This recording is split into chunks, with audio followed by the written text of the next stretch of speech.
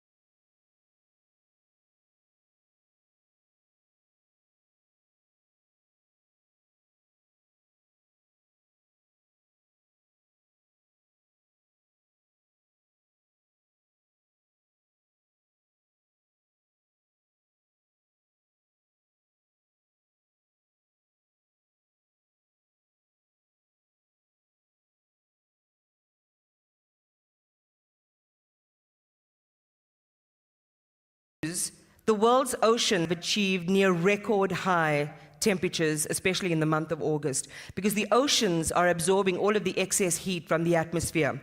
And when they get warm, the scientists among us will tell us that it's because of the extreme weather. The weather's getting worse.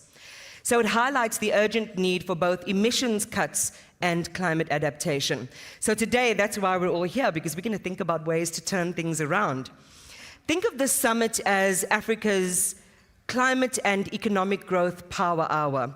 We're going to brainstorm, we're going to collaborate, and we're going to unlock the kind of investment that actually moves the needle on resilience and energy access. But we mustn't sacrifice our ambition, and we mustn't sacrifice our progress as well.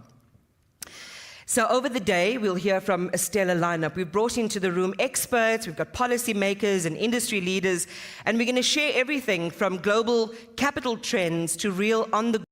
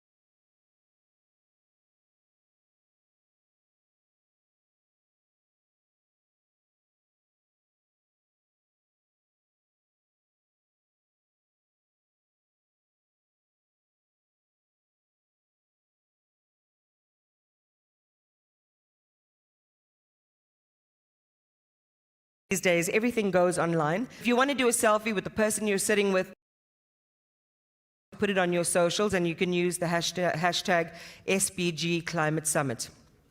All right, so I think I've set us off well.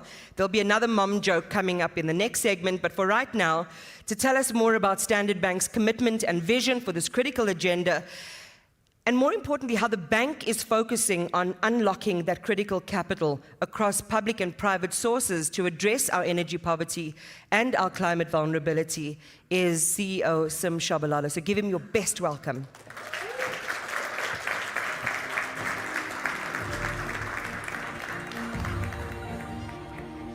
Thank you very much, Iman. Lovely to see you again.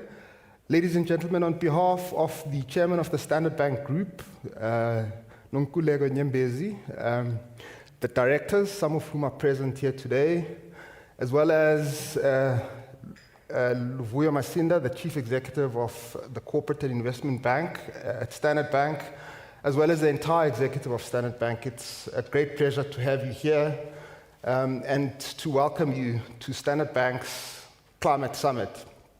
A particularly warm welcome to Secretary General of the Africa Continental Free Trade Area, His Excellency Wamkele Mene. Thank you for joining us, SG. It's lovely to have you here as well. I'd like to acknowledge their Excellencies, President Ruto of Kenya and President Nandi-Ndaitwah of Namibia, whose messages we will be hearing a little bit later, and thank them for their thoughtfulness and their inspiration. It was very kind of them to record those messages for us. We will hear from their Excellencies during the course of this morning, during the course of the day, in fact. We know how valuable your time is, ladies and gentlemen, both people present here and those online, and we are grateful that you have chosen to spend the entire day with us. We promise that it's going to be thought-provoking, and indeed, there will be some sparks, Iman. This is our 5th Climate Summit, and indeed 5 years goes past so very, very quickly.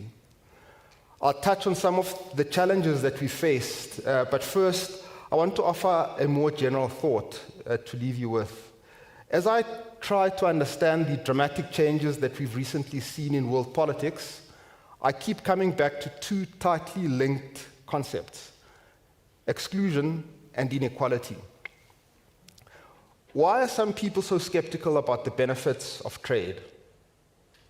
Why do they think that climate change is not a serious problem, or even that it's happening at all? In my view, it's not because they found a new economic model that refutes comparative advantage. There's just no such model. Similarly, it's not because they have new data that challenges the correlation between the concentration of carbon dioxide in the atmosphere and average temperatures. There's just no such data. People reject settled science because they feel materially excluded, because they don't think that they were properly consulted and heard, and because they suspect, or in fact know, that policies which are presented as good for everyone are in fact harming their families, their communities, and their loved ones. To quote Professor Stiglitz at the launch of President Ramaphosa's G20 task force on inequality at the end of last month, he said this: "Inequality has widened to extremes that threaten democracy itself and should be a concern for all of us. The profound rise of the discontents of mismanaged globalization, which in many places has contributed to this growth in inequality, is evident. Our task must now be to translate the public's palpable anger at the Great Divide into sound, practical, and transformative policy proposals." This is true in general.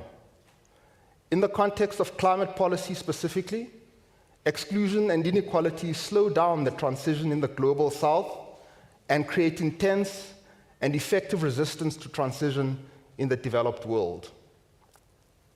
In other words, recent political changes have taught us, in a very emphatic way, that there can't be a sustainable transition unless it is also a just one.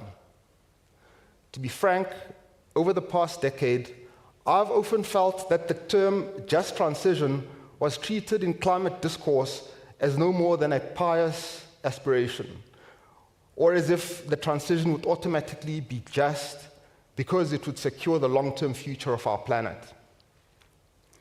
Please don't get me wrong. Here at Standard Bank, we are as convinced as ever of the necessity for the transition towards the low-carbon economy. But in order to make sure that this transition actually happens, we at Standard Bank believe that we all have to focus very intently on making sure that the transition is really just, that it is fair, inclusive, and visibly beneficial for all.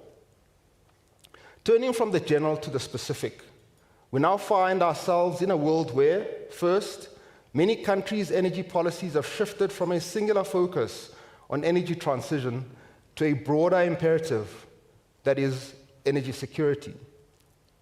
People want reliable energy that they can afford right now, and they won't sacrifice that for abstractions like the climate or the future. Second, it is becoming increasingly clear that we need to think both about energy systems and about infrastructure more broadly. People want to see large-scale public investment directly making their lives better. Third, we need to build resilience to climate-induced challenges such as extreme weather. People want to see investment making their lives safer. What is Standard Bank's position on all of this? We have taken some flack in the past, but we've always been consistent. When we say we support a just transition, we've always meant it, both the just part and the transition part. Here's what we mean when we say just. Our focus is unequivocally on driving Africa's growth. We make no apologies. And that means that we support a mix of renewable and transitional projects. We are completely clear that African countries have a right, indeed a duty, to use their fossil fuels, to lift themselves out of poverty, a point explicitly recognized in the Paris Agreement. Take ECOP. Yes, there are environmental costs, but these are being minimized.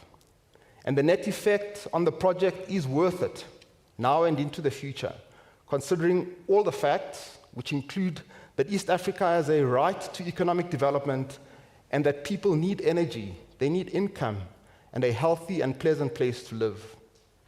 Furthermore, ECOP is an important and wholly credible element of Total's own net zero transition plan, providing both relatively low carbon energy and the revenue that they need to make their own transition. And here's what we mean at Standard Bank when we refer to transition. Earlier this year, we updated our climate policy and restated our commitment to continue to reduce the share of our balance sheet that supports upstream oil and gas. We set a new and larger target for sustainable finance. We will mobilize more than 450 billion rand of sustainable finance by 2028.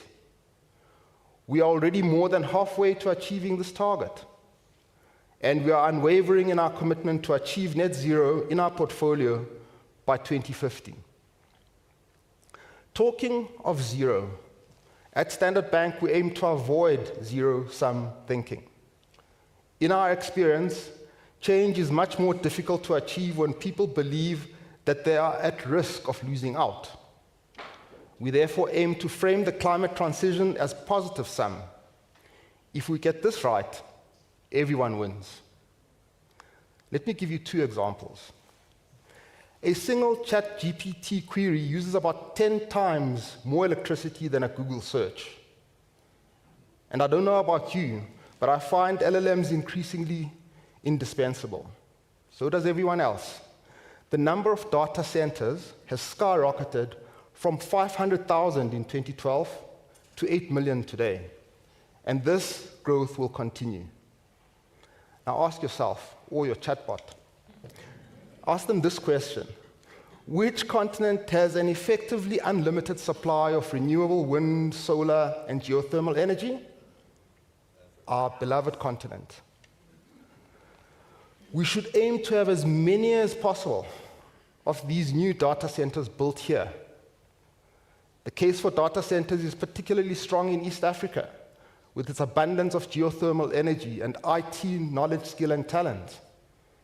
And the Western Cape province of South Africa, which also has a lot of IT capacity, along with excellent wind and solar.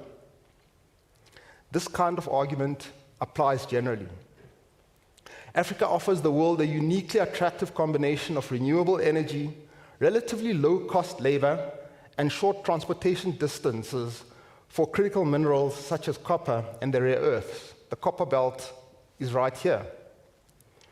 As the energy transition progresses, Africa can and should aim to be both the green data processing and green physical manufacturing center of the world. Does this sound too visionary? Let me bring it right down to earth. 2 weeks ago, we launched the Sustainability Academy, which is a free learning platform designed to empower businesses across the continent with practical sustainability and environmental, social, and governance solutions. In just a week, this platform attracted users from 14 African countries. Finally, back to the word exclusion. Exclusion from being heard and respected. Our hypothesis is that one of the reasons for the current backlash against climate science and against investment in transition and mitigation is that people felt that they were being dictated to. Again, please don't get me wrong. There have been very serious efforts to engage and to debate, but there's also been a rather vulgar and vigorous enforcement of orthodoxy. Most of the orthodoxy is, of course, correct, but people don't like being shut down or talked down to. Again, please don't get me wrong. Most of this orthodoxy is, of course, correct, but people don't like being shut down. In our view, achieving the best result for our continent and for the world requires consistently engaging with a diverse range of opinions. Standard Bank certainly doesn't have all the answers. This annual conference, therefore, aims to encourage open dialogue and mutual learning. No false congeniality here. This year, as every year, we bring together different and divergent viewpoints from all over Africa and all over the world. Indeed, from Scandinavia too. The point is not to agree. The goal is not consensus. The aim is to inspire fresh perspectives, to identify new possibilities that will help to create a future Africa which is simultaneously more prosperous, more equitable, more inclusive, and more sustainable. Thank you all.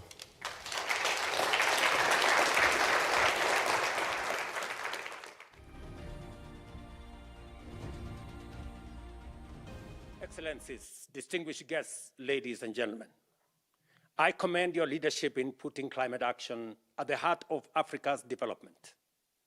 By convening this summit, you show that finance is not just about balance sheets.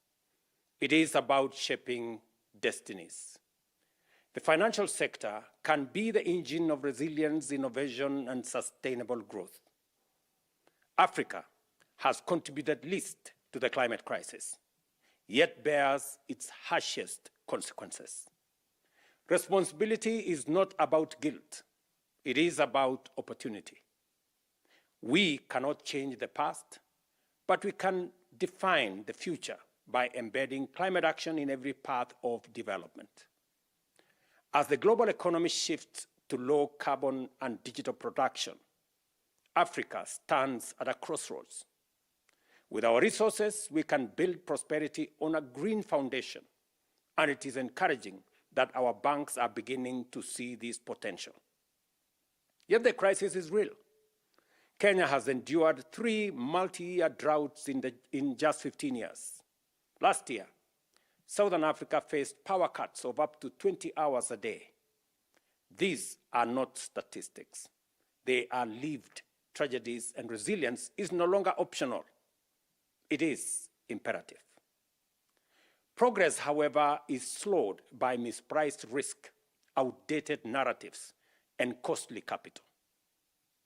With the Africa Credit Rating Agency, we can reclaim our story and assert our strength and sovereignty. Financing remains our greatest bottleneck. To close the gap, I propose 2 levers. 1, innovative levies for predictable finance, where aviation and shipping charges can fund clean fuels, green ports, resilient infrastructure, and logistics hubs. Number 2, debt fairness. As Africa called for it in Seville, through faster restructurings, debt pauses, climate-resilient clauses, and debt for climate swaps. Unsustainable debt, ladies and gentlemen, must give way to resilience-linked solutions.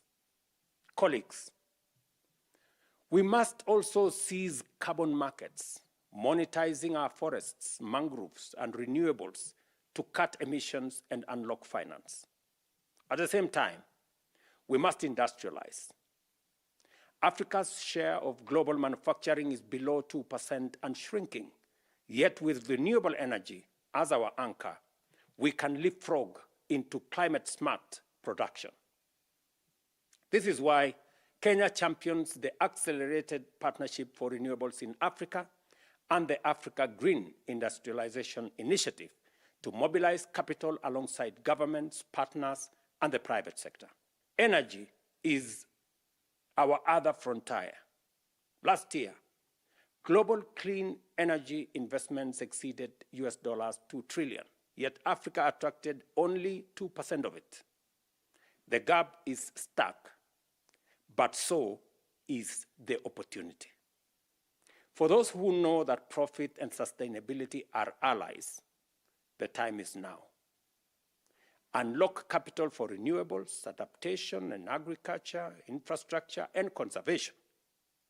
The returns will be measured in growth, stability, and human dignity. I close by urging us to be bold and decisive. Increase allocations to green investment, remove bottlenecks, be the partners who deliver, and opportunity where others see risk. I thank you.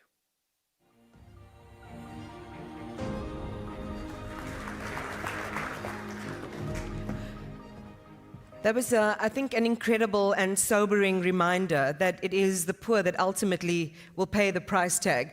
You were saying, Sim, in your opening remarks there about making sure that all stakeholders are included, that there is that consultation. You know, the old adage applies, anything for us without us is against us. And we see it over and over again. We try to impose solutions on communities, there's no buy-in, and we waste those investments because we haven't taken people on that journey from the very beginning. I want to go back to something else. How many of you, and again, similar to something you said, how many of you, okay, South Africans we know are very polite people, aren't we? We are, that's the way our mothers raised us, right? We're very, very polite. How many of you are still saying please and thank you in large language models? Be honest, I will say it's me as well. Chat GPT, please, can you? And when the search comes up, we say, thank you.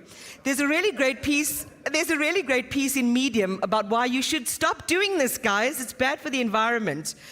So in a surprisingly human twist to AI, OpenAI CEO, this is Sam Altman, revealed that our collective politeness is racking up a sizable computing bill. It turns out that every time you say please or thank you in ChatGPT, the underlying infrastructure processes it just like any other input, even emojis, it processes it across the entire spectrum. And it drives up the computational demand. So if you multiply that by millions of users, South Africans included, around the world, suddenly manners are coming with a multi-million-dollar price tag. So can you just stop it? It's okay. It's not going to massage you to sleep at night. It's okay. You can just put your demand in. Okay. So Sim also said at the very beginning that what we wanted to do this time round was to to bring different perspectives into this conversation. And I love what you said about not having the goal being consensus. And it, again, connects to that idea of echo chambers that I spoke about at the beginning. So this is why I'm excited to welcome our next speaker.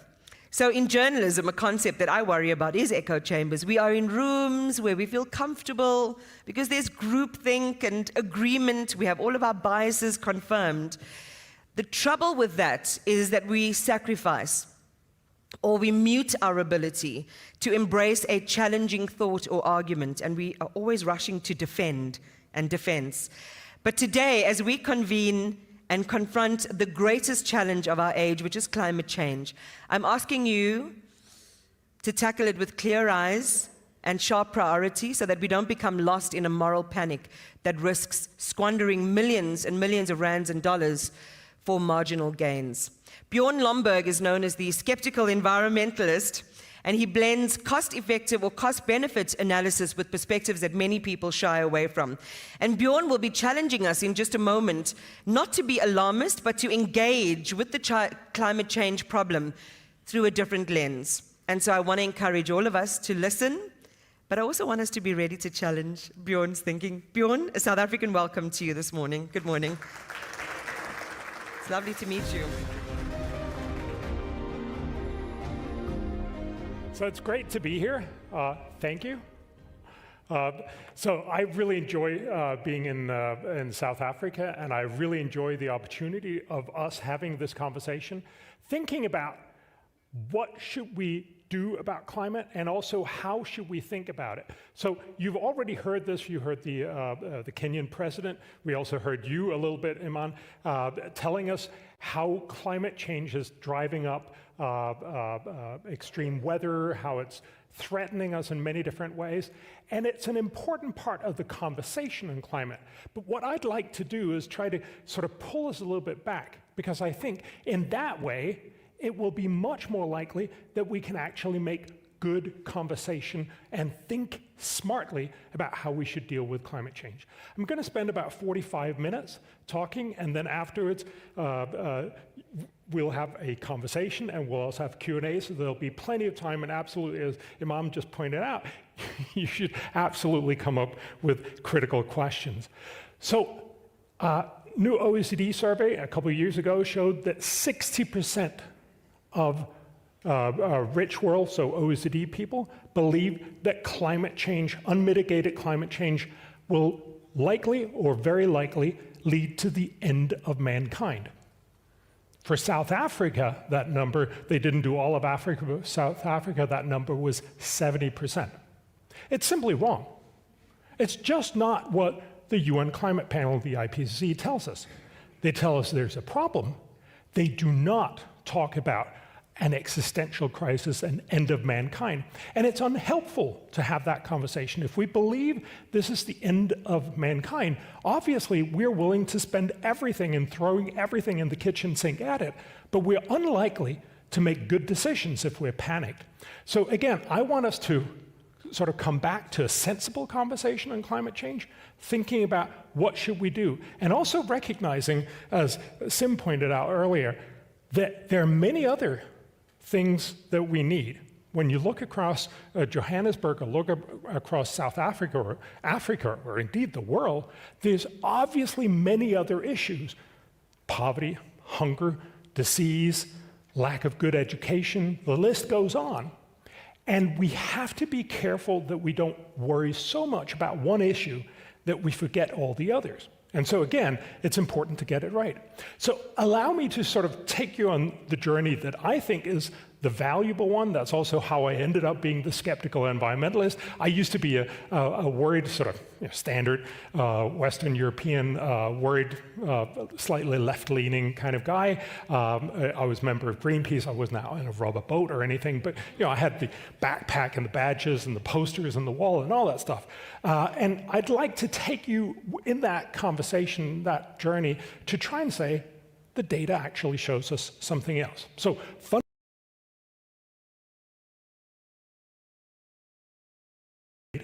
but it's often also,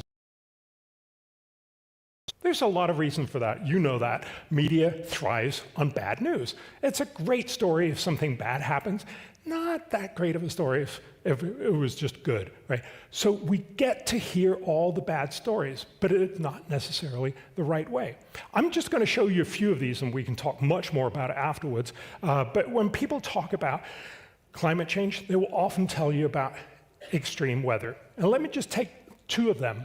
Let me look at hurricanes and also look at wildfire. So hurricanes, we're constantly being told that there's more and more extreme weather. Well, actually, we have data problems because we really only have good data from 1980 when we have global coverage of satellites. I will show you that data later. But we have some of the best data for the US because we know that hurricanes that hit the US has been noticed at least from 1900.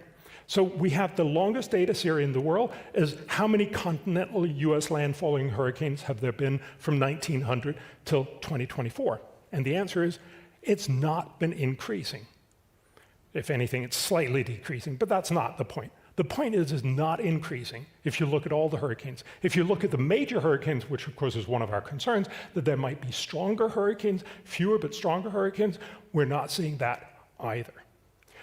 The point here is, it is likely that in the long run, climate change will lead to slightly fewer, which is good, but slightly stronger hurricanes, which is bad. It turns out that stronger is worse than fewer is better. So there is a problem, and I'll get back to that. Climate change has real costs, but it's not this existential threat.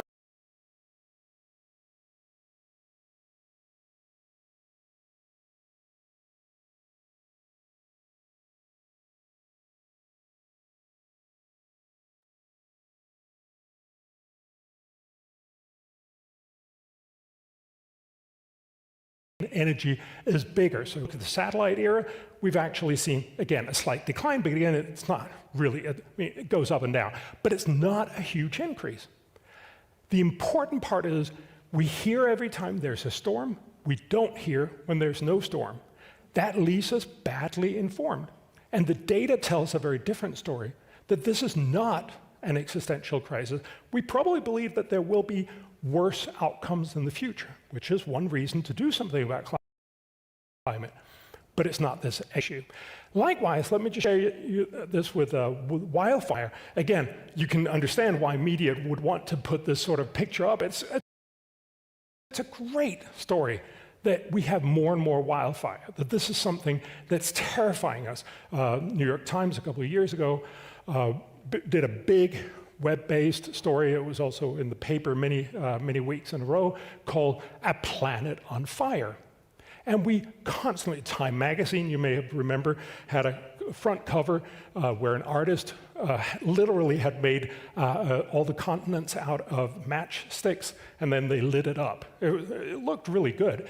But of course, it sends the entirely wrong message if that's not actually what's happening. We have good data for this. I'm going to show you how much the world has burnt since 1900 and what it's likely to do up to 2100.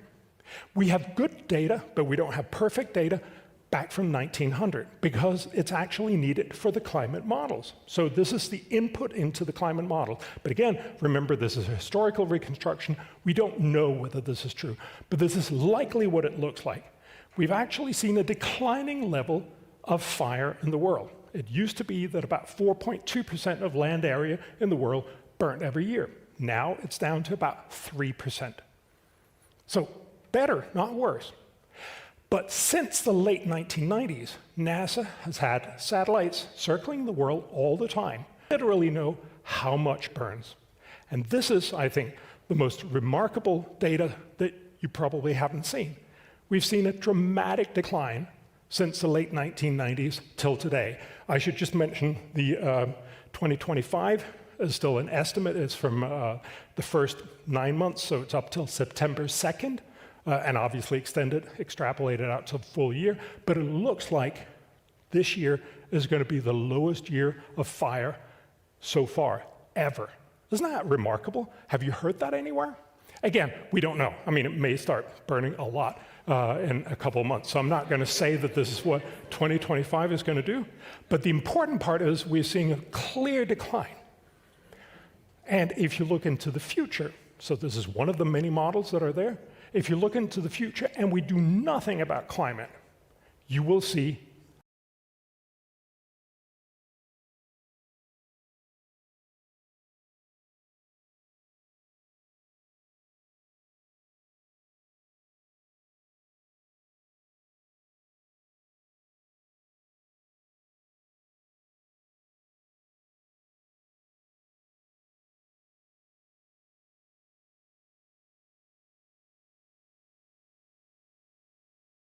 and climate change simply, it gets better and better, slightly slower.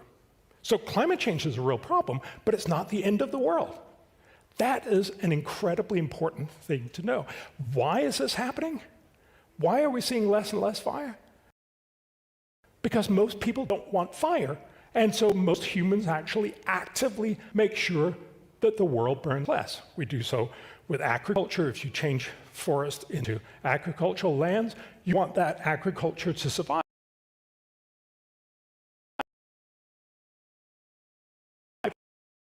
And so you make efforts to make sure it doesn't burn. This is, again, climate change, probably all other things equal, we see less and less fire, not more. One important thing, there was a Nature paper last year that showed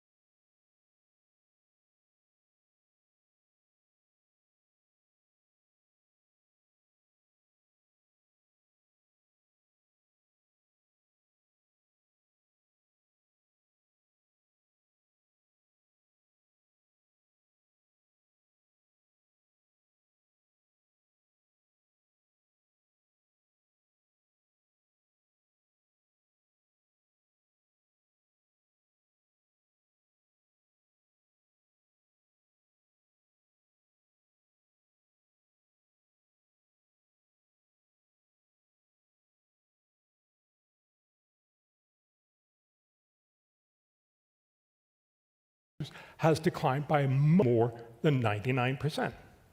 Again, this has nothing to do with climate. It's likely that climate has a slight upward trending impact, but it has everything to do with the fact that we are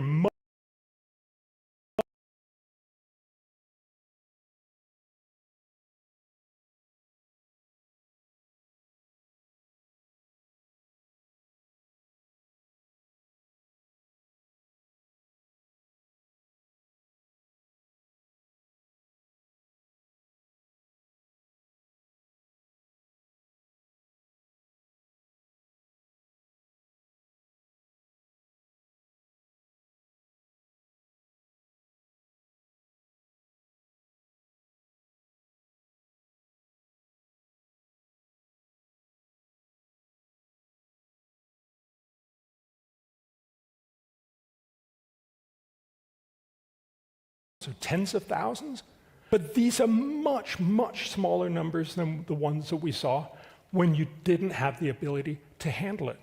We need to remember that overall, we've seen a dramatic reduction. And again, I'm just showing you the global numbers, but there's actually a very influential paper, but it's much, much harder to show. But they show it for individual areas, both for floods and droughts and all the different instances, and they show it both for rich and for poor countries. And what you see is overall in all of these areas, for all of the impacts except heat waves, you've seen a dramatic decline. So also for low and lower middle income for low and lower middle income countries. So the reality is we are much better able to handle many of the problems we see. And this, of course, is also reflected in the global cost of climate damage. You'd imagine that this global cost was increasing. It's actually not. It's decreasing. Now, it's increasing in absolute terms, but remember, there's also much more stuff. If you have a flood in some place, if you have twice as many houses, or if each house is twice as much worth, of course, the similar flood will cause twice as much damage, which is why even the UN says you need to look at this when you divide it by GDP as a good indicator for global wealth. And if you do that, you actually see a dramatic, no, sorry, not a dramatic, but a decline, not an increase in the cost of climate disasters. So these are mostly storm-related, but also a lot of other droughts and tornadoes and so on. Again, very different from what you typically hear. And so my point here is, and this is really where I'm trying to get at, and where we can start having a conversation about what should we do, climate is not an end of the world. It's a problem. It's one of many problems we need to fix.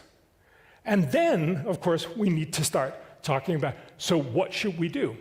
Well, before I get to that, I just want to share with you, I mentioned it before, but really, things get better globally in pretty much all different accounts. And I'm going to show you a few of those. And what climate change means is not, oh my God, suddenly everything is going to get worse. It means that things will get better slightly slower.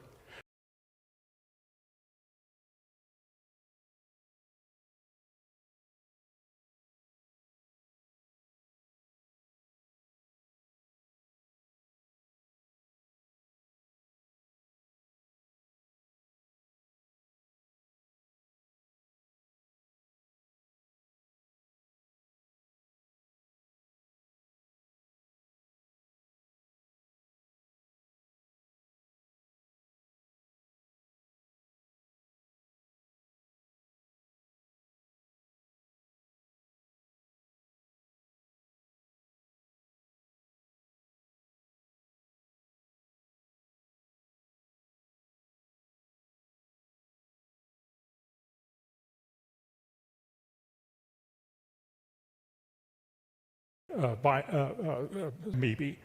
But basically, the World Health Organization then looked into the future and said, what would happen with malaria without climate change? Well, without climate change, we know that malaria will get less and less, simply because it's a disease that when you get rich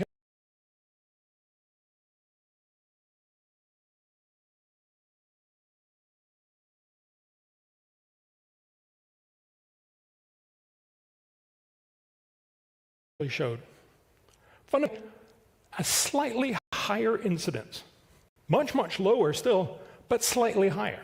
This is not how they reported it. This was not how you heard about it. What you heard was there's 100,000 more people that are going to be hit with malaria, which of course makes for a much better headline. But what it really shows you is it's going to get better also with malaria, for malaria, even with climate change, but slightly less better. It's going to go slightly less steep. Climate change is a problem. It is a problem because it could have been even better. It's not. We're all going to die from malaria. Let me show you this, where we have a better thing and also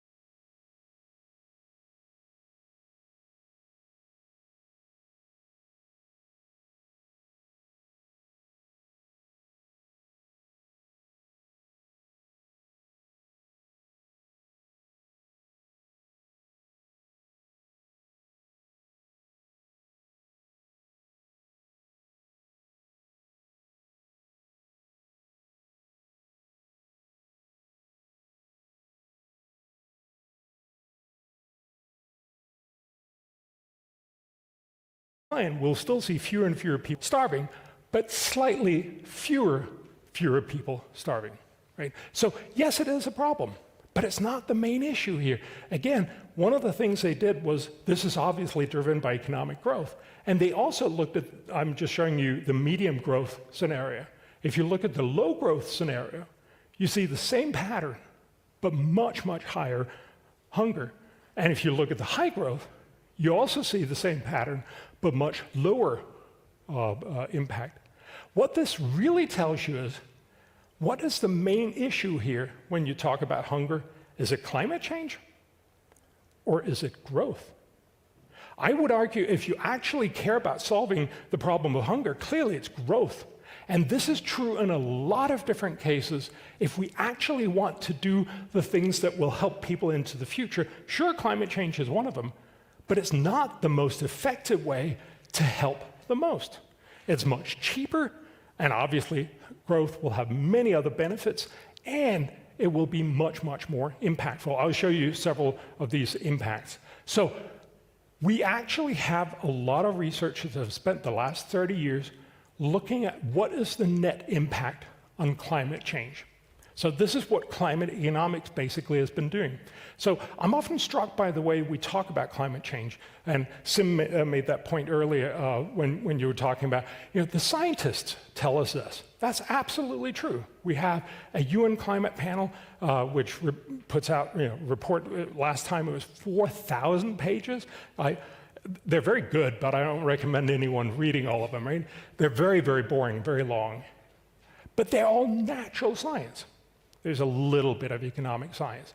But they actually decided to take out most of the economic parts of this. And I think that's a big problem, because at the end of the day, climate change is not just not just a natural science impact, how much will the temperature go up, but it's also how much will the impact be in human terms.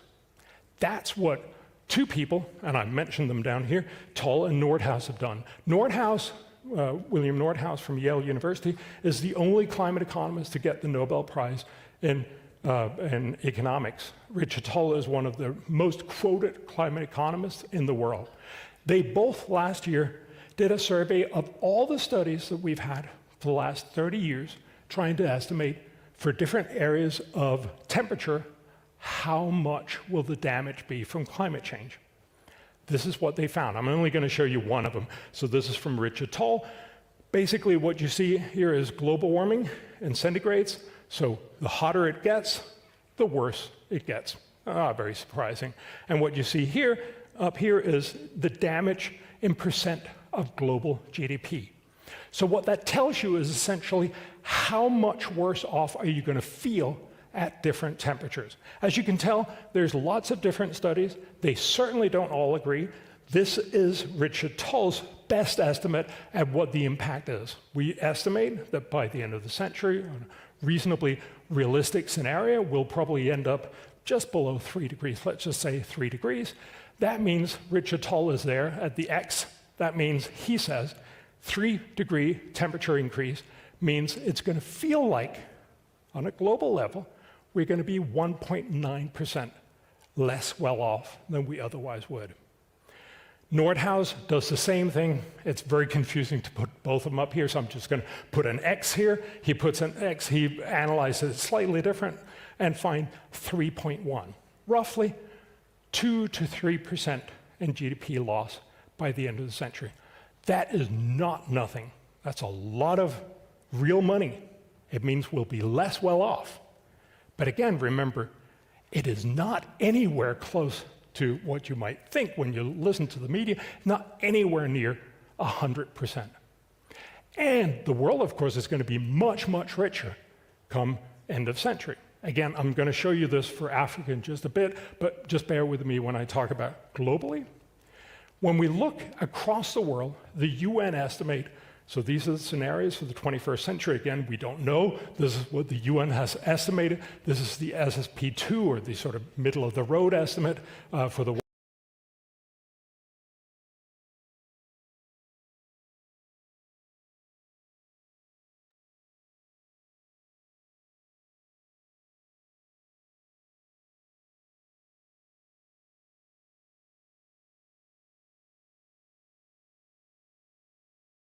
PPP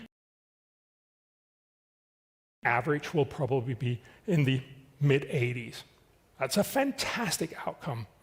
But remember, because of global warming, it will feel like we're less well off. And that's important to put in there. So let's just take a look at that. That means that the reality is, because of this 2 to 3% reduction, or actually 1.9 to 3.1%, it will feel like we're only somewhere between 435 and 440% as rich. It's the same point that I just made before. Climate change doesn't mean we'll end up poor and terrible. It means it'll get better, but slightly slower. That means this is a problem. It's not the end of the world. Let me share you this with a more sort of pointed argument, and specifically on Africa. Again, we're using Nordhaus, so the only climate economist to win the Nobel Prize, his estimates of what are the damage costs for Africa. Africa will obviously have larger damages. You will also have much, much more growth in the 21st century. So let's take a look. I'm just going to look at two different scenarios. These are the two best scenarios, you might say, in the UN climate panel: the green future and the fossil fuel future. Both of these are amazing futures. The middle of the road that I just showed you before, Africa only gets about 10 times richer by the end of the century. But I'm going to show you the two.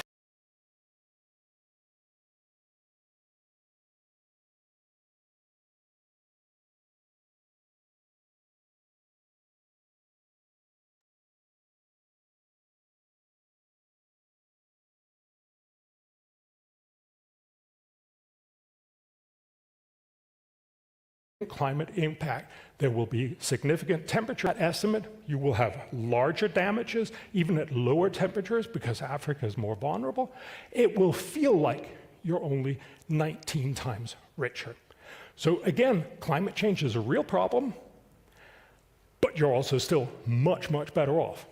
But curiously, there's another scenario that most people don't want to talk about. This is one of the 5 scenarios that the UN set up for analysis of climate. It is the fossil fuel scenario. And in that scenario, the average African will be 33 times richer, because you'll have access to much more energy, you'll have access to much more production opportunity, you will be much richer. But again, you will also have much more warming. And again, because Africa is much more vulnerable to warming, you will have a much greater loss. So if we take that into account, it will actually feel like, with climate, that you will only be 31 times richer. The important point here is to recognize, first of all, things are getting better, even with climate change, much, much better, but slightly less better than it otherwise could have been. So that's a clear argument to why we should be fixing climate change. But also, of course, what matters more is whether we get to 31 or whether we only get to 19, or in sort of the middle of the road, whether we only get to 10 times more for each African, or whether we get a much, much better future rather than a less better future. That's about growth. So to put it very bluntly, climate, yeah, sure, climate has a real impact. And this is part of what you are here today to talk about. How do we do this better? But there's also obviously an impact from growth that is hugely more important. And again, we need to make sure that we don't focus so much on climate that we forget the much more important indicator, namely getting growth and getting people out of poverty. So the current set of policies, I think, are basically unrealistic and unsustainable. They're incredibly expensive. They're mostly rich countries trying to feel good about themselves and not really showing the way. There are very, very few people in the world that look at Germany and say, lots of debt, incredibly high energy costs, and an exodus of heavy industries. Yeah, we want to be like that. Most people actually think of Germany as a way to say, no, don't do that. Don't do that kind of thing. And that's, of course, because we need a lot of energy, but getting green is often very expensive. So I'm going to show you this chart. You've seen it 100 times, but fundamentally, South Africa, sorry, you can't see that, but South Africa is right here. Basically, the more energy you have, the more income you have, or the other way around. It's very unclear which direction the causality goes, but fundamentally, there are no low energy, high income countries. You need a lot of energy.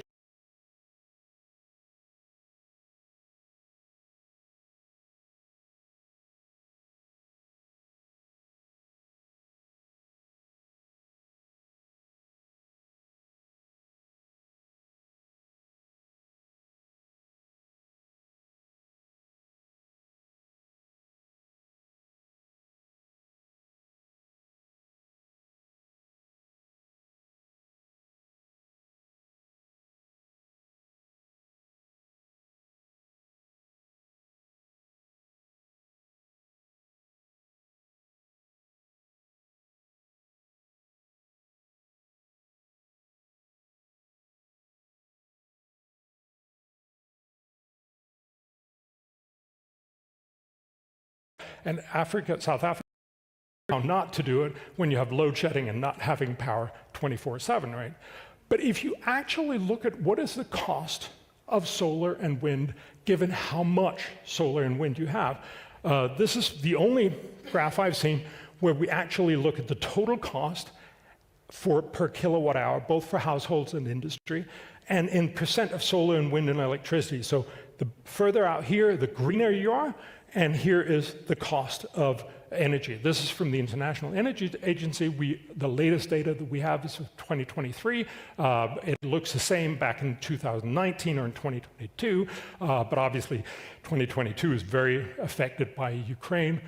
2019, not by COVID either, but obviously the numbers were much less, both in percent and in cost. But the average or the regression line is exactly the same. So I think this is a fair way to show you this. What it shows us, you have some really low cost countries down here, and then you basically have higher and higher cost and higher, more and more green countries. But the truth is, and this I think is the fundamental point of realizing, there are no countries with lots of solar and wind and cheap energy. They just don't exist. You're being told that this is an incredibly cheap way to get more electricity, but the reality is, when you think about you need all the backup power, you need essentially a whole second system, you have a situation where it's just not true when you're being told that this is incredibly cheap. If anything, the international data, and these are real data points, seems to indicate that the more green you become, the more costly it also becomes. I just threw that in there because when I knew I was going to come down to South Africa, again, I'm pretty sure we can have that conversation. But it's very clear that what South Africa saw, if you look at the 1980s and down to about 2000, you look very similar to almost all other countries around the world. We have some of the longest data series for the UK, and basically what you've seen is the cost of electricity kept coming down all the way through the 20th century, and around a little after 2000, it turns in most countries, and certainly part of this, and I don't know how much it is in South Africa, but certainly in most of the rich countries, the turn here is simply an increase because of climate policies. This is not how you get rich. This is how you get less rich. And so again, we're being told that we're sort of positioning ourselves to transition right off. You mentioned that we're going to get to net zero by 2050, which is sort of a common argument. But if you look at the global share of fossil fuels in the world from 1971, and unfortunately the International Energy Agency doesn't have data from beyond 2022, but it's unlikely that it's changed, what you basically see is, no, the world has gone from about, 87% down to about 82%. Sure, we've been moving in the right direction, but we're not getting to zero in 2050. If anything, if you take sort of the last 12 years, we'll get to zero in 2400. If you take the whole period, we'll get to in 2900. We're far, far away from a net zero. Now, again, innovation can come and change that. But the reality is, we're nowhere going towards a rapid transition. And again, if you set up your clients to do that, you're probably setting them up to fail. So if we talk about, I'm just going to talk a little bit about climate change, and then I'll get to how we should do the solutions, and then we'll have a chance for both to hear some critical perspectives and obviously your questions as well. I think one of the most important things when you talk about climate policy is to recognize that climate means costly damages. That's what we saw. You will be 19 times richer rather than 20, or you'll be only 31 times richer rather than 33. So there are real costly damages from climate. We've all heard that. But there are also costly damages to climate policy. It has real costs to set up policies that mean you have to buy more expensive energy, you have to buy less accessible energy, and so on. This is the core concept of the last 3 decades of climate economics. This is what William Nordhaus got the Nobel Prize, essentially.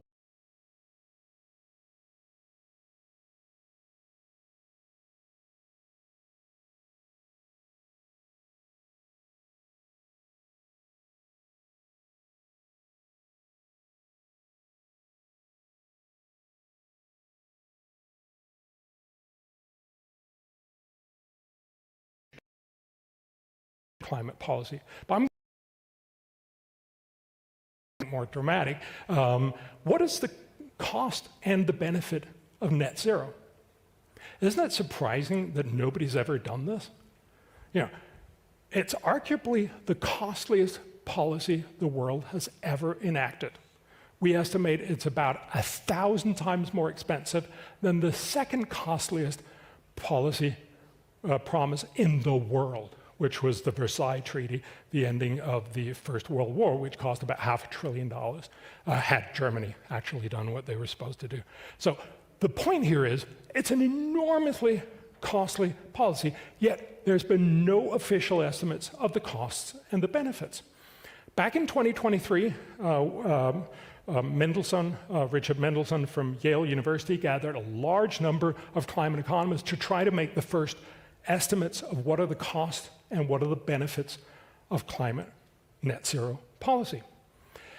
Most of them ended up chickening out. It's a very hard question, right? So we ended up with 1 estimate of the benefits and 3 estimates of the costs. So I'm not saying this is the truth because we should know much, much better. We actually ought to ask our policy makers to make that estimate much clearer. But I am saying this is the first good estimates that we have academically published in Climate Change Economics, a period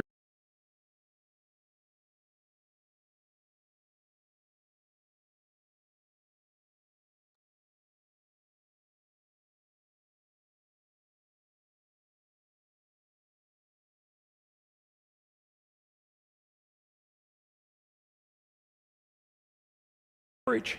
We would save globally $1 trillion per year. Obviously, a little in now, much, much more towards the end of the century. But the cost would be much, much greater. They estimate the total cost would be in the order of $27 trillion a year. Now, remember, that's about 1/4 of global GDP today. Now, because we're going to be much richer by the end of the century, this is only about 7 or 8% of global GDP across the 21st century. But this is a huge cost.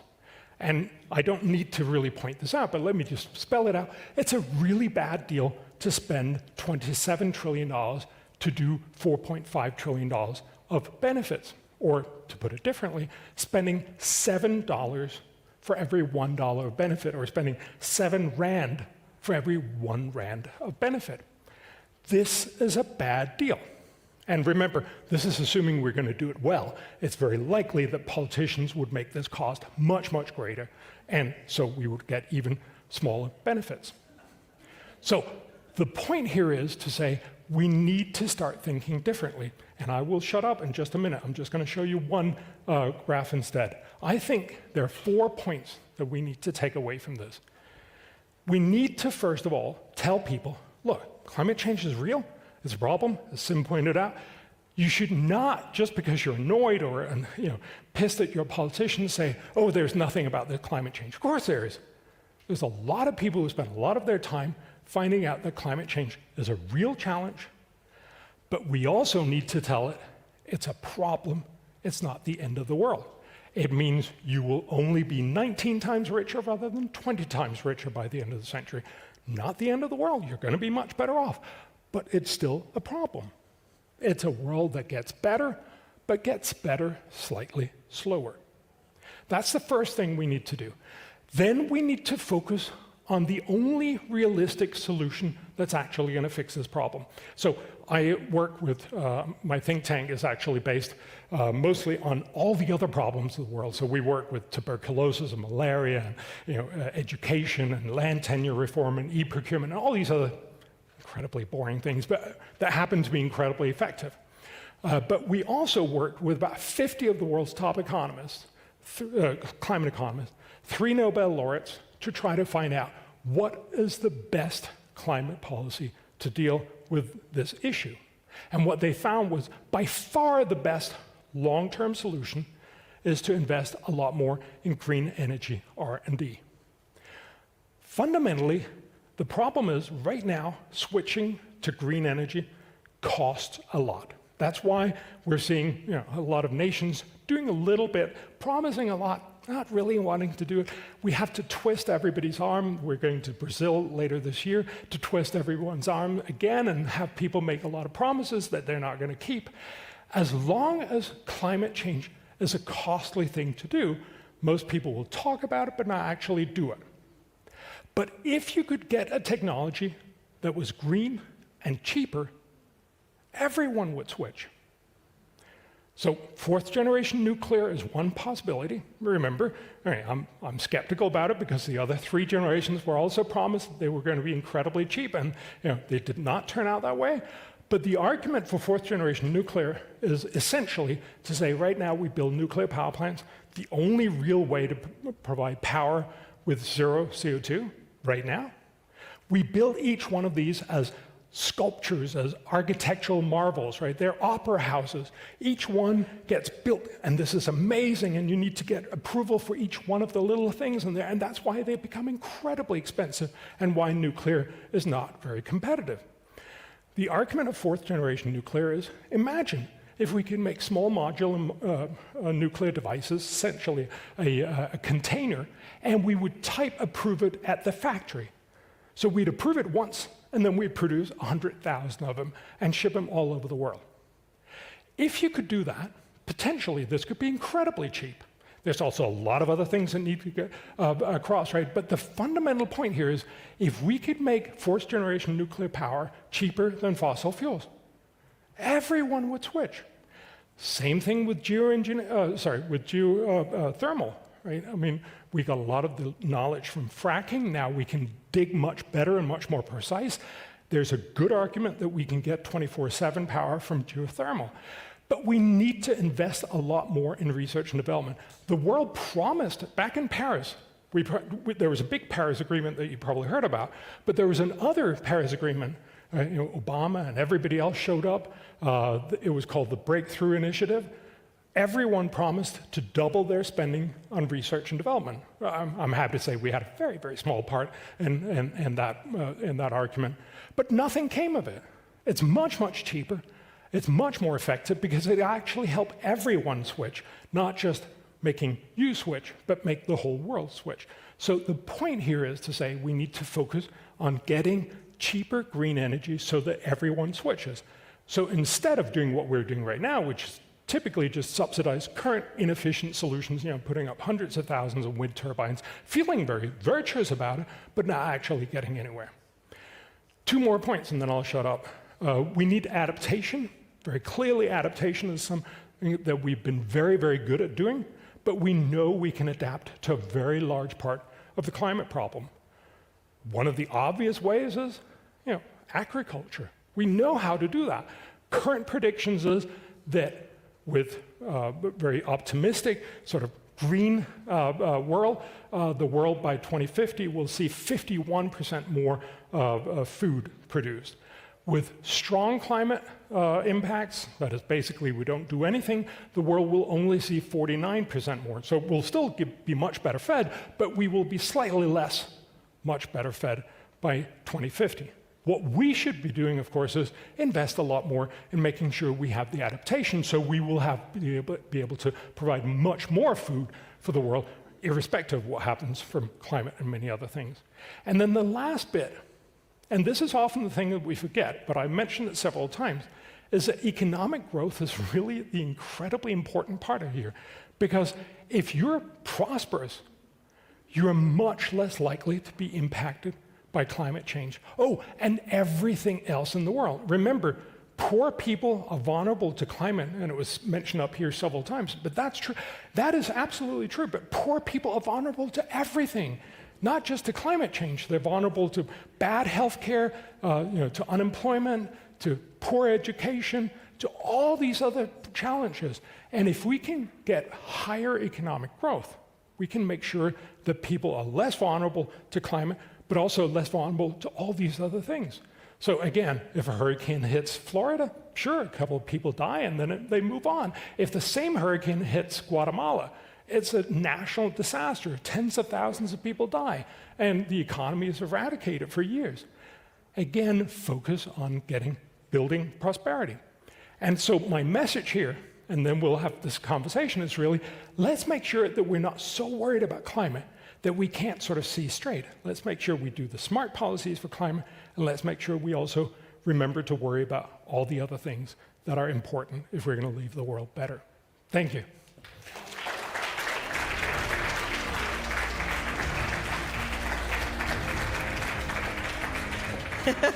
All right, so I have lots of questions, but luckily I'm not doing the panel. It's up to Deepak to... Bjorn, you can take a seat so long. Yeah, the sums don't make sense, I guess, in any world. $27 trillion cost for a $4.5 billion or trillion-dollar benefit doesn't make any sense. And one of the questions I would have is, well, if we're so alarmist and we're exaggerating things, why? Who's driving that agenda and who's benefiting from that agenda? So I'm welcoming Deepak Patel. If you're in South Africa and you're watching this conversation closely, you know who Deepak is. He is with the Presidential Climate Commission. He's the head of climate finance and innovation. I've heard Deepak speak before, and he also pulls no punches. So ladies and gentlemen, I hope that you are looking forward, as much as I am looking forward, to a robust and real conversation as these two debate the issues. Deepak, welcome. Thank you. Thank you, Iman.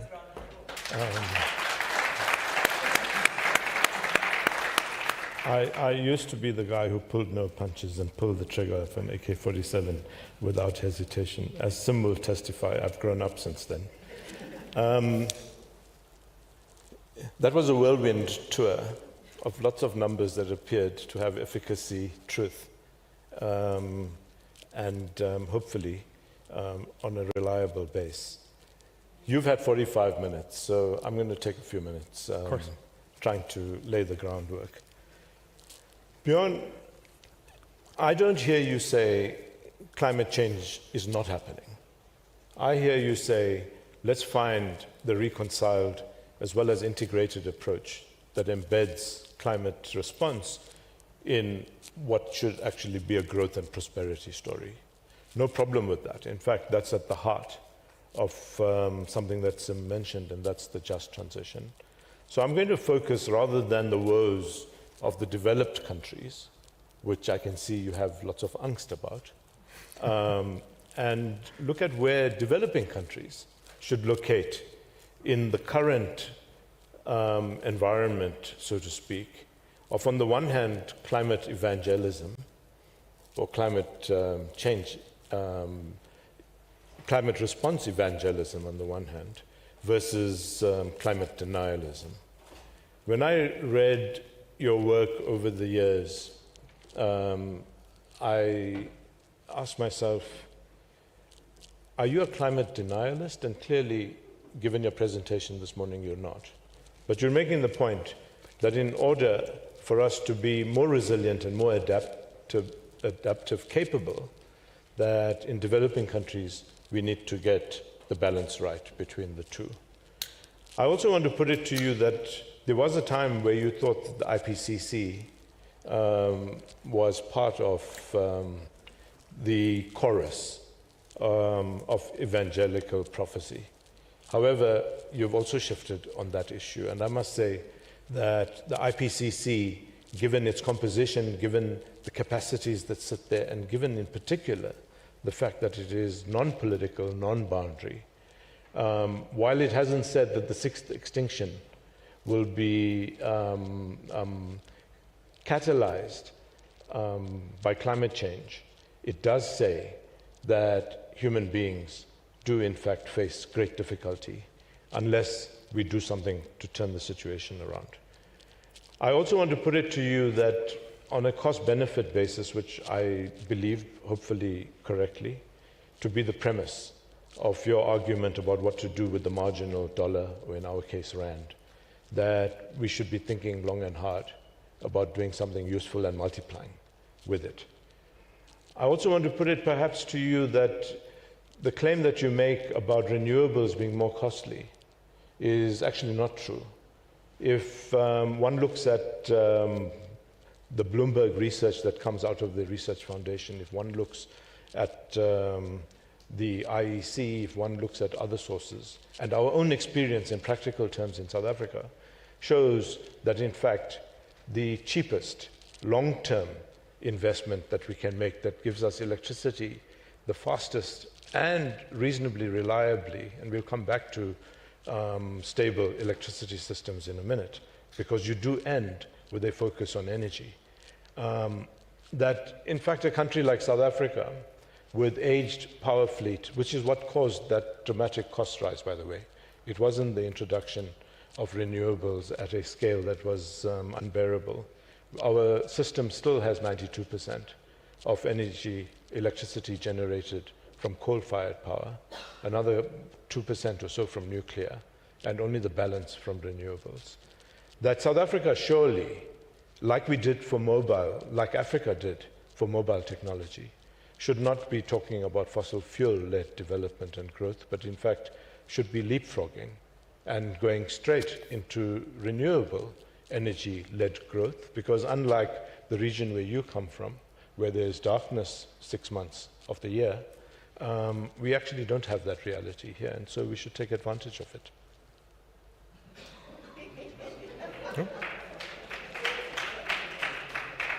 Do you want me? Yes, please. Yes, great. No, sorry. It was.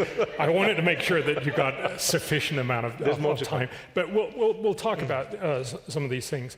So I there's a lot of people who out there trying to sort of define what I've said. I actually, all the way back from my my very first book, The Skeptical Environmentalist, I took the starting point of the IPCC. So I don't think I've changed my thinking that way. But absolutely, I think, and we just had a brief chat before. I think it's wonderful to realize that we can probably get fairly close to agreeing on quite a few of the bits. So absolutely, it's incredibly important to talk about where can we do the most good for the next rand that we're going to spend, or more likely the next billion rands we're going to spend.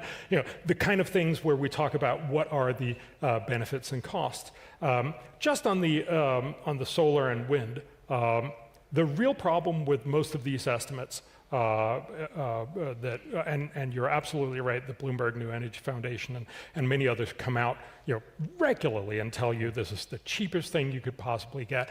But remember, all of these studies, typically, there are a few that try to do this, but they don't do it very well, but they're typically just saying they're cheapest when the sun is shining or when the wind is blowing. But of course, that's just not the setup. Imagine if I asked you guys, or told you guys, you could get a cheap solar-powered car. It would be cheaper than your gas-powered car. Would you like that? And then, of course, later on, I would tell you, oh, well, actually, you can't drive it at night or if it's cloudy. Then you'll still need to have a gasoline-driven car, right? So essentially, you just have to buy 2 cars. Now, you'll save some gasoline in the daytime when it's sunny, sure. But it actually ends up being much, much more costly. And there's been a lot of efforts to try to show what are the total costs of this. And it's very, very hard to find academics that have come up with something that most other academics buy into, because it's really, really hard to analyze that. That's one of the reasons why I show, well, we already have an estimate, because that's the real world costs of what does it cost to have more solar and wind, and the costs are much, much higher.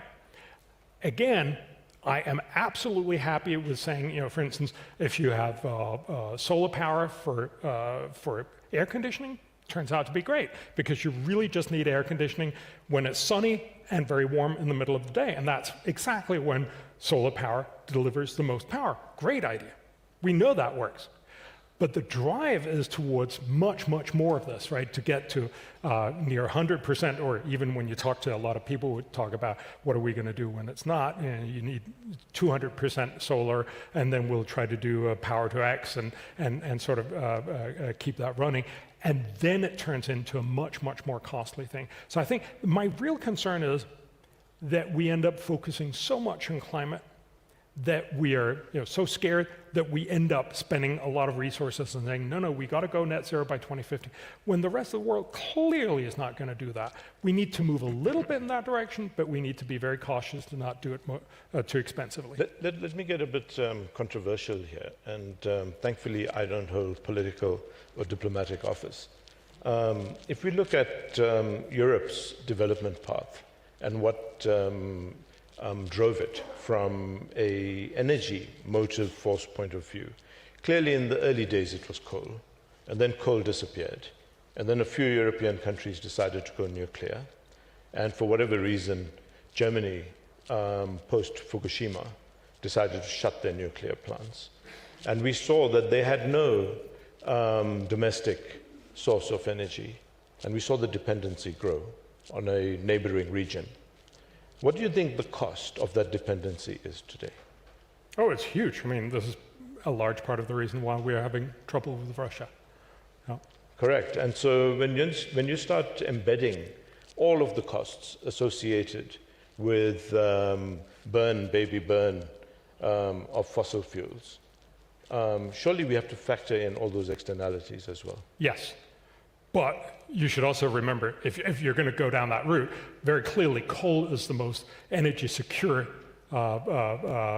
energy supplier in the world, because it's available pretty much everywhere. You have lots of it right here.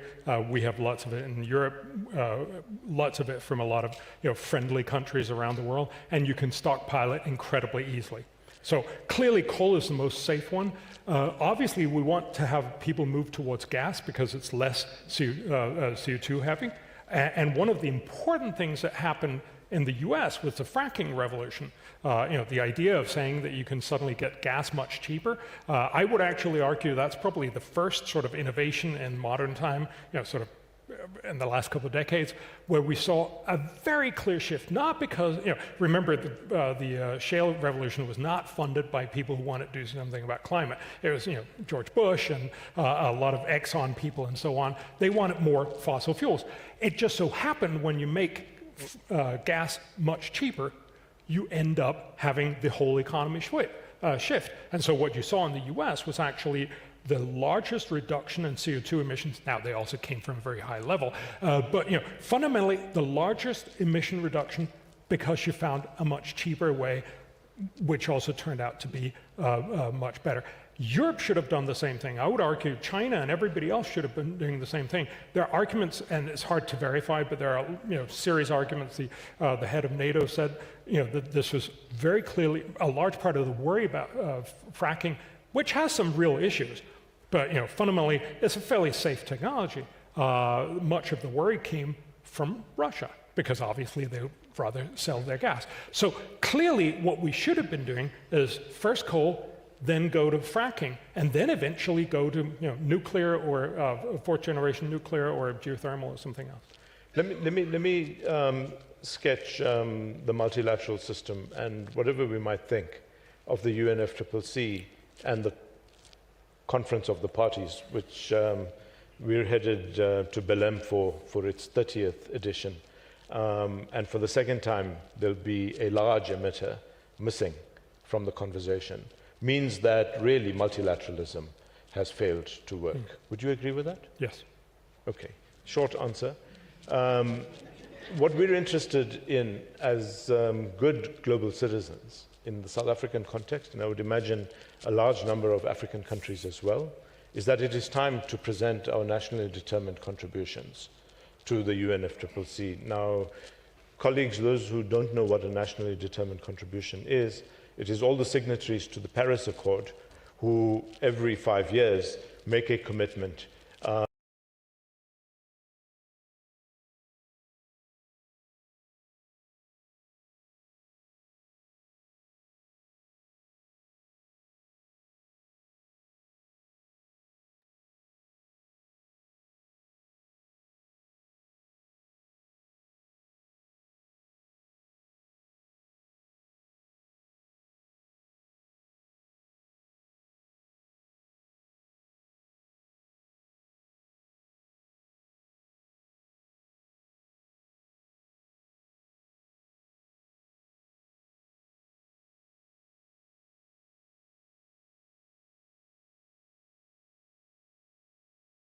and global means we have to have 3 legs that form a fundamental platform for our global commitment. And those 3 legs are mitigation, adaptation, resilience. And the President has announced more recently that given that there's been an escalation of climate-related events, that we need to have the capacity for disaster response as well. Now, I'm one of those people who believes you can't separate those 3 things from a policy orientation, and certainly the 4th thing, climate disaster response, from a, if nothing else, a fundamental commitment to the well-being of people when they suffer disasters not of their making.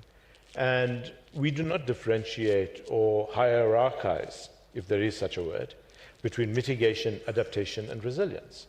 And we believe that all 3, together with an eye on growth, development, job creation, and competitiveness, is where the answer lies. And that is our climate policy. I don't see that as an expensive policy that's going to cost anyone the marginal, in our case, rand. You also work for the guys, right? So, I mean, it's not surprising you saying that. But no, I get that. I get that argument. And look, we're much closer, right? Because clearly there has to be a balance between saying we want to get people out of poverty and we also want to do something about climate. I always find it very amusing that we're talking about there's catastrophes, so we need to do something about climate. No, there's been catastrophes for a long while. The reason why you want to do something about catastrophes is because it's good to make sure that people don't die catastrophes. Now, there may be some additional catastrophes because of climate, but the main part is just simply because it's a good idea to get people out of vulnerability. And you can do that in a lot of different ways. Obviously, one of the important ways is to get people out of poverty. If you're not poor, you don't have nearly as much of a problem here. But the reality, the thing that bothers me a little bit, and what will probably mean that we'll still not end up exactly at the same point in hugging at the end of our talk. We can hug, but not agree. Is that we end up in a situation where we say, sure, growth is important, but we also need these other things, and sure, they're not going to be all that costly. And I'm happier that they're not that costly. But I still think we need to have that discussion about saying, well, how much do they cost? Because remember, and I'm sorry, I don't know enough about South Africa that I can sort of put those numbers on there, but I'm pretty sure that all of these things are going to have real costs. And those are costs that we decide we could have spent on getting better education or better healthcare or lifting people more out of poverty, making sure that we focus more on growth.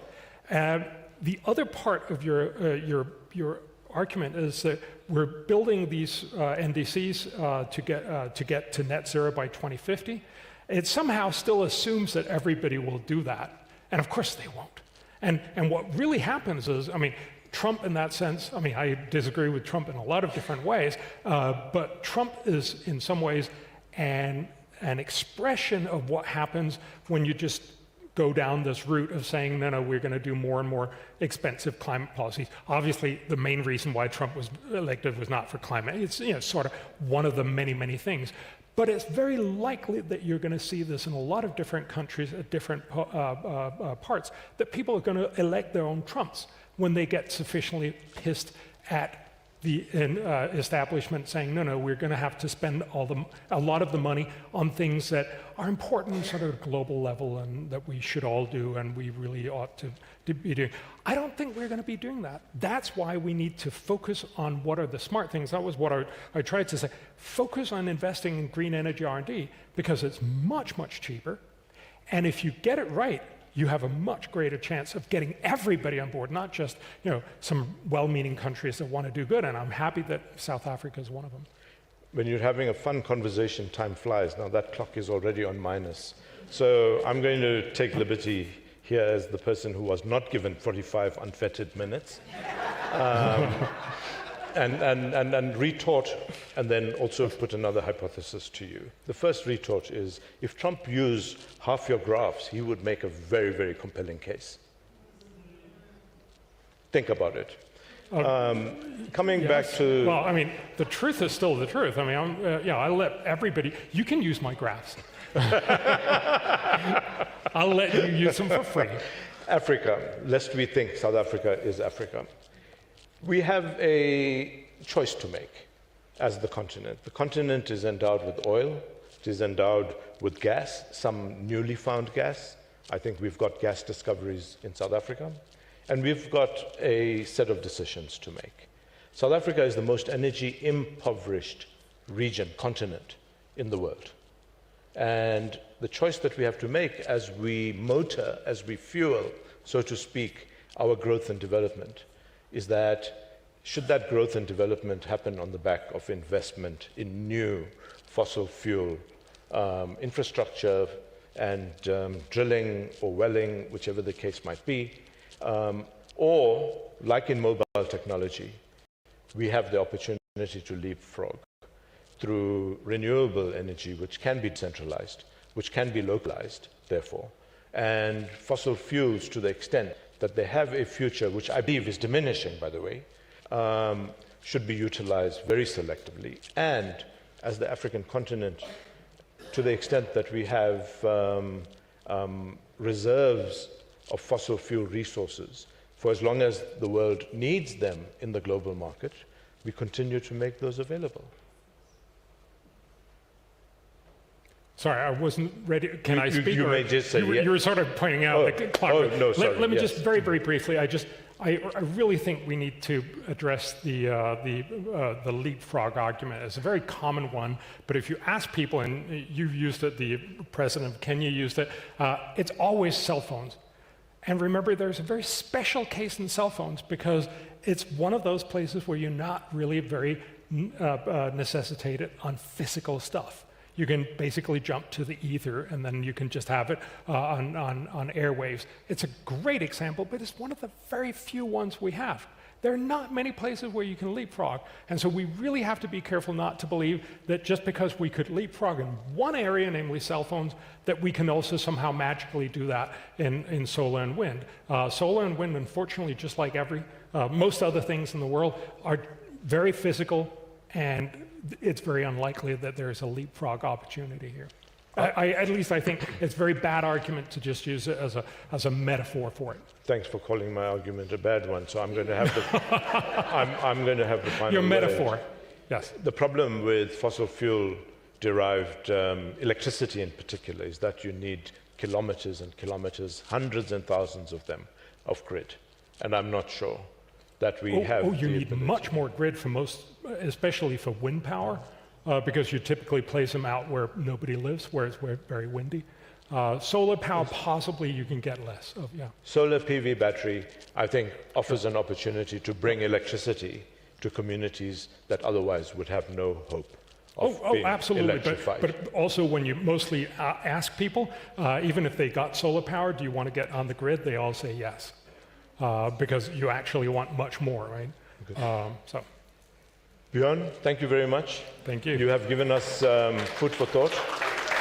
Should we have some questions? Oh. Should we have some questions? Yes, and then I'm being cued to leave the stage, which means... Well, that means no, not you. This is getting weirder by the minute. Wait, Okay, so this is what we're going to do. Deepak, stay in place, because there might be some questions for you as well. What I do want you to do very quickly is just give each other a quick hug while I cue Yes, let's do that. Hey. Oh, we're doing that. All right. I love that for us. So we're going to take about 10 minutes, I think, just for a quick Q&A. I'll be up here, and I know the team, Terry and the others, are there any questions? Let's keep them quick. So a question, not a speech, guys. There's one behind you. Okay, we'll start in front, and we get a microphone to the person in here as well. Thank you, Iman. Bjorn, I read your first book with interest, so I was really looking forward to your talk this morning, and you didn't disappoint. I want to ask you two questions. One is, in what to do now, in that slide, you said absolutely nothing about carbon tax. Clearly, we're going to Belém, or you people are going to Belém soon, and carbon tax is going to be a very topical issue, as it always is at these discussions. If you were advising the Global South, what would you tell them to say about carbon tax? That's number one. Number two, there's a saying that when the Chinese walk in, profits walk out. The Chinese have staked their future on renewables. They are actually not making a climate argument, they are making a cost argument. And so whilst they are also still spending money on fossil fuels, because they are not making a trade-off on energy security whatsoever, but they are driving the price point to levels that nobody thought were possible. Just think of EVs. 10 years ago, you'd never have imagined what we have today. So taking that into account and talking about your cost argument, which I agree with Deepak, I think requires a little bit of embellishing. Could you just tell us what you think if you were to take China by itself on this trajectory of cost and renewable energy generation? Yes. Let's deal with it straight away. So two really small questions. So the first one on carbon tax. Any economist would tell you a carbon tax is the right way to address a global commons problem. So, you know, there's a problem. People are not taking into account that if you use extra CO2, you're making more of the problem. So if you put a carbon tax on, you get it more right. The problem with this argument is that it also requires a lot of other things that politicians usually don't do. So if you do a carbon tax, it can be part of the solution, but politicians also have to remove all the other subsidies. If you do the carbon tax, you shouldn't have subsidies for solar, you shouldn't have subsidies for wind and so on, and typically they don't. You also need to make sure that you actually refund this money. So you tax more here, you tax less elsewhere. But almost everywhere in the world, politicians have just used it as a way to get more taxation in. And that can actually harm growth, and it can increase corruption and all kinds of other things. Then the last bit is, it is very regressive. It basically hurts poor people. You know, rich people don't mind because they spend a very small part of their spending. Again, there are technical ways around it, but we almost never see that implemented. So while it's technically a right solution, it's very hard to get right in real politics. And that's one of the reasons why I'm not arguing this as the first one.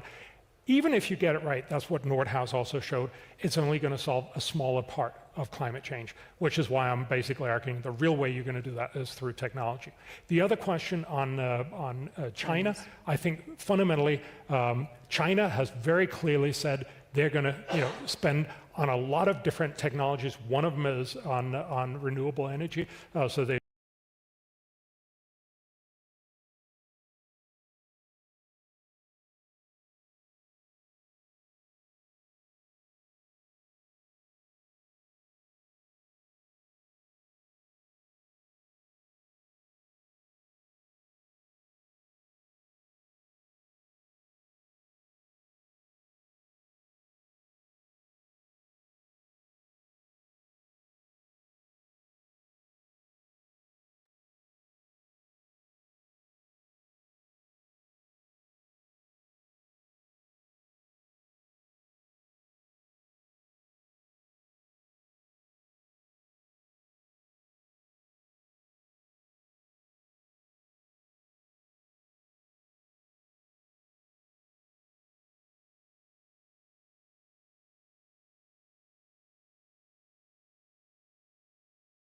do not believe that this is going to get you close to 100%.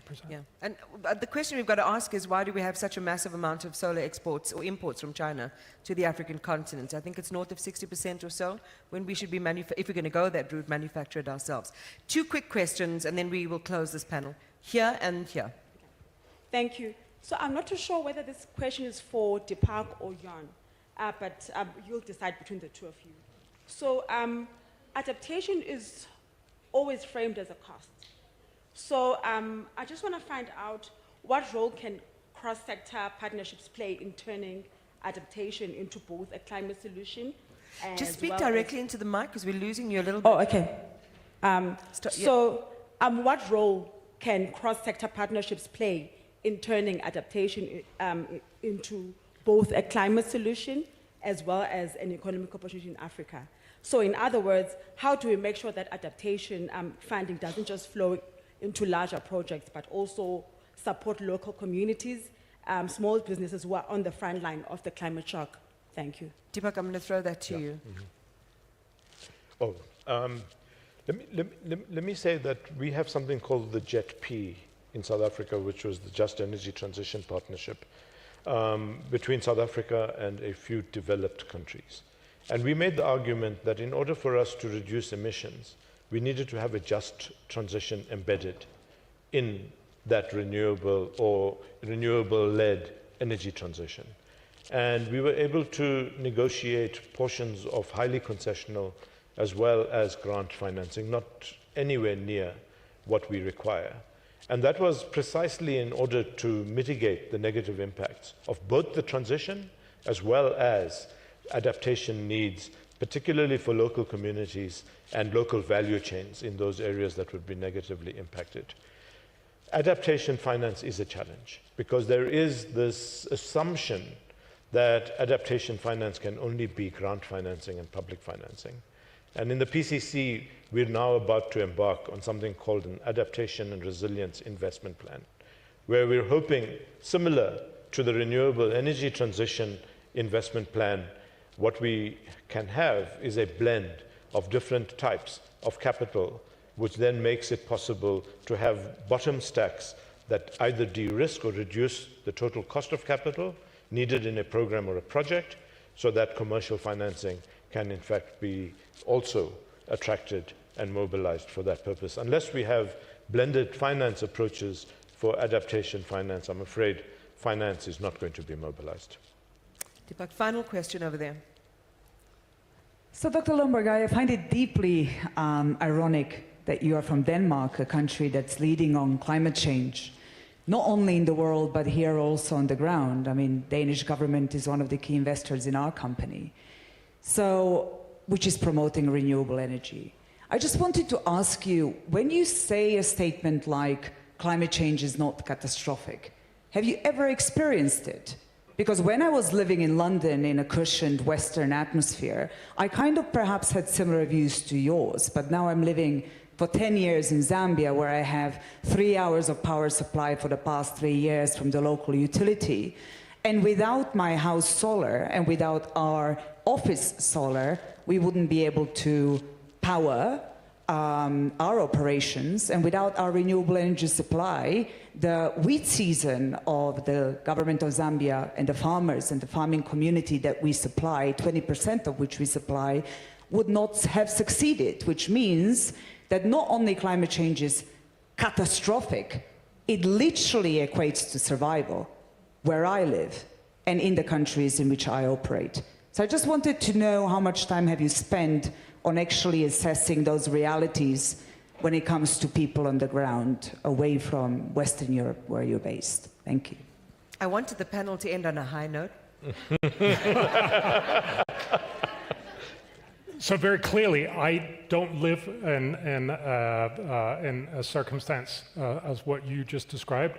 I mean, I've visited a lot of countries, but yes, I end up staying at hotels that do have their own generators. So I don't experience nearly as much of this. I don't understand what you mean by saying that you have power cuts and that's a proof of climate change. I don't understand that.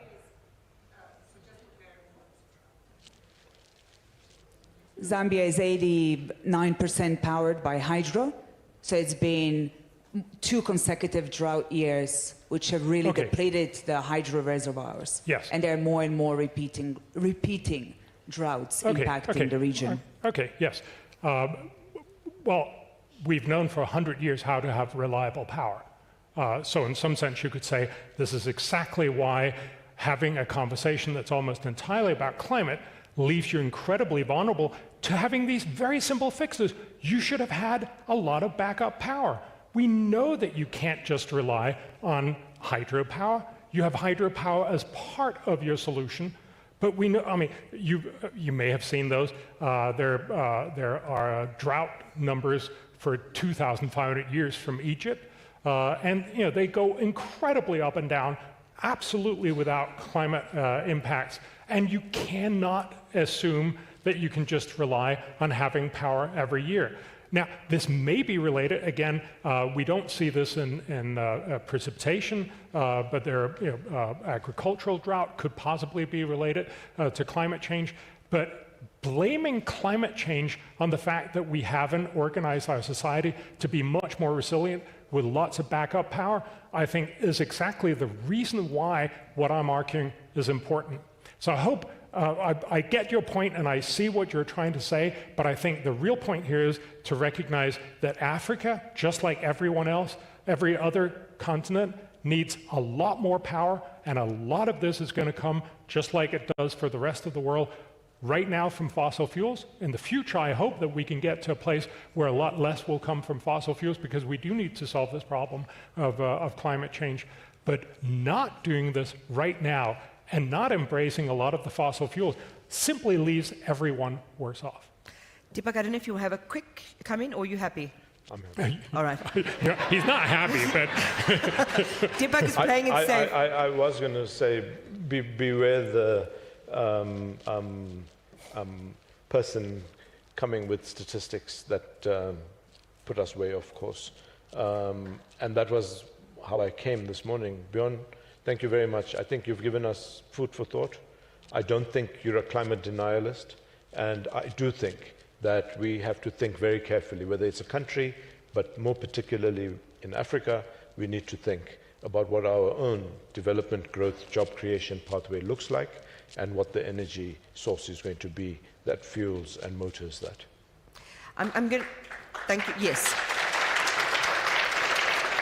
I know there are other questions outside of the room, but just in the interest of time, I'm going to skip through that. Is that okay? Just give me a signal if that's okay to move on. All right. So we stay on time. Okay. They do say in Africa that when the elephants wrestle, it is the grass that suffers. In this case, I think the grass has been watered.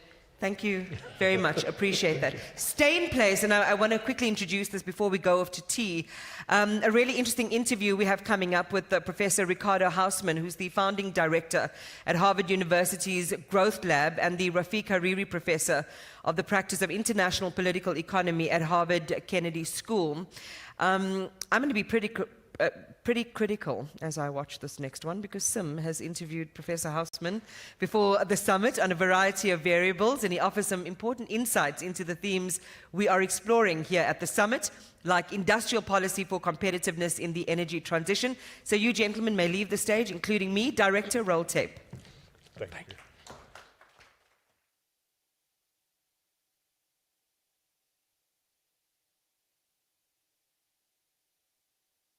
Welcome to the Standard Bank Climate Summit. Thank you so much, Professor. I'd like for us to start perhaps at the macro level for sub-Saharan Africa. Could you sketch for us the broad strategies that would achieve sustainable growth on the continent, especially given two things. Firstly, the biggest issue facing humanity, which is climate change and vulnerability. And secondly, the energy deficit, 600 million Africans not having access to energy. With that as a challenge, those two challenges, what strategies ought to be pursued by African authorities? Well, Africa is probably the largest continent, and it would be probably inappropriate to brush the whole continent with one vision.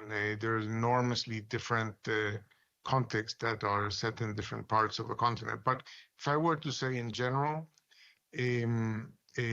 much of South Africa has difficulty generating dynamic exports. A dynamic economy wants to import many of the needs that they have that they cannot provide themselves.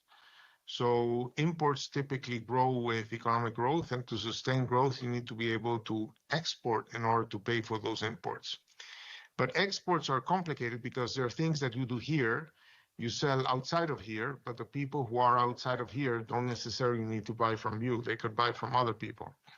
So exports demand that you be competitive.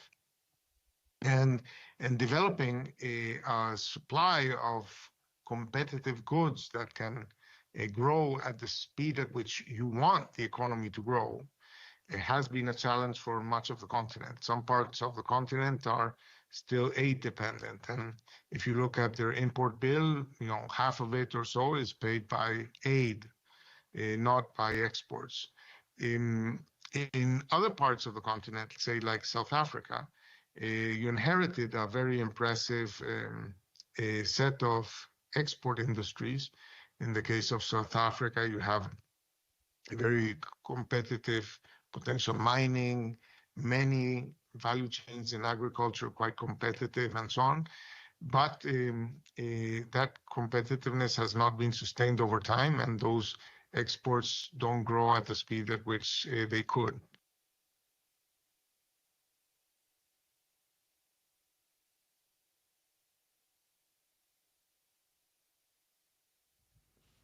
All right, I think you did really well there, Sim.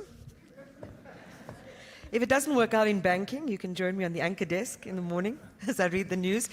I think that was a really great start, don't you?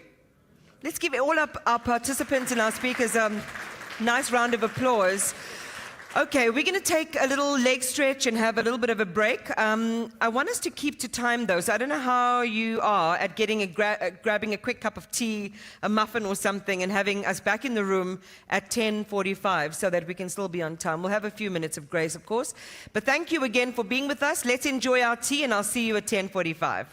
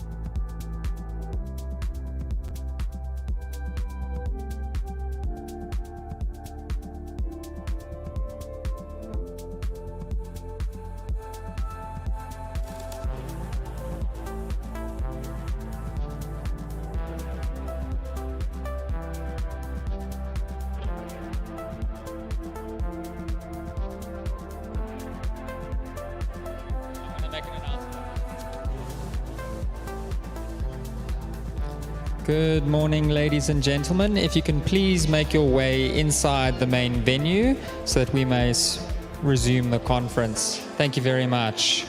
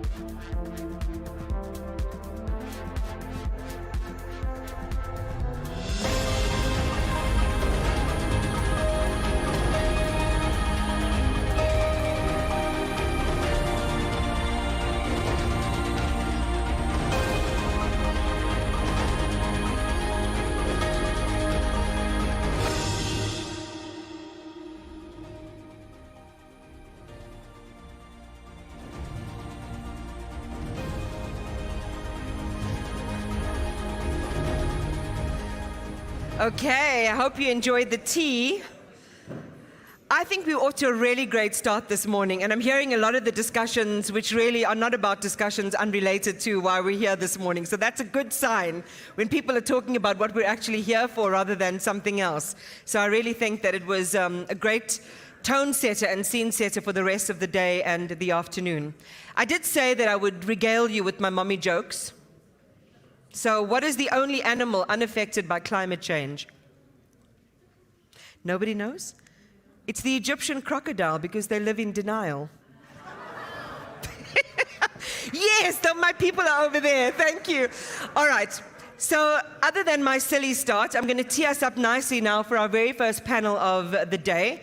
And this is the World in Motion, African Geopolitics in Action. So we're going to look at global progress towards the 2030 climate targets that we have seen. We know there are shifting global landscapes in terms of geopolitics, and there are urgent climate challenges, I think, as were so perfectly elucidated by Anna, who lives in Zambia there at the back. So in this next discussion, we'll explore how Africa's unique role and resource wealth, how much wealth we have in our earth, and we could capitalize it for the development and or our continent, and we don't. But we're going to look at how that resource wealth intersects with global climate ambitions, how it also generates investment flows, and how we improve our energy access imperatives. I've heard Simon Friedel in conversation at the summit last year. He's really brilliant at moderating panels. So this panel we're going to be looking at quite closely as well. He's the senior political economist at SBG Securities. He has a refined expertise in geopolitics and sustainable finance. So he's the guy who's going to make things simple for us in this panel, guiding us through the complexities of how you mobilize capital and how you create the correct policy reforms that we need specifically in a bespoke fashion for Africa in terms of our just and inclusive energy transition that Sim spoke about in the beginning. Like with the previous panel, we're going to give you a chance to take part at the end with questions. So I encourage you all to enjoy, participate, and Simon, welcome.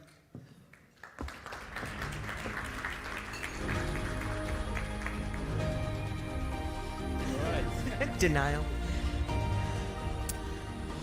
Thanks very much. Good afternoon. Certainly lots of food for thought. and I'm really looking forward to this session that we're going to have. We're going to talk about geopolitics in action. And the theme, the reason that we wanted to come up with this as a particular conversation point this year is fairly obvious. We sit in an environment where a lot of the norms, the direction of travel that we had generally taken for granted around climate action, global commitment towards addressing the effects of climate change, have now been questioned by the President of the United States, and that reverberates across the political channels, through the finance channels, and the like. And so we wanted to have that conversation. I've got a really excellent panel that's going to join me on stage to do so, and also trying to anchor the conversation as well in Africa and what it might mean for us here. So if I could welcome my panelists to the stage, and I will introduce them once they're up here. Andre, Sandra, Pato, Helen, please come up. Where am I? Oh, I'm there.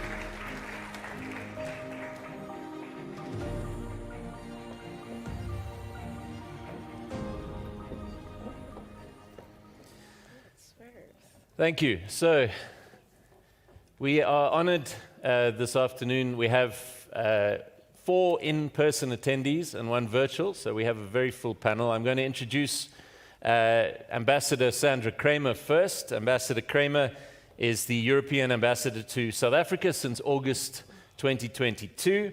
Ambassador Kramer joined the European Commission in 1995, has had a very distinguished career ever since then, including which was a stint as the Africa Director at the European Commission's Directorate General for International Partnerships between 2019 and 2012. Dr. Rose Mwembaza, who we have online, is the Director and Regional Representative for Africa at the UN Environmental Programme. Rose, thank you so much for joining us.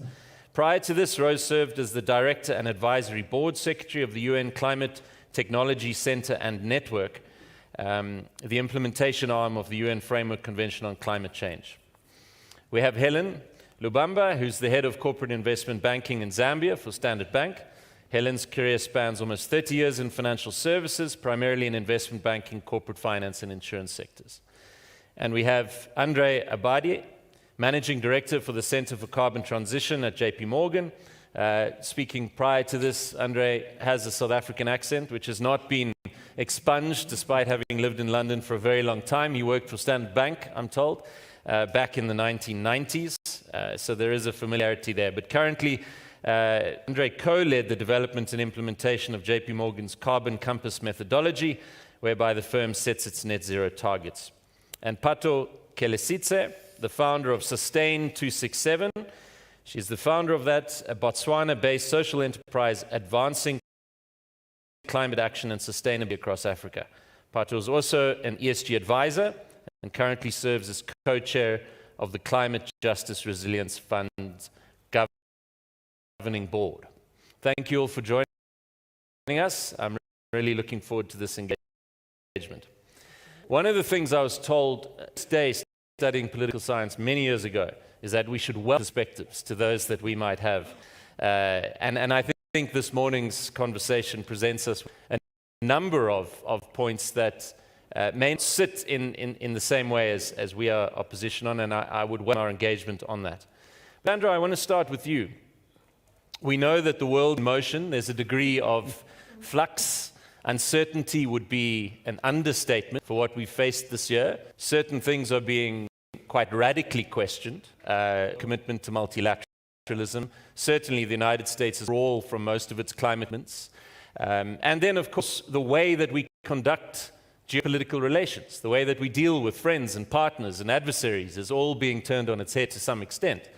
But looking through that, what I would love from you, amongst others that we'll deal with later on the EU-South Africa partnership, but just to start, how do you see the geopolitical environment now, and how has the EU's positioning changed, if at all, generally, and in relation to the need to combat climate change? Thank you very much. First of all, thanks for having me.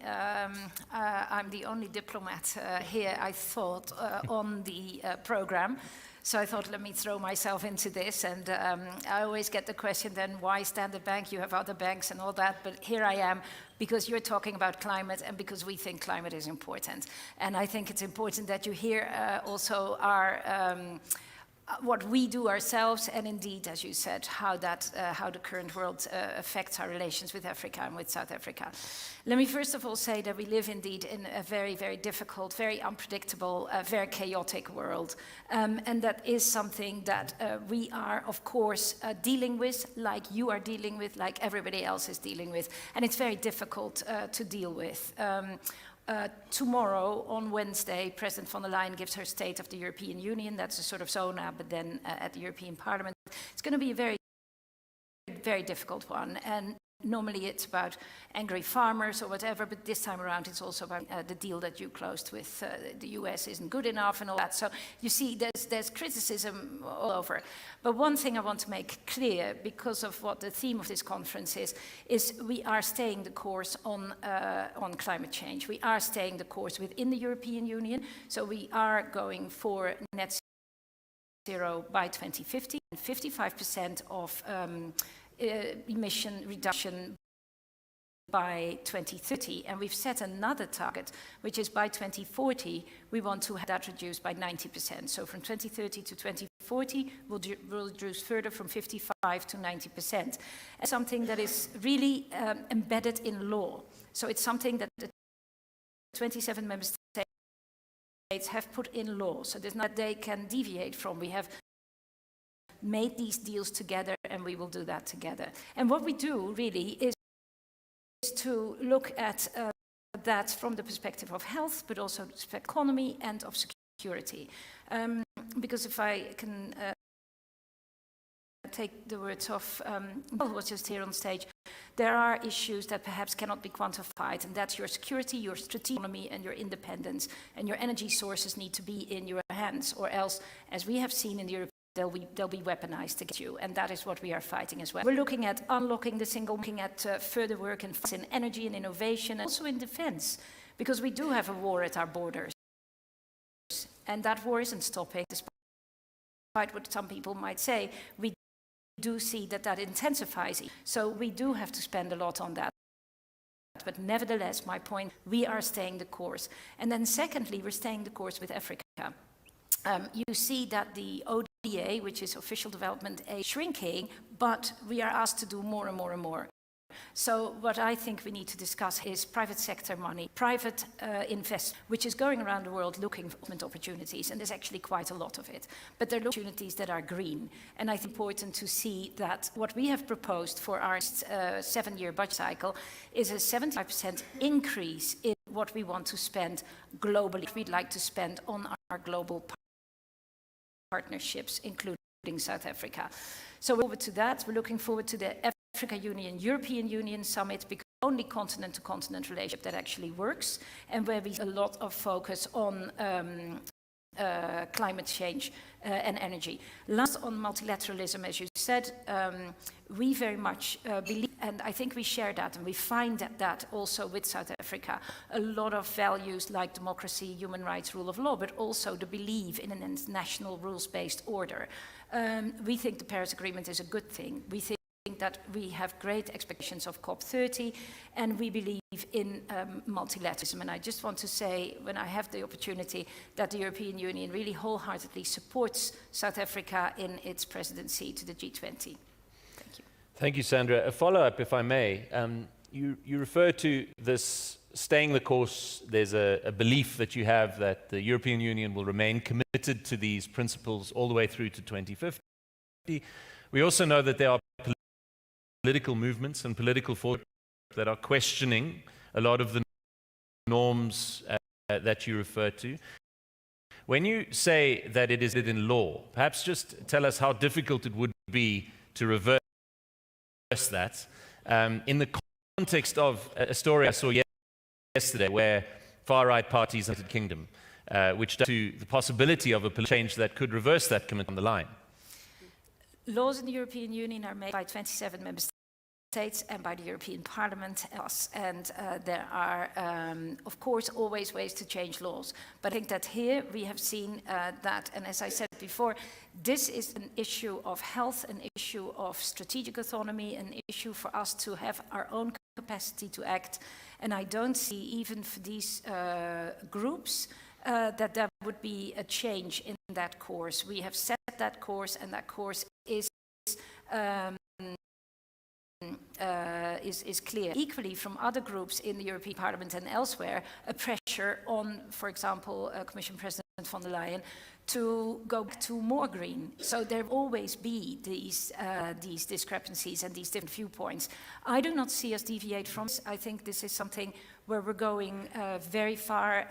We just spoke about technology. We're investing a lot in that, and we're investing a lot in having our resources, our energy and electricity resources out of renewables, which is for the moment almost 50%, so that's really good, and it's getting more and more, so I don't see that deviate. Thank you. Rose, can I move to you? So just to talk about progress report on where we are in terms of meeting the commitments that have been made. There are some monitoring processes underway. 2030 is not far away, and when you go on to UN's own assessment, and the question is posed by the UN, are we on track to reach net zero by 2050? The answer is clear in saying no. Commitments made by governments to date fall far short of what is required.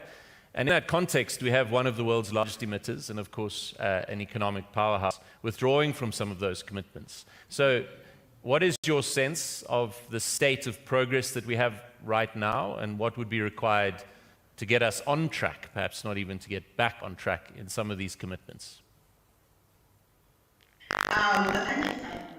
Indeed, we are not on track, but I am also glad that we are having this conversation that recognizes the intersectionality of climate change, and that in fact, we cannot have a conversation that is using the 1.5 target as a Paris Agreement outside of the geopolitical context in which we live, but also out of the global financial architecture.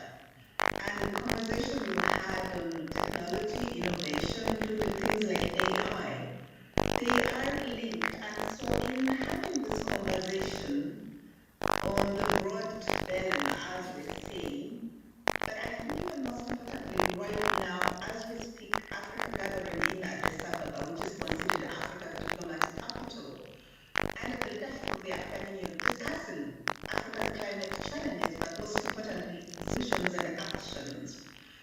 What we know is that we are not on target to meet the targets we set ourselves in the Paris Agreement, but there's still very strong global commitment to multilateralism, and I'm really glad that here the EU ambassador said that. I know that from where I sit here, last week we had our annual committee meeting of the Committee of Permanent Representatives with self-titled, but these are the ambassadors accredited to the UN sitting in Nairobi. As many of you may know, the UN Environment Programme is the only UN headquarters that is located in the global south anywhere in the world. And what we had, and we are confident, is that the other 192 countries that are parties are staying course. I think as the ambassador not live in denial, to pick up on the joke of a facilitator earlier on, like the Nile crocodile, that the exit of an important and political power doesn't cause concern, because we know that in order for us to meet net zero targets, there has to be deep cuts among the G20 countries. Now, South Africa happens to proudly, on behalf of Africa, chair the and in UNEP we are about to accompany the government on its environmental agenda under that. But what we know is that unless those deep cuts are made, they are not going to meet our targets. But what does that mean in for the last few years, Director of Africa, I've had the privilege of traversing this continent. Climate change is the extremities of these swings across the continent, ways that no words can capture in a book or a documentary. It's real lives, it's people across the continent. Therefore, when we talk about meeting targets, one of the things I have learned here is numbers and statistics can, cover a lot of the human suffering. Is to give a human face to the conversation. And I think the multilateral space that we occupy as the UN, working for the member states that constitute this body, is to bring that human face. And so in UNEP, we say it's about people, it's about nature, it's about the environment. And so the political context matters. While the commitment stays and member states are telling us they are staying the course, their commitments are not matching that. And the big example I can give here that you would all relate to is the NDCs. Our global NDCs are not allowed to meet the 1.5 degrees. In UNEP, we produce the annual emissions gap report, and we are heading to 2.5 degree world. If we think extreme weather now is unlivable in many parts of the world, and we are at around 0.8, 1.2 degrees, it's 0.5, and it is not to be alarmist, but it is a real challenge we are heading to. Because for Africa, climate change is often a question of health. We're putting together support for the Southern African countries after Cyclone Freddy that, impacted parts of South Africa, but in Mozambique, Malawi, people were washed off the side of a hill. There are no words or statistics to cover something like that. The numbers don't demonstrate the level of devastation. And so I believe that the global multilateral process, and this is where we are really in the UN grateful that the member states recognize the only space that we still have globally to address these challenges. The other being here at the Africa Climate Summit, I think it's the Kenyan president, many African heads of state have made it. It's one of the principal discussions under the G20. You, my South African brothers and sisters would know that being the president, the whole issue of the global financial architecture. In the morning, we talked about technology, but there are two great enablers in this conversation that must be had side by side. Technology and innovation and its role, but finances and financial flows. So unless we harness those two, but also put our actions to our commitment as the global community continues, I think we face a very uphill task in meeting our targets. Thank you, Rose. Yeah, climate change is really, when I asked Penny, my colleague who's in the audience somewhere, publishes on ESG and climate issues, some of the most recent were broken. She battled to choose ones to send me. But last year, the World Meteorological Organization confirmed that 2024 was the hottest record, and the last 10 years have all been 10. So that, of course, does resonate. Pato, bring you in. We were sitting close together at the back there during the last session, and I heard some murmuring of disapproval at certain points. But how do you, as a climate justice activist, deeply engaged with the frontline consequences of climate change and the kind of, in a different level to many of us in the audience and here on the panel, how to interpret the geopolitical environment in terms of the risks it poses, the opportunities that may sit within it, and also the urgency of the moment that we sit with in Africa, and how that might be challenged by the geopolitical conversation taking place. Good morning, everyone. Thanks for having me. So I think with the geopolitics currently, I agree with what's been said but I think when we look at America specifically, it shouldn't only serve as a warning, it should serve as a signal that we need to do more already.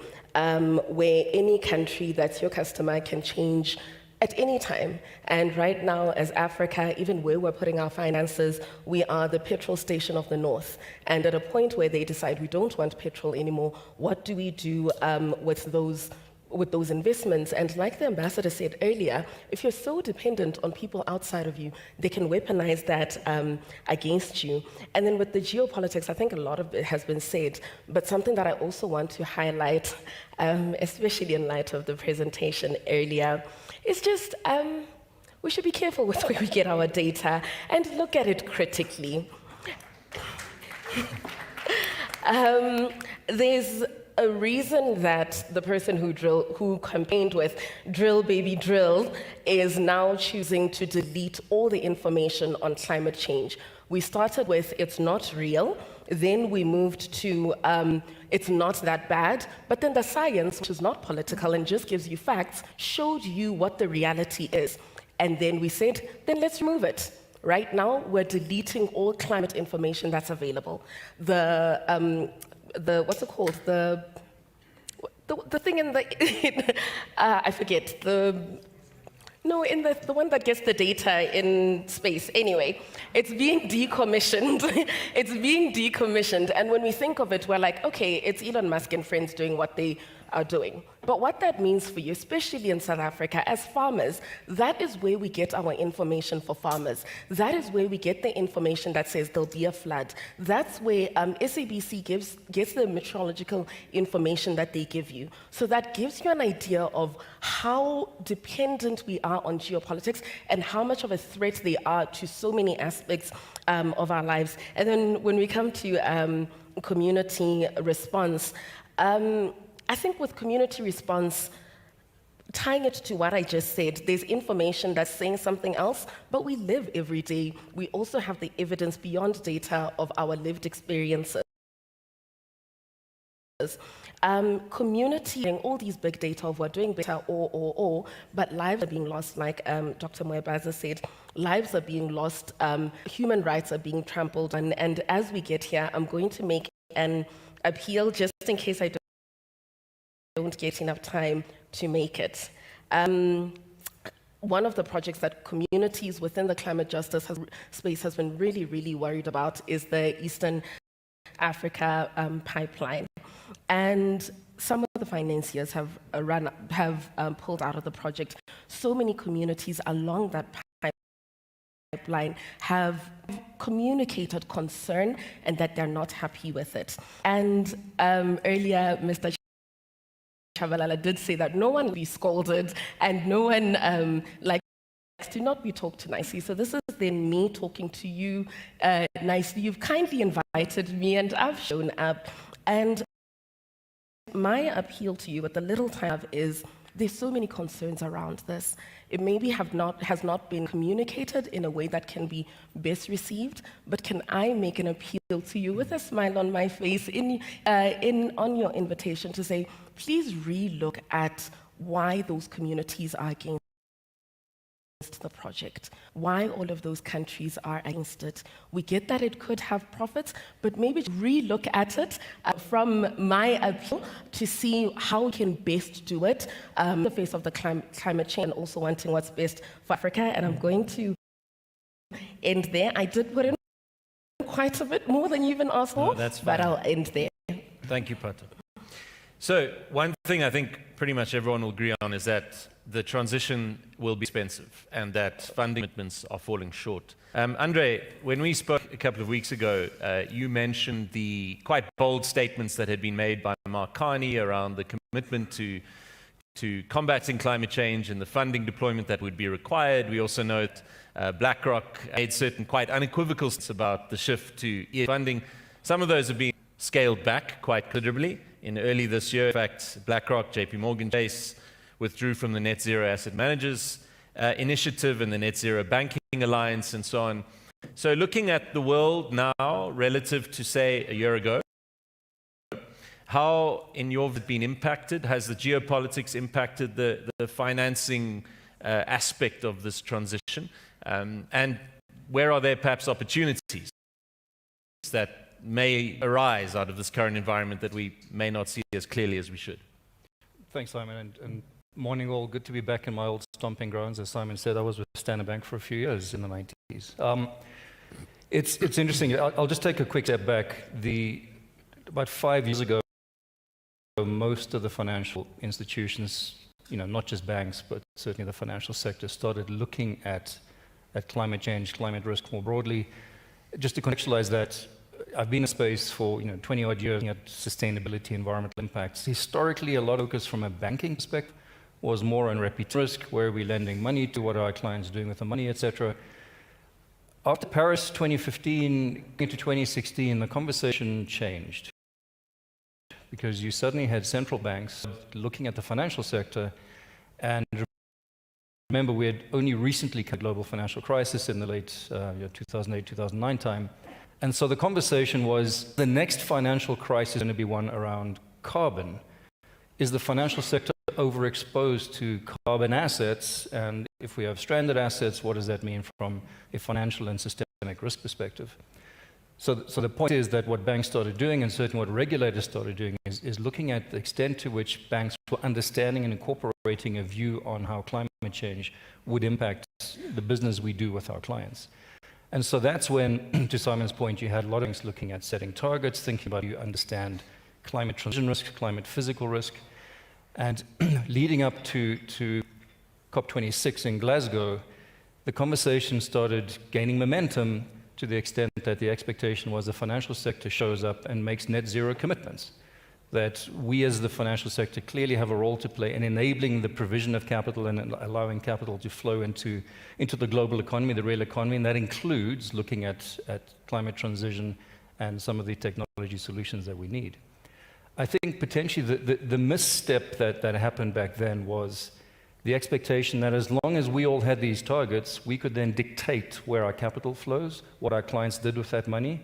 And I think we're now, back to your question, Simon, in a point where, because of what happened with Russia, Ukraine, COVID, the rise of the right and certainly some of the populism, activism that we're seeing, that there is not a reckoning, but there is a rethinking of the role, certainly of the financial sector. I think we came up with these commitments and targets thinking that our clients certainly were engaged. The policy measures that we've been put in place by governments were going to enable the transition to happen, and our role was to help facilitate that. I think what we're seeing now is a slowdown in that progress.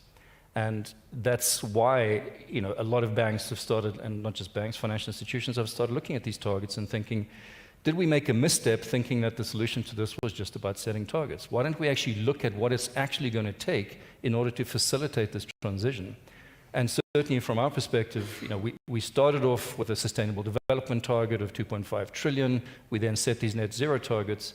What we've now started doing is actually disclosing the ratio of funding that we provide to fossil fuels and to cleaner zero technologies, if you will, because therein, in essence, lies the focus from our perspective, that in order to get the real economy on track to be net zero by 2050, and for most of us, we've set interim 2030 targets, the scale of financing that is needed is about $5 trillion a year to go into the solutions.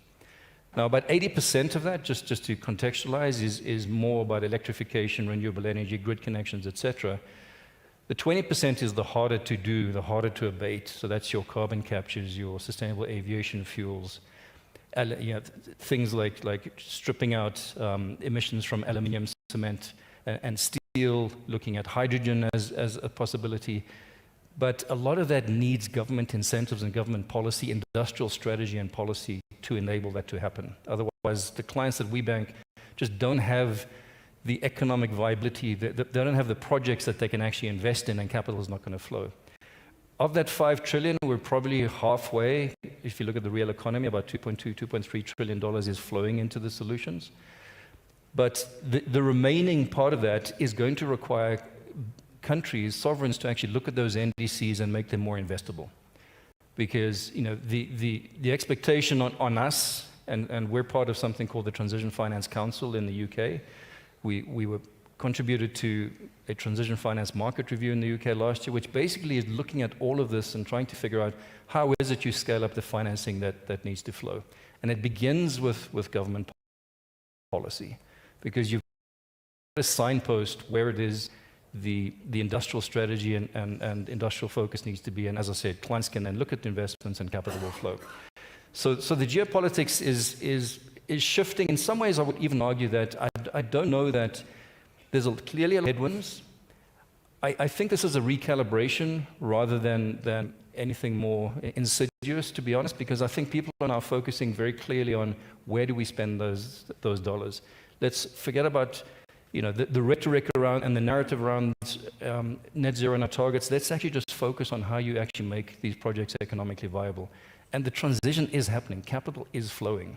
And I think that's the key thing to focus on. You know, administrations come and go. And I think what we certainly do as a financial institution is look through these cycles, because we can't chop and change where it is we're focusing and what our targets are doing. We do have a perspective that climate change is real. We have a role to play. We've got to help facilitate that capital.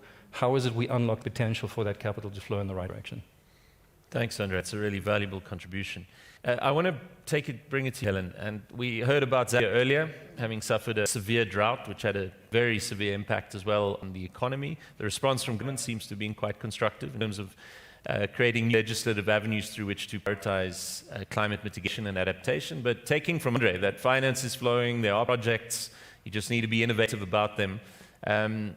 Take us through your experiences in Zambia in navigating the domestic challenges within the financial and global environment in which we sit in as well. Okay, thank you, Simon. And Andre, just to add on to Andre's point, that cycles do come and go, but it's how do we look through it all? And I think the key thing, if we factor in geopolitics, is to see how do we keep our independence and focus on what needs to be done for our society and for our countries in spite of the geopolitics. Yes, it does bring in uncertainties, but at the same time, we look through how do we achieve what it is that we're targeting for our countries. I just touch on briefly on the what's happening in the West, particularly in America, with regards to geopolitics. Zambia, to some extent, we're lucky that we don't have a significant.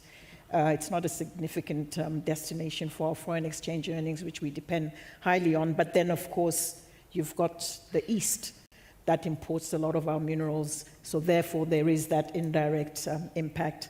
So in Zambia, last year, as you said, we had one of the worst, probably the worst drought in 100 years. We have had some droughts before, but this one was to the extent where, put it in context, 2 million hectares of agricultural product, 1 million was destroyed. We had some farmers actually combined because of the rely had on that. We had insecurity that was putting 6 million people at risk of starvation. And so the call to action had to happen very quickly. We have been experiencing power issues for a number of years.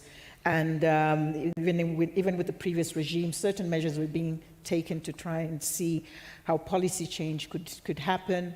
But it wasn't moving fast enough. And I think what the crisis did was really impetus in addressing the emergency that was before us. So Zambia has taken some strides in recognizing the climate issue.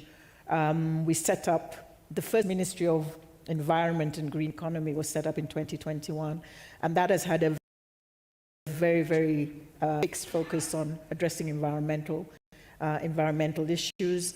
And so last year, with the drought situation and the crisis that we had, we needed to think about how quickly could we mobilize 21 hours of load shedding. It's abated a little bit, but it's still a problem even now. And one of the things that, one of the constructs that came up in terms of trying to get emergency power in was actually looking at South Africa and importing, but we have a highly indebted utility company, so how do we address that? And so we partnered with our utility company, Energy Reserve Board, Ministry of Finance, Greenco, who are here as an intermediary, and we were able to structure a financing deal. Stanbic was called to the table, and we were able to structure a financing deal with our energy team, who are also in the audience here, whereby it didn't further burden the utility company, because the structuring is done in such a way that first we had key off-takers identified, particularly in the mining sector, and then also a second route out through the SAP, the Southern African Power Pool, should there be any need to do that. So, and the liquidation of that debt financing was through when the water levels do pick up, then they can be banking, as they call it, banking and unbanking of electrons through the trading. So very innovative.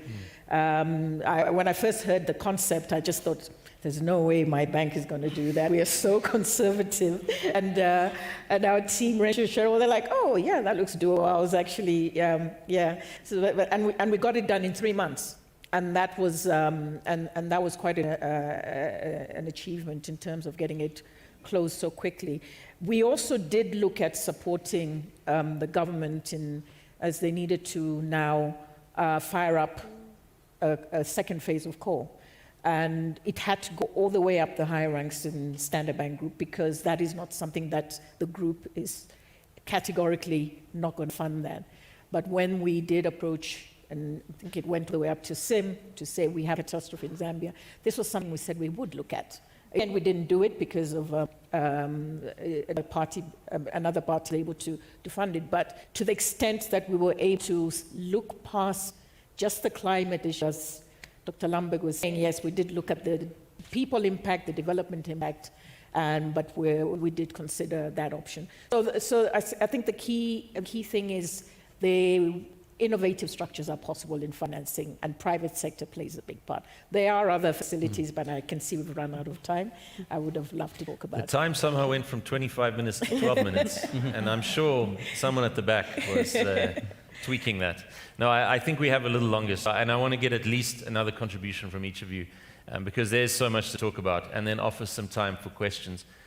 Sandra, coming back to you. So when we chatted earlier this year, a point that I made, which we spoke about at least, was that, you know, when you're facing such hostility from a partner globally that you regard as a friend or an ally, it does change the nature of your relationships with other partners. And I was intrigued that the EU-South Africa summit that took place earlier this year was so, message from the EU was so resoundingly positive on South Africa. And there was a series of commitments that were made, which seemed to be a statement in response to the collective pressure both region, country were facing from the United States. But apart from the US pressure, just take us through some of the highlights of that deal in general, but also those that pertain to the conversation we're having here today.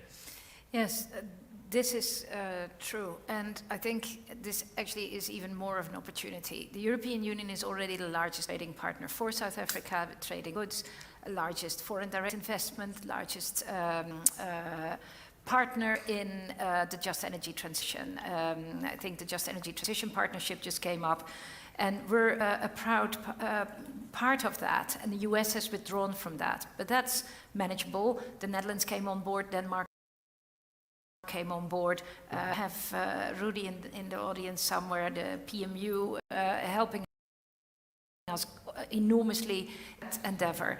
And what you saw is the commitment of the leadership in the European Union, as well as here in South Africa, to work closer together on many, many ways. And the specific focus is on some of the value chains. We spoke about green hydrogen quite a lot, and investments into the infrastructure in green hydrogen.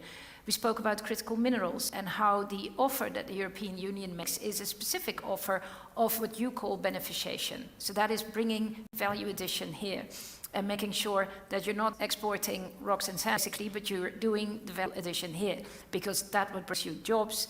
That is what brings you the knowledge, the know-how, the skills to do things, and that is what the European Union wants to offer. So this is a partnership. And I think we saw the press on that, and you saw that they agreed on a 4.7 billion investment package. And this is not the end of it, it's just the beginning of it, because we're going more and more into that sort of ownerships. Including on e-batteries, on lots of things that we on. Just the other day, we were launching a JET skills desk together with the Department of Higher Education to make sure that people have the required skill for a new economy, a greener economy. So that's all very important. I think the bottom line is that we have moved from a development logic to an investment logic, and from an investment logic to an investment and trade logic. And that is the logic that we operate in. And we just had the Africa Climate Conference in Ethiopia. It's still going on. I think Minister George is there, and from our side, Executive Vice President Ribeira, and that's the same story. We want investments, and investments has two sides. That's, of course, interesting for the investor and for where that investment takes place. So it's that mutual beneficial partnership. That's what we're looking for, and that's what we're working on. Thank you, Sandra. Helen, can I bring you back in just on the point that Sandra made mention of critical minerals? Because clearly this is a part of the opportunity nexus for Africa, but there are also risks embedded in that. When we were speaking about this panel, this was something that rose, that came up when we were referring to the Africa conversation. We know that the United States has a particular interest in the DRC. There have been some initiatives there. Our ambassador, Ibrahim Rasool, mentioned in a panel that I was moderating with him not long ago that there is a method to the madness, that is a very clear, and we know this to be the case, that is a very clear angle of US intervention in this current era in Africa. So what are your thoughts on that, and how we can take advantage of that and not be drawn into geopolitical contestations and rivalries, which, as we know, we have in the past, that tend to be net negative for some of our local jurisdictions? Yeah, and that's where the crux is, where if we can operate in a way where we can kind of be able to dictate the terms, but when you're dependent on a commodity market, and you have to be you really have to be pretty in terms of how you run your policies in addressing that. So if we look at maybe scenarios, if we look at the DRC, it's almost a situation where it is being used as a weapon, because you give us the minerals and we'll support you. But where in Zambia we now have the opportunity to be able to say we have this asset that the world so much needs, and how do we partner with the world, including the West. We've got investors coming into Zambia. I'm sure you've heard of Cobalt, which has got a lot of investors being backed by billionaires from the West. And so there we've been able to take that into a partnership format, in working together with the holding company, which is the Zambia Consolidated Copper Mines Holding Company, which holds the government stake for minerals. So interest in there and making sure that there is a partnership. So again, that kind of immunizes you to some extent from the politics or the geopolitics, where you can dictate some kind of independence. So the investments are flowing into the mining sector. But what's also aided that is more trust in the policies that are being put in place, because with mining and that long-term outlook that you require, absolutely critical to do that. And that's also being translated in the energy sector, because for the 10 million of minerals that we are targeting to 2031, you need energy. And just spoken, just the capacity that we have alone, we are unable to meet the country's requirements.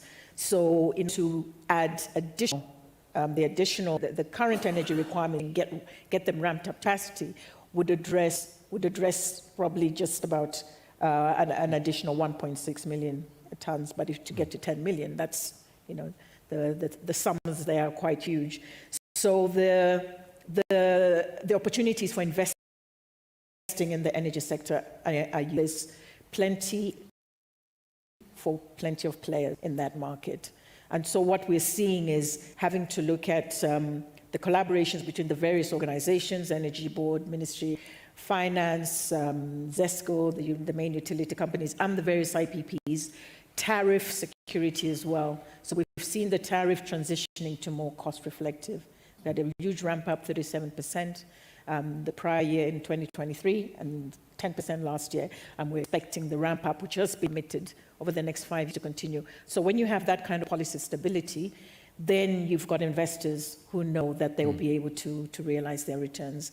So a lot of focus also on the renewable side, because we need to diversify our energy mix. As Dr. Lambert talked about, we should have known better and done more, but we didn't. So we are where we are, and we need to diversify that energy mix from the 80% reliance on hydro, even shifting hydro into other areas of the country, which hasn't been as severely impacted by the change in climate.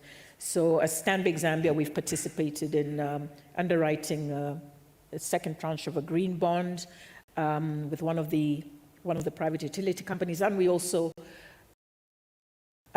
put in the debt financing for a 100 megawatt solar plant, I think the largest single PV plant outside of South Africa. So diversifying and increasing the renewables. Zambia has a target of increasing the non-hydro renewables from 3% to 33% by the year 2030. So big drive to do that, with the president putting a target for us, 1,000 megawatts by the end of 2025. And we are well on the way there with the pipeline of deals that we have in the country. It's great to hear. Andre, just to take a slight step back, one of the consequences of these geopolitical rivalries, and particularly between the US and China, has been the growing conversations of things like friendshoring with trade. I recently read an economist report about friend vesting, which refers to how their survey of investors show that there's a shift from viewing geopolitics as episodic to seeing it as structural, as in it's reshaping where capital flows. I wonder about your thoughts on that specific generally, but also when we're looking at countries that most need the capital, are they particularly going to be caught on the side of the geopolitical environment and therefore not have access to it in the way that they would need to? Yeah, the question, because I think what's come up quite clearly, I think the New York Times had an article on this a few months ago now, that basically the world that is playing out in front of us is a world, really, and this doesn't surprise anyone, where you fossil-rich countries who want to hold on to an energy system that is reliant on fossil fuels, and you've got fossil-poor countries, if I can use that term, and that includes a number of European countries, who need to look at alternatives. You've seen how geopolitically the reliance on Russian gas has led to a spike in gas price, energy prices, etc. So what you've got now is almost a race between those two worldviews. China clearly occupying the latter, which is we don't have a lot of indigenous fossil resource, so we need to look at the alternatives. And I mean, look, I think in some ways it's an artificial lineation, because right now, certainly for the next decade to 15 years, I think it's going to be all of the above in terms of energy mix. I think gas is going to play a role. I think everything else needs to scale up. But I think, coming back to your question, I think it's in some ways a lot of people. When we looked at our net zero trajectories and scenarios and targets, the expectation was that would be one where holistically everyone moves together. But the reality is that there always have been dislocations, fragmentations in terms of policy agendas, in terms of what matters most from an energy security perspective, depending on where you are in the world, and also your reliance from a supply chain perspective. And certainly I think we had an internal meeting, earlier this year, and what was quite interesting is a lot of focus from the US corporate sector was the competition with China around things like AI, the rise of data centers, because that's going to create a significant energy demand, and basically the conclusion of a lot of those conversations was for all countries it's going to be a mix between where is it you compete, because you actually think that you have, so on AI the US is going to compete.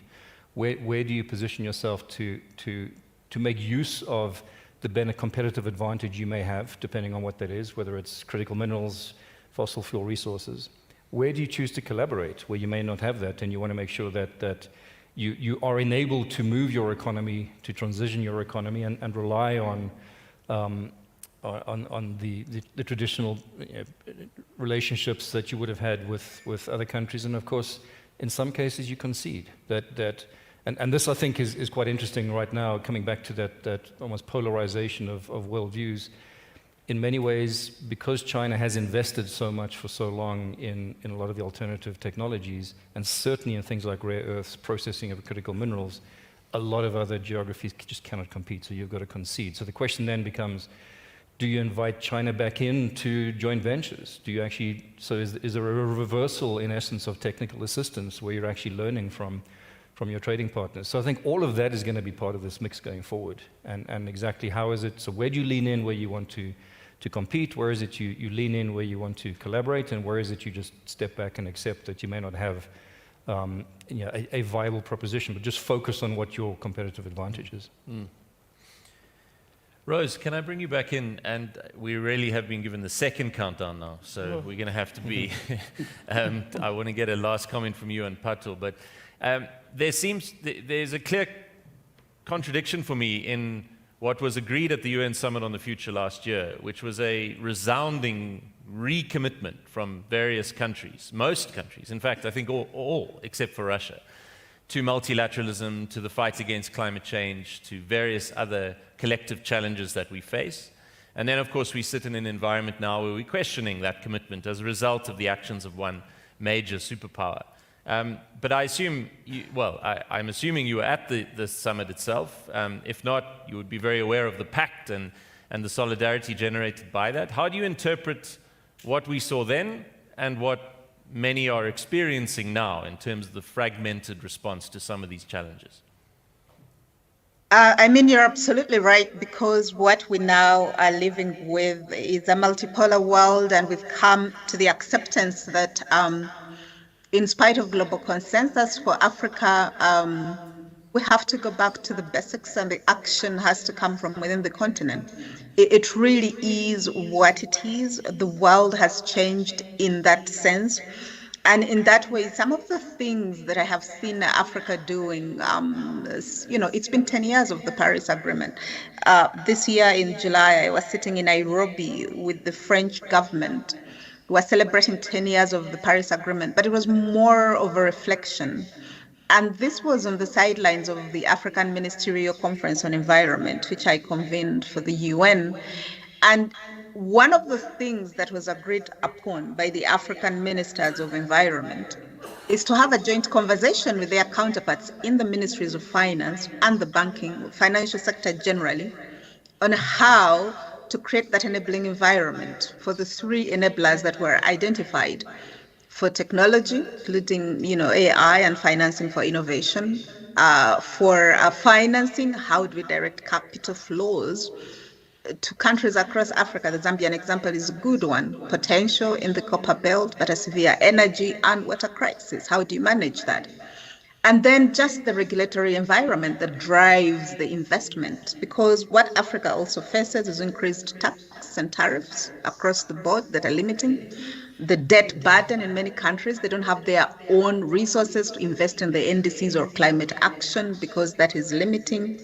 And that way the finances are flowing into the continent. Adaptation is still seen as a cost and not as a business opportunity. And therefore, I see a potential in this joint convening of the environmental sector with ministers of finance meeting, and then bringing in colleagues in the key sectors, especially in mining. So I think that's what I would see going forward, just designing solutions from the ground up. Africa is a very context-specific continent, and numbers and statistics don't do justice to the reality on the ground or action that needs to be taken to address what is potentially an existential crisis, but also opportunities do exist if we pay attention, if we are intentional in the actions we take collectively as nations. Thank you. Thank you, Rose. All politics is local, and we've been talking about geopolitics and the global financial flow and the challenges there, but Pato, bring us down to the local level.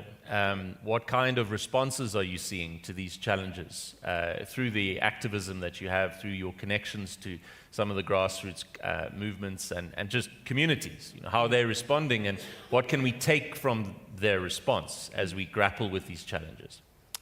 Thanks, Simon. I think what we are seeing is, because even though we're saying, when we say geopolitics, we're talking about at such a global level, the challenges that communities are facing are the same. So Media Village in Botswana, Palma in Mozambique, you go to Kenya, all of them are the same. You go to the islands, all of them are the same. And how civil society is now organizing is through solidarity, because we understand the power in numbers. There's a phrase that we use often, the people united will never be divided. We understand that the same Total that we're addressing in Mozambique is the same one that they're addressing in South America, is the same one that they're addressing all over the continent. So one of the major things that civil society has really done is come together through solidarity, understanding that it's a common struggle, and then also understanding that with what the reality has been with how business is conducted and governments not always acting in the best interest of people, civil society has had to become the conscience of business. They've had to put pressure on business to try and get it to act in the best interest of humanity and people. And what that looks like is organizing and standing in solidarity against corporate ambition and corrupt politics, and using whatever resources that they've got at their disposals. Sometimes what it looks like is disrupting businesses and stopping business, which then also becomes a problem for you as investors, because that means you can't fulfill your fiduciary duty of keeping a business running and giving that return on investment. And then another one that is really growing is going to the courts, using the law to address some of these dangers that are facing people because of the climate crisis that is being ignored in the pursuit of profits. Because the law and courts are one of the last frontiers where we are all equal: business, individuals, communities, and grassroots. And the other one, this speaks to something that Dr. Mwabaza said earlier, but focusing on people's climate stories. What has come up earlier was, we've been talking about a lot of numbers, people are dying, there's people dying here, there were floods, 20 people died, but we're able to throw out those numbers because when we say 20 people, it's 20. We don't say Kagiso Moemedi, we don't say Simon who so-and-so. The fact that we look at them as numbers, we can treat them the same way that we treat a spreadsheet, and we can treat, so civil society is also trying to get those stories out of what are the real costs of investing in some of the areas that drive the climate crisis. So yeah, what we're organizing around as well is trying to maintain the just transition. We can't have a transition without justice. It is possible. The way that it's looking right now, we will have a transition. There will be no just in it. It will not. There won't be any justice in it. We need to guard against it. So those are some of the strategies that are being employed by civil society. And then coming back to what you said around when the globe meets, we all say we want what's best. I think even in Africa, when we all meet, civil society, business, governments, we all want what's best for Africa. We all want what's best for Africans, appreciating different things. I'm going to steal a quote from you. I watched your TED talk, and you said, what? Wait, I wrote it here somewhere. You said more wealth does not mean more people benefit from that wealth. So business people are pursuing wealth, but it's not everyone who's benefiting from that wealth, which is why we as civil society are then pushing back. But I do believe, at Sustain 267, we do believe there's a way that all three of us can work together to ensure that we're addressing the climate crisis. Even when we grow wealth, it's wealth for all. We're not seeing record profits with record unemployment, record salaries with record poverty. There is a way to address all of that. Thank you, Pato. That's a very rousing way to end the formal part of this panel. Thank you very much.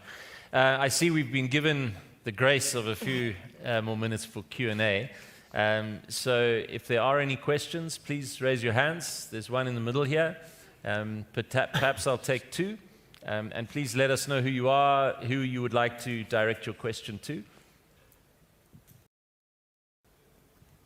Good afternoon. I'm Khalalelo Makamela. Just a general finance question. Research suggests that we cannot get below the 2 degrees warming without carbon dioxide removal. So we can't just reduce emissions. We need to add to that carbon dioxide removal. So when we think about climate finance, I'm hearing renewable energy and saying funding technologies that reduce current emissions. But is there funding opportunities for carbon dioxide removal technologies?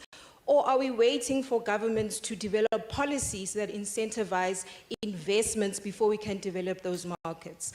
Just a general question. Thank you. I'm thanking Andre for that. But before we go there, are there any other questions? Then we can take another one before we get Andre to respond. None. Okay. Andre, are you happy to cover that? And Helen, if you'd like to contribute as well, please do. Yeah, look, it's a great question, and it is already happening.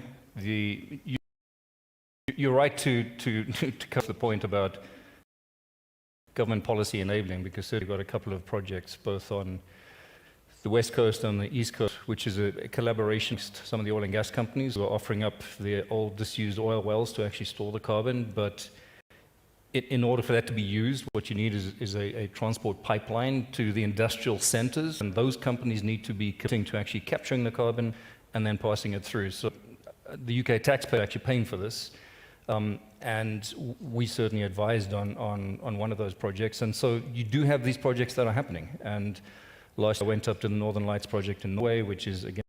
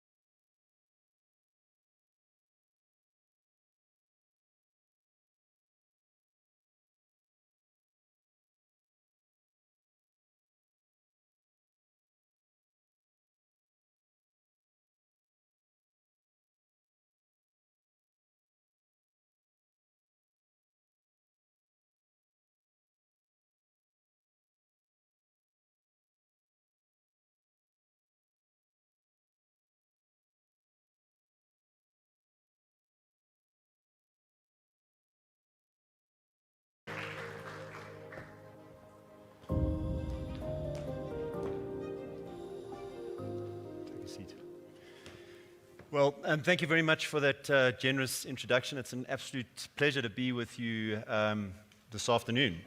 I think as we're all critically aware, and as has been reinforced through the conversation this morning, Africa faces this dual challenge of an urgent need to power its growing economies and populations, but at the same time building a sustainable and climate resilient future. At Standard Bank, we are deeply committed to driving Africa's growth by financing and investing in infrastructure and energy in a way that supports access and security, but also in a way that balances the need to mitigate the impact of climate change. So in this regard, as Sim alluded to earlier, in 2022 we launched our climate policy, which commits us to a net zero pathway by 2050, but also set some fairly ambitious targets at 450 billion by 2028 in terms of sustainable financing across green, social, and transition-eligible activities. And on the second panel today, I'm delighted to be joined by experts in the field to unpack this theme of energy security, but also the well-publicized infrastructure gap that exists on the continent.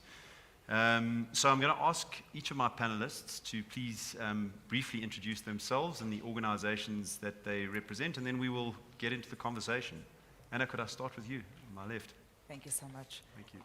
So my name is Anna. I'm the Group CEO of Africa GreenCo. Africa GreenCo is the first independent power trader and renewable energy buyer in the SADC region and member of the Southern African Power Pool with the unanimous consent of all state utilities of the SADC region.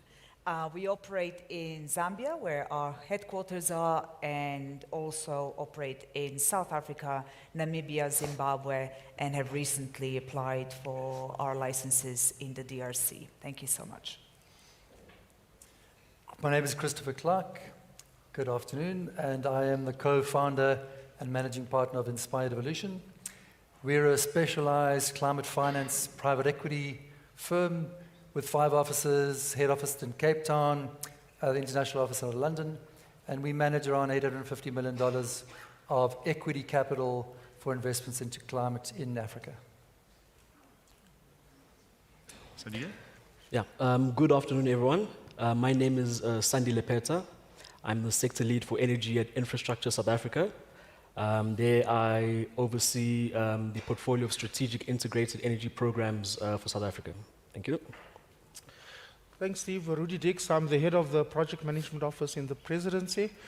We do a few things. Of course, the Operation Vulindlela is the core work that we do, and some of the work related to the energy crisis and energy security.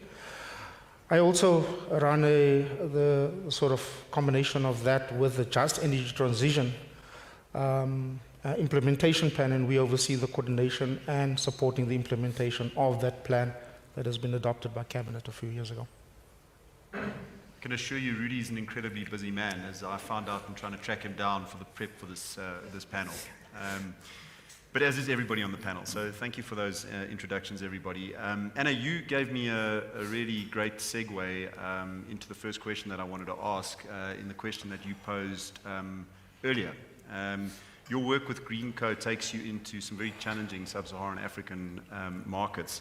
And given your personal experience, and I could see your passion coming through in the question that you asked earlier, and we touched on this a little bit in some of the prior panels, but I'd really like to get your sense of the climate change impacts that you're experiencing on the ground in some of these markets, like Zambia, which are exacerbated by the droughts and the climate change that we're seeing.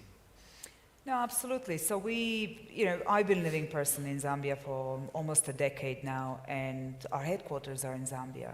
So last year, and already 2019, we suffered the first drought. Then immediately last year, there was a very significant drought, which effectively left the power system extremely unstable, so much so that not only was there load shedding, which is just as business as usual during drought, but we actually were almost witnessing the entire system collapse. So with significant the only way to overcome that was through energy imports and through cross-border integrated market that exists, which is the Southern African Power Pool. So what we packaged together with Standard Bank, and it was, as Helen said, a very innovative project, and really credit goes to the bank for following suit and for looking at trading models in that level of detail. But what we managed to put together in collaboration with ZESCO towards the end of last year is to ensure that we bring in 10% of total energy capacity of Zambia for the next 5 months. And that not only left the grid stable, but also facilitated the ability for some of the increased mining output and agricultural output to continue, them being the key ingredients for GDP overall growth of the country. So notwithstanding IMF's significant projection on decrease of GDP growth in Zambia in June 2024, last year from 5.8% to 2.4%, actually the GDP growth reached 5.9%, almost 6% this year. Why?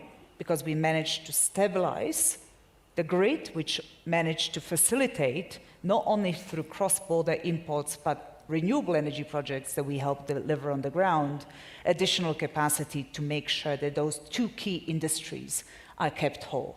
Because otherwise the overall economic would be not only climate catastrophe, but economic catastrophe as a whole. So that's what we see as a daily reality.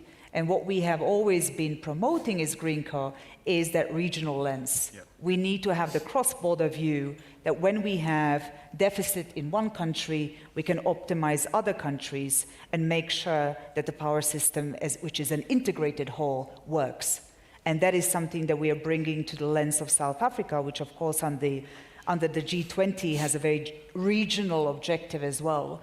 And if you look at South Africa, the size of the forthcoming day-ahead market in South Africa compared to the Southern African Power Pool currently, it will trump it. Yep. But it's very important that the two speak to each other, because South African integrated transmission plan, which is going to attract significant private sector funding to it, 14,000 kilometers of new transmission line investments, if that investment is not linked to new interconnectors to the region, we fear that the national treasury impact on the balance sheet will be significant, and also will result in a significant increase for consumers in South Africa of what is a transmission input cost. Right. So all in a kind of convoluted way, what I'm trying to say is integrated lens, power pools are integrated, and that is a must, as has been evidenced by the transaction last year, imports from South Africa and Mozambique that saved the Zambian power system. That remains to be the case no matter which lens we take, i.e. South African lens, Zimbabwean lens, Mozambican lens, etc. Thank you. Speaking of South Africa, Rudy, if I may turn to you, just from a South African government perspective, how do you see the current energy dilemma, balancing the climate challenge with the need for reliable supply and the imperative of ensuring that we have a just energy transition? Thanks, Steve. I mean, absolutely. It's not a dichotomy. It's not either or. I think the one thing that we've been successfully doing is to see energy security, energy efficiency, cost competitiveness, and the ability for us to see a significant shift in the way that we produce energy through a just mechanism as an integrated approach. And I think through the work that we've done, we've been able to do that, and may just by use of examples. I mean, when we sort of did the changes to the Electricity Regulatory Act and the Schedule 2 that allowed for registration of utility scale generation projects, and of course embedded that now into the subsequent era that came into effect in 1st of January 2025. The more important part was that you were not only producing for own use, you were producing for multiple off-takers that was not Eskom. And I think that was fairly significant. When we track the projects that are there, in actual fact, businesses take decisions on what would be the lowest sort of cost of what generation outbuild.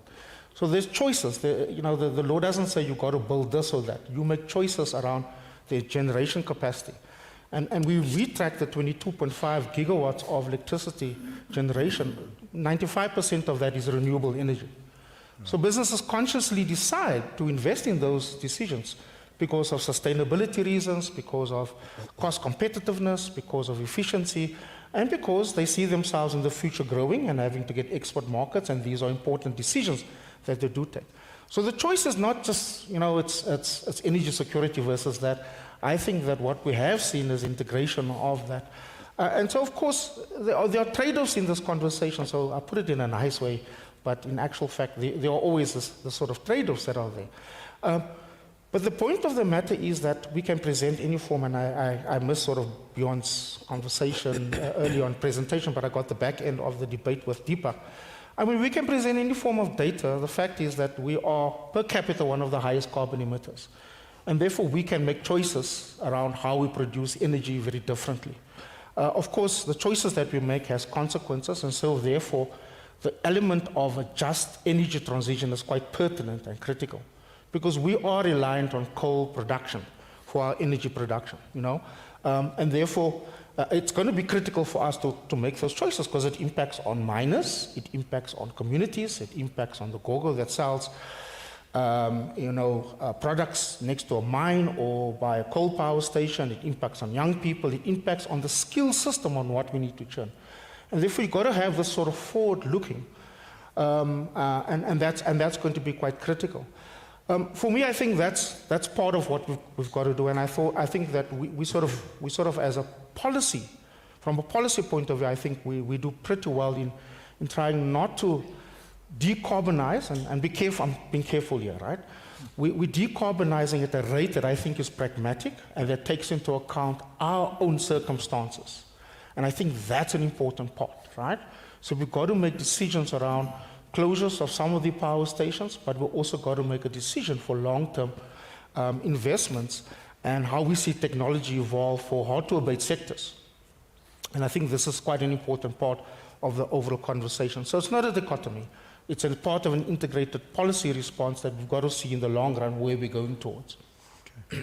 Thank you. And Christopher, just building on Rudy's point around substantial investment in renewable energy, as a long-term investor, I suppose, in sustainable energy, where are you seeing the primary opportunities and risks in the context of the energy dilemma at the moment? And how do financial institutions, I suppose, like Standard Bank, and our sustainability approach either help or dissuade you from your investment thesis? Thanks. So I think let's start off with understanding what we mean by the energy trilemma. So it's really the challenge of simultaneously achieving three critical but often competing goals, which is energy security, it's energy equity and inclusion and affordability, and then it's environmental sustainability. And that's a difficult choice, right? We have the choice as a country. Every country in the continent makes different choices. They have different resource bases and different contexts in which they make those decisions. But I think for us, living in the trenches for doing this the last 20 years, we're actually seeing a shape shift away from that trilemma, actually to more of what I'd like to say, a reinforcing convergence of those factors. And that's driven largely by the new technologies and business models that we see, as part of the sort of green climate revolution. And it really is a revolution. I'll get onto the revolution in a second, especially from a solar point of view. So today, unlike some of the facts that you might have heard earlier, my facts are different. And my facts are today, solar and wind is undoubtedly the most affordable form of energy that is deployed globally and on the continent.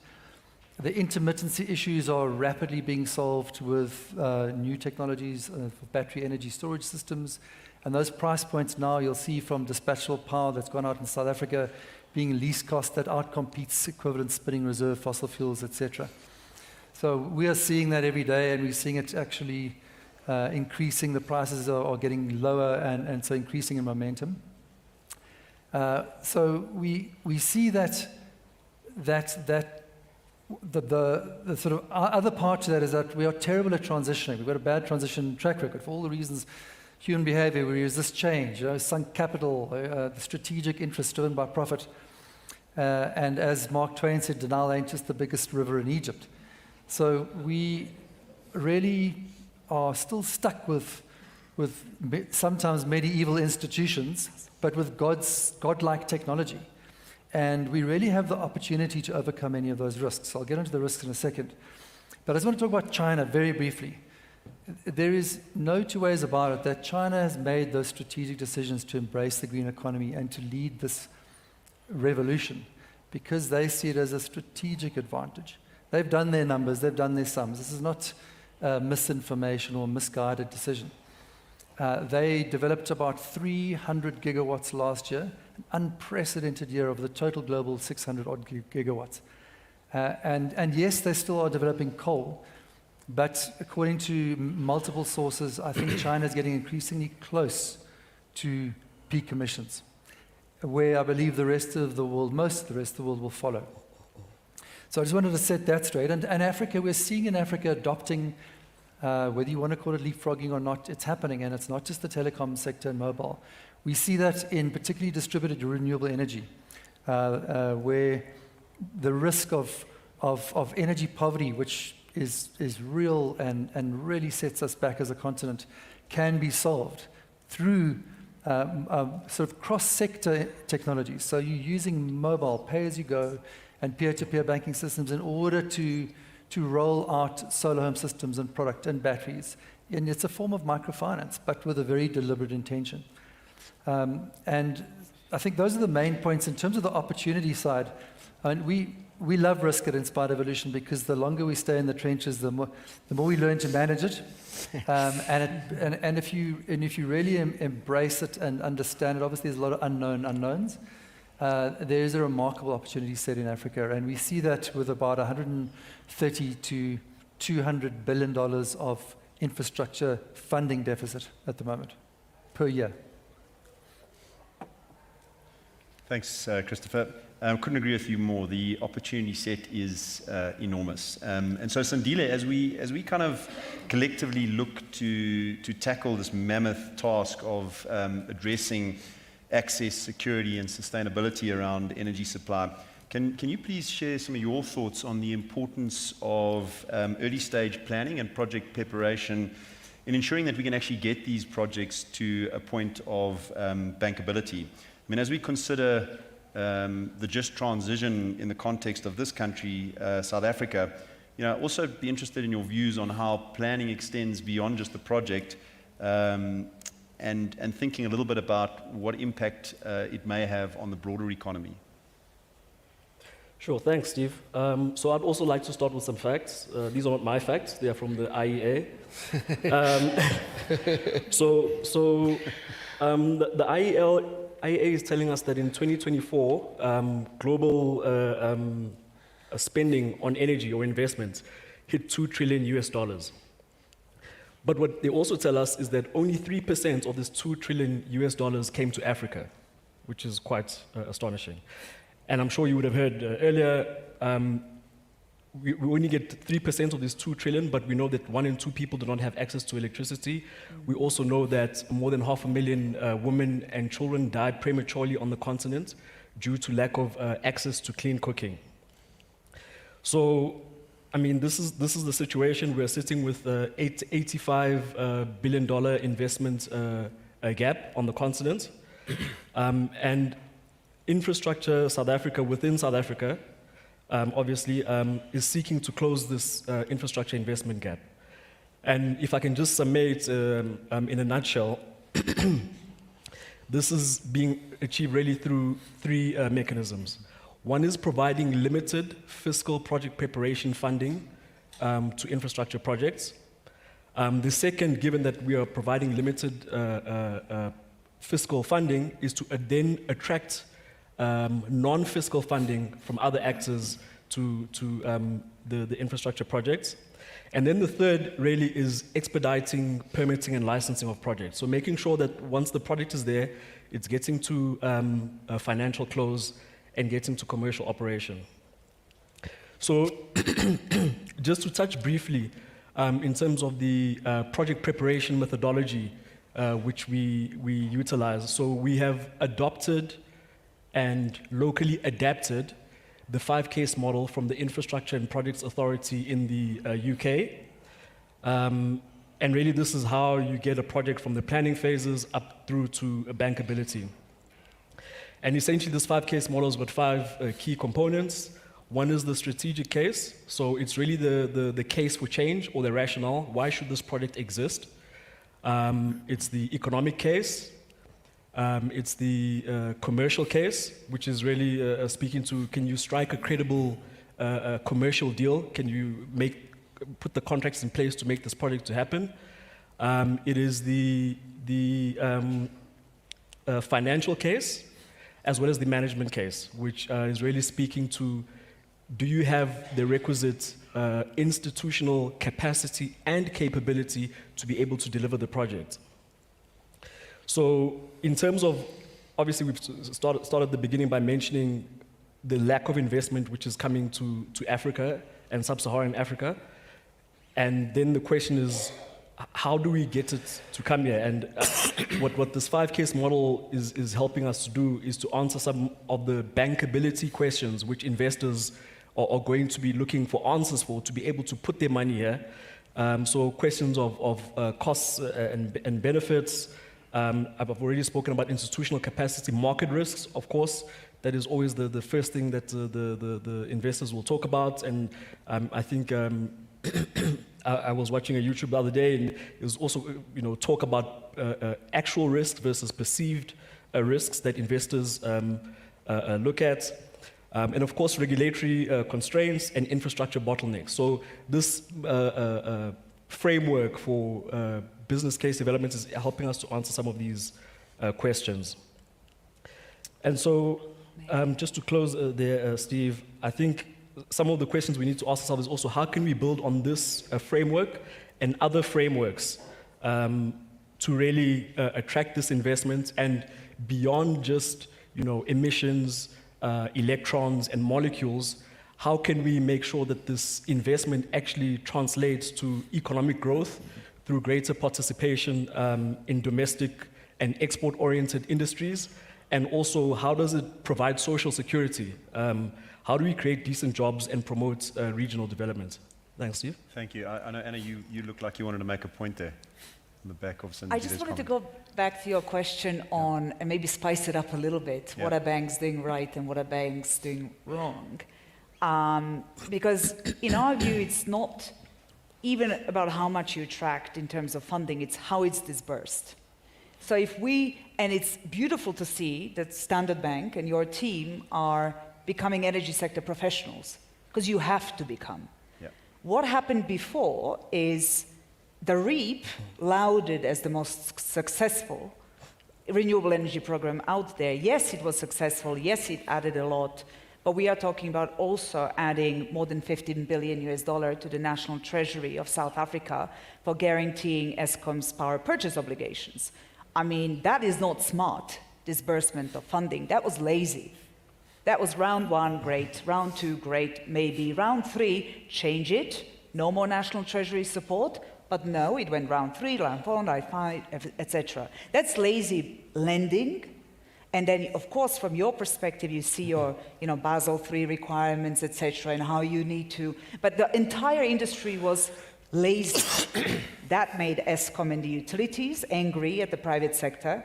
That made renewable energy developers lazy at just leaving the connection at the grid, not thinking integratedly about distribution, ancillary services, transmission requirements, etc. So I would say we slept for the past 10 years in an industry whilst tapping ourselves on the back, aren't we great, we did the REAP. Yeah. So that's the problem. Now the ITP, if it replicates the same in transmission, we're talking about $23 billion, which, if it is accounted on National Treasury's balance sheet, which I understand the credit guarantee facility is trying not to make happen, but then the biggest elephant in the room is the IMF. Will they say it's truly not national treasury impact? If that then happens, then the problem is not the fact that we are not leveraging funding. The problem is we are not leveraging funding in a smart way that then gives you the ability to do just transition by utilizing the fiscus for true social needs. Health, water might even need a bit of support, etc. So that's, I just wanted to add that because it's all integrated: finance, energy, treasury, IMF, region. It's a whole big puzzle. And so far we've looked at our isolated pieces of, components. I agree with you. And you make a whole lot of fundamental and fantastic points in what you're saying there. What has been fascinating to watch is how financing and banking has evolved significantly over the last couple of years, in particular, as the market has moved to a trading and aggregation type model. And without that, it'd be very difficult to see the growth that we're experiencing in that space at the moment. So I think there is some positive to take out of it, but there's lots of work still to be done. Sandile, I want to bring you in here again, please, if you don't mind, because Anna raised this point around the ITP, and it's one thing building energy supply, and there's another thing being able to transmit the electrons across a grid and distribute them to the end users. Can you give us a sense of where we are from a South African perspective in terms of the energy transmission infrastructure, please? Sure, thanks, Steve. So the draft integrated resource plan for 2023 tells us that we need 30 gigawatts of generation by 2030.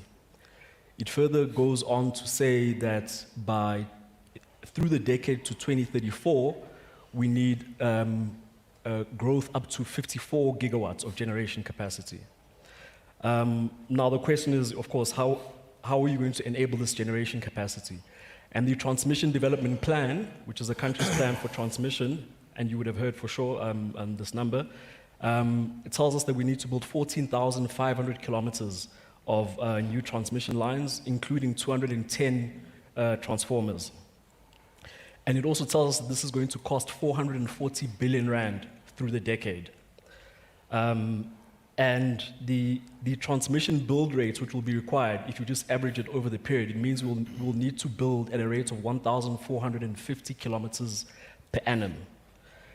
Now, we know that today, we are currently building at a rate over the past decade or so of about 300 kilometers per annum. So you can imagine that this is a massive challenge. So to solve the problem of the technical constraints in terms of the magnitude and pace at which we're able to roll out this transmission infrastructure, which is required to be able to unlock the generation, an independent transmission procurement program has been established. And this independent transmission program has selected certain corridors within the country, and it's intended to, in the first phase, to procure 1,164 kilometers of transmission lines, and this will unlock 3,222 megawatts of generation capacity. And then in terms of progress on this program, so towards the end of last year, a market sounding exercise was started, and by February of this year it was concluded. There were more than 130 respondents to that market sounding exercise. And in March of this year, a ministerial determination was issued for the independent transmission procurement. So basically saying this much here, etc., so the market knows what is happening. And then in April, the draft independent transmission procurement regulations were also issued for public comments. And then just recently now in July, the request for qualification to qualify bidders to this program was issued. And this is expected to close by about September of this year. And then the actual request for proposals is expected to be issued before the end of this year. And so, we've talking about the technical constraints. We've spoken about what program has been put in place to solve the rate of build requirements. Then there's the question about the 440 billion. How are you going to get these funds? So, I mean, I think it was touched on a bit. We know in the Renewable Energy Independent Power Producer Program that the offtake, because of the balance sheet of Eskom and their credit worthiness, was guaranteed by the sovereign, which means that there's a huge amount of contingent liabilities which is now sitting on the sovereign due to the REAP program. And therefore, in this program, basically National Treasury is saying, guys, sorry, we cannot take on so much more contingent liability. It's going to be quite difficult. So to sort of get around this, what has been proposed is a credit guarantee vehicle, which we've already heard about. And this is really to solve two things. One, to reduce the contingent liability on the sovereign balance sheet, and as well to limit investor risk as well, of course, because the investors want to know that somehow there's an insurance plan for them if there's offtake issues. So to conclude, clearly the large-scale integration of renewable energy at the scale and pace that we need to do it at needs this significant and accelerated expansion of grid capacity. And the current approach being followed is a dual approach. One, you've got the National Transmission Company of South Africa, which will continue to build transmission capacity according to the Transmission Development Plan. But this is further augmented in parallel by this independent transmission procurement program to help to accelerate the process. And yeah, in following this approach, hopefully, we can be able to meet the country's economic needs, as well as spreading the risk, not putting all our eggs in one basket, as well as limiting fiscal exposure. Thanks, Anila. Yeah, these numbers are staggering. And so, Christopher, probably a good segue into a question for you. From an investor's perspective, what are your key requirements for public-private partnerships to enable some of the private capital that we need so desperately to flow into critical energy projects? And I suppose beyond blended finance, how should government be partnering with other stakeholders in terms of providing the appropriate insurance, credit insurance, as was referenced earlier, to crowd more private sector capital in? Yeah, I mean, I think this is one of the most fundamental issues. I mean, certainly for us, if we look over the last 20 years, what's really driven success, and it's partnerships. Not just public-private partnerships, but partnerships in general. I mean, SDG 17 is undoubtedly a sort of cross-cutting goal because you can't deliver on any of the others without those partnerships. And I would argue that there's also community private-public partnerships is what this topic should be about, because many of these projects and infrastructure rollouts are in deep rural areas where community, not just social license to operate, but community equity is so fundamental. I mean, the biggest tangible benefits we've ever seen in our projects are where community equity is actually structured into projects and long-term tangible cash flows actually move to communities over 20 to 25 years, as opposed to just business to business or a few jobs here and there. So the main attributes we look for, I mean, there's certain generic ones, and then we sort of specialized in looking at different attributes depending on whether it's utility scale all the way down to distributed renewable energy at the sort of last mile. I mean, the main generic ones, the most important for us is stated intention. I heard it earlier from someone. Intention is such an important thing. You need to find the partner that's like-minded. We have lots of private-to-private partnerships. We have a great partnership with Standard Bank. And we intentionally seek out Standard Bank, and we hope it's reciprocal, because you guys have this amazing sustainability policy and you share similar values to us. So you've got to find that alignment in your partner, because that's generally what is required for a long-term partnership. You don't want a partnership that's there and within a year or two, you have all sorts of problems because you find that there's misalignment. I would say the next is definitely, obviously, political cohesion, to make sure that public sector's commitments are real. It's been backed at the highest levels, whether it's commitments to low carbon trajectories, whatever it might be in your infrastructure rollout. And agility. You need agility, especially in this modern day and age when things are shifting rapidly. There are a lot of known unknowns, all the things I learned from Rumsfeld back when I was a teenager. I didn't understand what he was talking about, but I think he's actually talking about a lot of things that make a lot more sense to me these days. But those are the things that agility is so important, because you need to flex your business models when you hit headwinds. And we've survived many of those headwinds, and at a portfolio level, even as a business, by being able to shape-shift rapidly.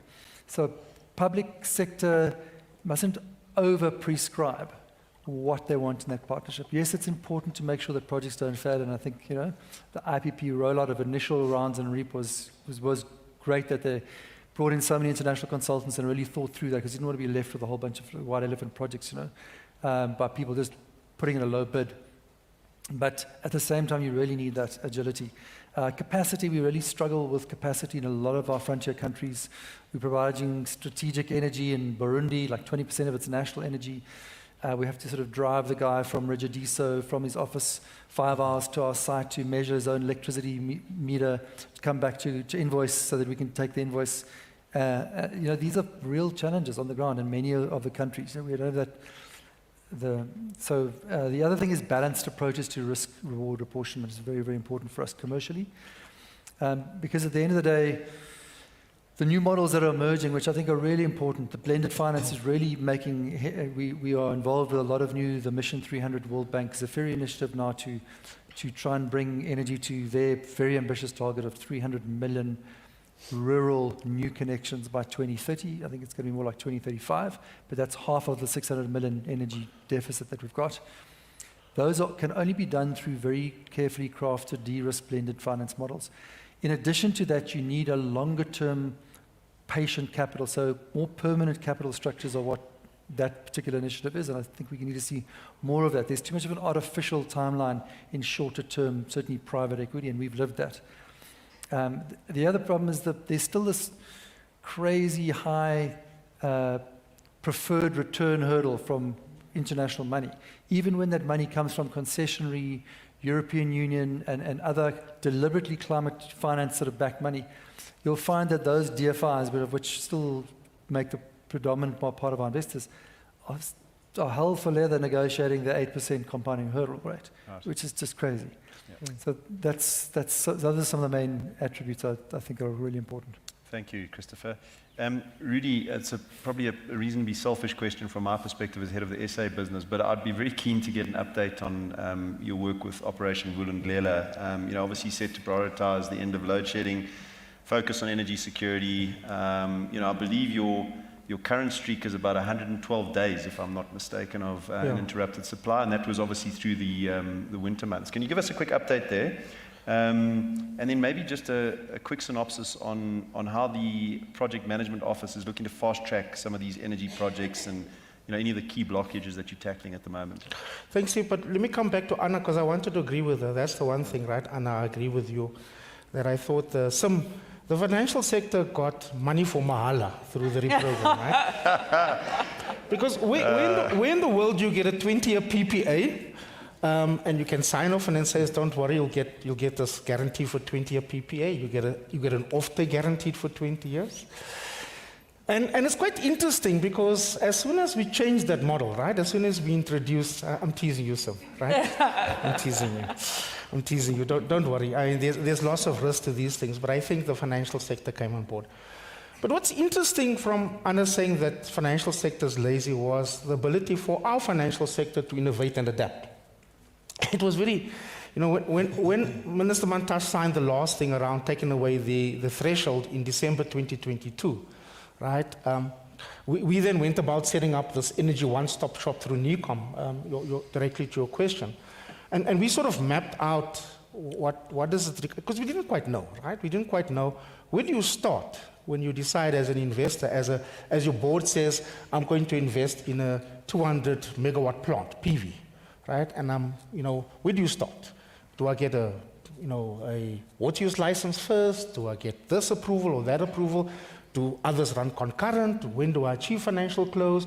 Must I register first before I get, budget quote or grid access? These are all sort of vexed questions that some of us didn't quite know about it. But eventually we managed to find that out. And by the way, for a registration project in 2022, the last one that did it in the old system was a good friend who is now retired from Sibanya Gold, right? The Sibanya Gold project of 65 megawatts took 4 years. 4 years, right? We then worked on an average of 1,000 days for registered projects to be able to do that. We cut that down to under a year. And some of the projects got on within 6 months. Our friends at African Rainbow Minerals, through solar, were able to get their projects within 6 months. I think you funded them. But the fact of the matter was that when they went to the banks and said, look, we're looking to build a 100 megawatt plant, and the banks would ask them, so who's buying your energy? And they said, well, we've got 3 people. And they'd ask us, so Eskom is not buying your energy? That's the first thing. I said, no, we're selling it to Anna and to Steve, not to Eskom. And so can we sign a 20-year PPA? They said, no, absolutely not. We can give you 5 years. So of course, the banks sort of went back and thought, my goodness me, that fun days of money for Mahal is over, right? We now got to adapt to a market and a changing electricity market, and I thought that was fundamental. Yeah. And Standard Bank, your competitors and others adapted to that. I think it's fundamental to think through where you really shifted your mindset to think about long-term PPAs, a single off-taker, vertically integrated system, and saying, actual fact, that model no longer exists. We're going to fund this thing in the way to be able to manage our risk and ensure that does happen. I mean, just from a NECOM point of view, the biggest risk to ensure that we got to build 5,000 to 6,000 megawatts every single year. So your 117 days, it's fine, right? I mean, I always say this. I think Eskom's plant performance has done exceptionally well on this winter in itself. What we track is not the energy availability factor. It's an important part. We track unplanned outages, because that's the major factor that influences whether machines cut out or not. And so you've got to track that, right? And if that sort of stays at a level above 13,000 megawatts, then you're in trouble, because your margins between what you produce as generation and what is demanded during winter is quite thin. Let me just give you a good example. We produce on any given day probably between 33 and 35,000 megawatts, right? In winter, our demand probably peaks at about 31, 32,000. In some, it's slightly lower. But in some, it's lower also because we can take more machines off for maintenance, planned maintenance. But that's a sort of margin. So we're always on a thin margin. Our reserve margin, which is sort of universally accepted, is 15%. That's that margin between what is demanded and what is generated, right? So you have that buffer. We don't have that. The only way you can address that is new generation capacity. That's fundamental. So we've got to build 5,000 to 6,000, and Chris's point is right. Any amount of evidence that is there, it is cheaper to build renewables, and as technology evolves, hybrid-related projects where you use different forms of storage is important. So 10 years from now, it will look very different. You could potentially even use renewables with hybrid for smelting, right? We don't know. So potentially that's the case. But the only way we can get out of this crisis is precisely that. So I think that's going to be fundamental. But what is the biggest risk? The biggest risk is grid access. So I like the question you asked Sandile and them. Because the one aspect is to roll out the 14,000, and just to give you a perspective. That means 1,200 kilometers a year. I don't want to ask anybody what Eskom did last year. Sandile can give you an answer during lunchtime. But it's certainly not 1,200 kilometers a year, right? So we've got to find a combination of where we get the ITP and this important project, because it's unique, it involves the private sector, combination of other investments where the National Transmission Company of South Africa is able to build it out. And then there's money, right? Highly concessional. In the JET program, we have about $5.5 billion concessional chief financing to support rollout of transmission. I suppose what the risk is that we can't really do it right now because Treasury has underwritten quite a bit for Eskom under the debt moratorium conditions. I think they're probably saying they will say yes and go ahead once those debt moratorium conditions end, as we know, by the end of this year, which allows a bit more flexibility for the National Transmission Company to look at cheap capital and access to that capital to build out. The third aspect is, of course, the transformer projects. also for you to build, don't go and build in the Northern Cape, man. So can you tell your clients, you know, anywhere in South Africa on any given day is better than the best sun-shining day in Germany. Anywhere. That's the evidence again, right? So, you know, there is about 12 gigawatts of available access of grid capacity elsewhere in South Africa that we can still utilize. But there's also the transformer projects, which I think could unlock another 18 gigawatts over the next 3-4 years. We've got to unlock that quite fast. But that's the biggest risk and uncertainty, I think, for any one of the projects to get uncertainty. But it's also the biggest risk for us from an energy security point of view, because we've got to build new capacity. We've got to. And that is at least a minimum of 5,000 to 6,000 megawatts between now and 2030. Building that, sorry if I may, I know you said I must watch that I don't speak more than 3 minutes, right? I mean, building that is so fundamental for growth. And I say this because, and I'll take this as I won't speak again. I say this again because we sort of think of the growth dilemma as we're going to grow 3.5% by 2030. We just need energy security to meet what we're doing right now. So we're growing at 1%, right? If we slightly grow at 2.5%, we don't have sufficient energy. That's the reality. Anybody can crunch those numbers, right? The point is that, in my view, and this is fundamental, energy security and the ability to address that and to build out, as Christopher says, is fundamentally linked to growth. The only way we get 3.5% if we do actually build out that ability of 5,000 to 6,000.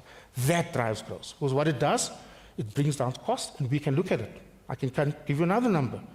For those who dabble in the energy market and buy energy, you're paying at a wholesale access price from Eskom, 2.06 cents a kilowatt hour.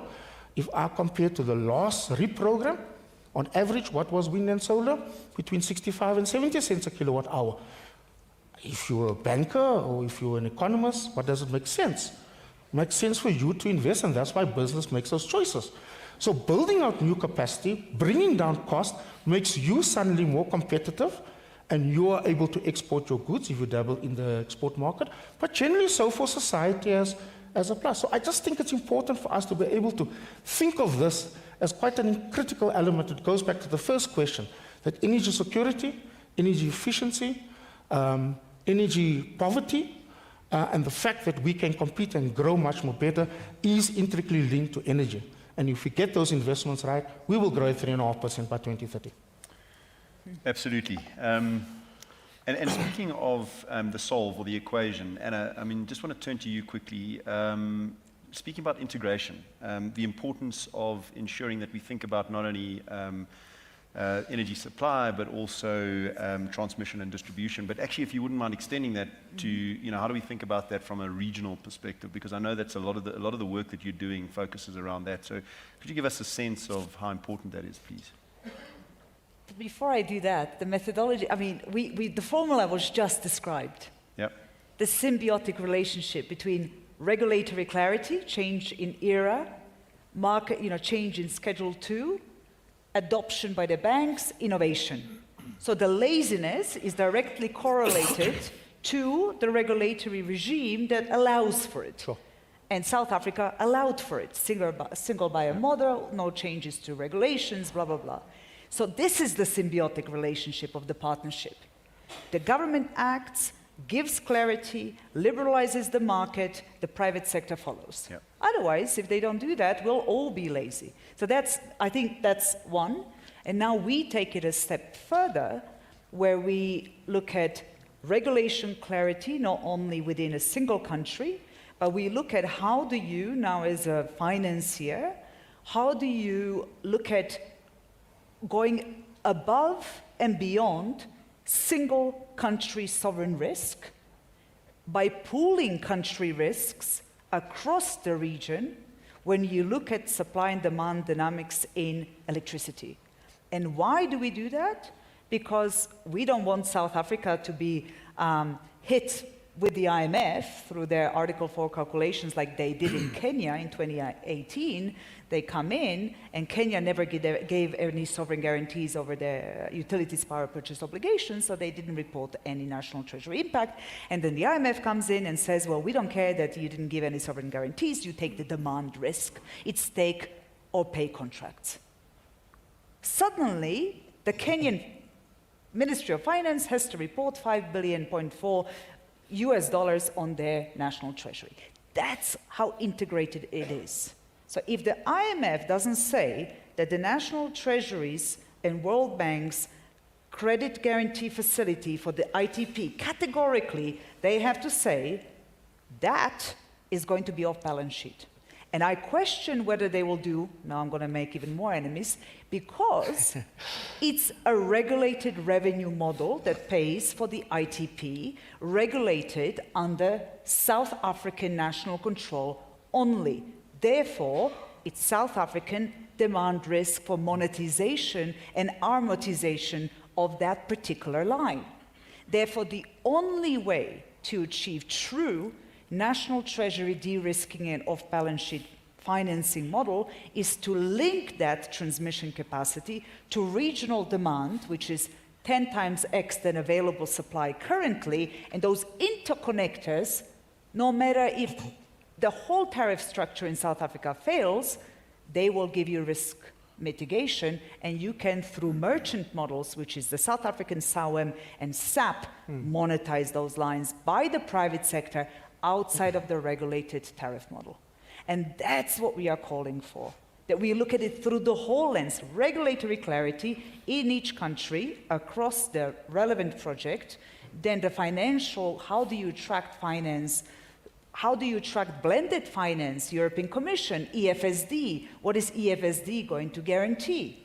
Hopefully, it's going to alleviate your Basel III requirements, so you can channel more funding. You see, and then that's the puzzle. That each project that we work on, we look at that every single piece of puzzle. It's quite time-consuming, I must admit, but it's beautiful and it's exciting. And it makes for sustainable policy and financial innovation, consequently delivery of execution of the actual project, and hopefully no fiscal impact. So we give the justness of that transition by giving public sector money where it belongs, where those most deserved require it. So, sorry, I can go on and on and on, but I'm going to stop myself now. Look, we'd be absolutely delighted to channel more financing into infrastructure generally, certainly to the extent the regulations make that easier for us. So, yep, we look forward to doing that. I've done a hopeless job of managing time, and I see instead of having 15 minutes for Q&A, we've got 5 minutes. So I think perhaps we open it up to Q&A from the floor. I see there's one hand up. Thanks, Steve.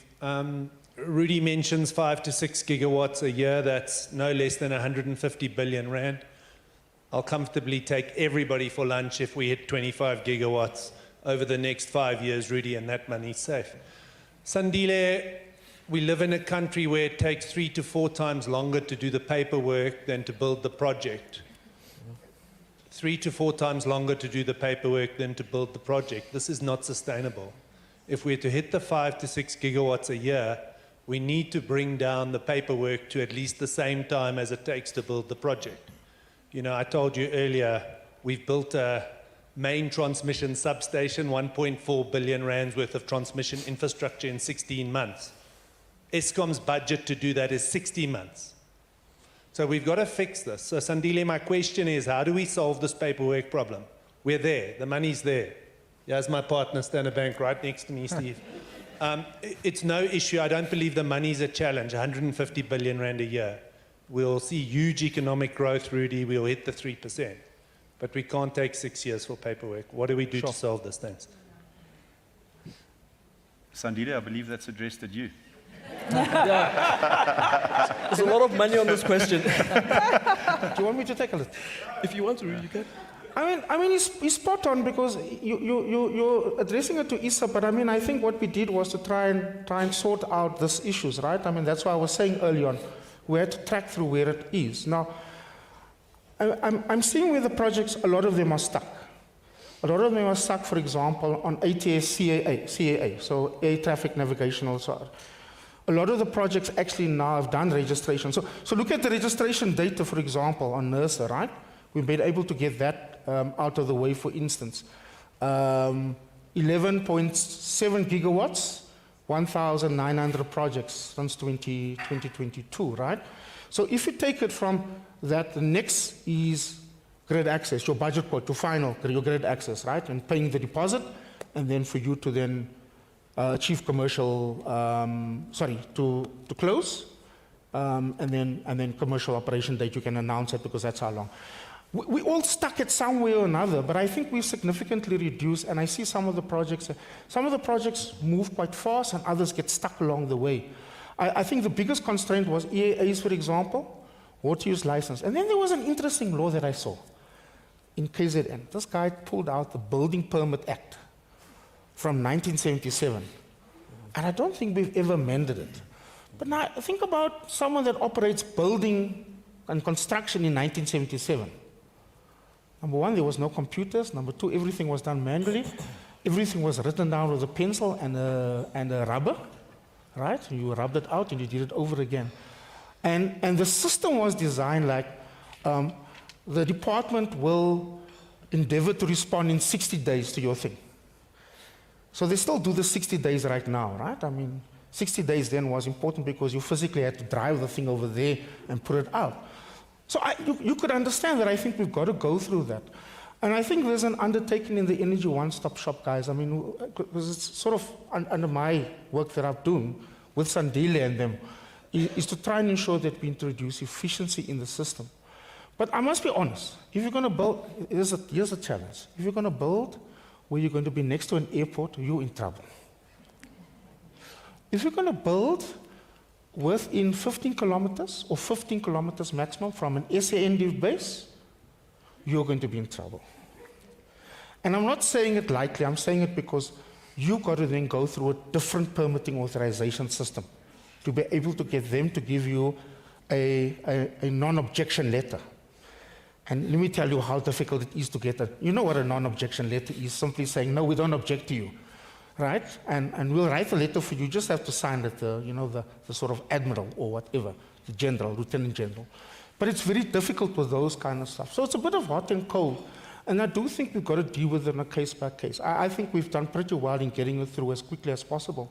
But I think there are blockages in the system, particularly on some of the authorizations and permitting. And I know, for example, miners in particular, where they're building on mining land, have to now also apply for land use change in the MPRDA, for instance. That's another nightmare, right? And we're trying to change that also, by the way.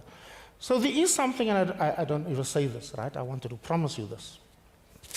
But there is a security bill that we're trying to get through Parliament to circumvent all of that. It's what do you call this? Bills that takes everything into account. Yeah. It's like a kind of framework agreement, but there's a special word for it. Yeah, sorry, I can't get to the word right now. But it's something that tries and deal with all the miscellaneous stuff. Thank you, Nkululeko. An omnibus bill. Thank you, Nkululeko. An omnibus bill to try and deal with that on energy security. So we're getting through that and hoping we can get through the projects. But I think the biggest risk still is, for many of the project developers, speak to anyone, grid access. And that we can't fix immediately. That one we can't fix. We can set the rules, right? We can do curtailment, right? And NERSA is trying to set the rules so it's fair and transparent. And that it's not Eskom setting the rules. And that when you give a cost estimate letter, it's not suddenly changed and withdrawn. Or budget quote, and you pay the deposit and it's also withdrawn. Can't happen. We can't have that kind of thing. That's what creates uncertainty in a market that we're trying to build 5 to 6 gigawatts. Thank you, Rudy, for the comprehensive response. That's unfortunately all we have time for. So I'd just like to thank my panel for a fascinating discussion. Really appreciate your energy and enthusiasm. Also appreciate you traveling to be with us today and for taking time out of your busy days. We literally only covered 50% of what we had planned to cover. So that was the richness of the debate. So I thank you all, and hopefully those that still have questions are able to catch you over lunch if that's okay. So thank you, everybody. We appreciate it.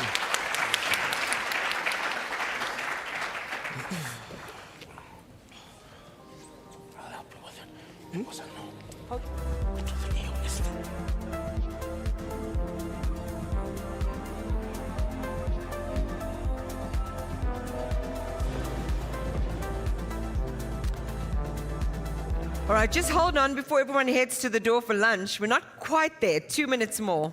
3 minutes more. I think that was a wonderful appetizer.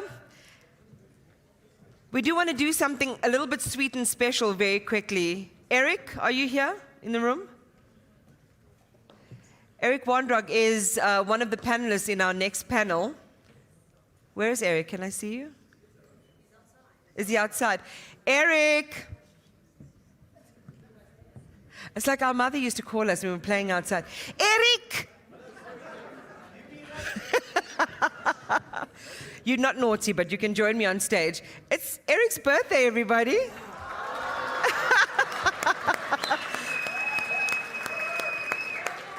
Take it. I believe there's a little... Okay, well... I said after lunch, but that's fine. You get the idea. Happy birthday to you. I wish I was Marilyn Monroe, then I would bring out my breathiest voice to sing happy birthday. Dear Eric.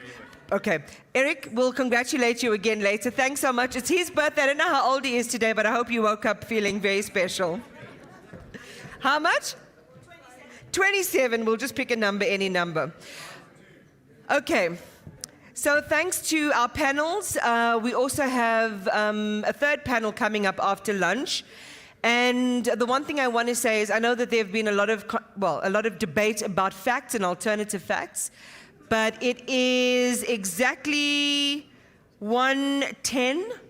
My clock is not lying. So on one thing we can agree where the facts do align is that it's 1:10 and it's time for lunch after this message.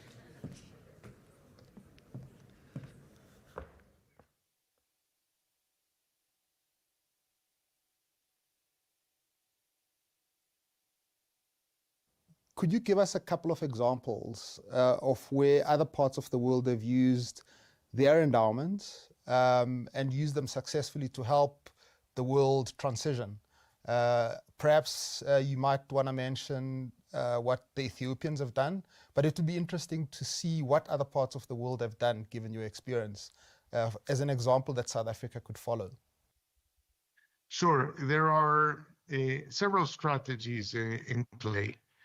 One strategy is to get into the value chains of the energy transition.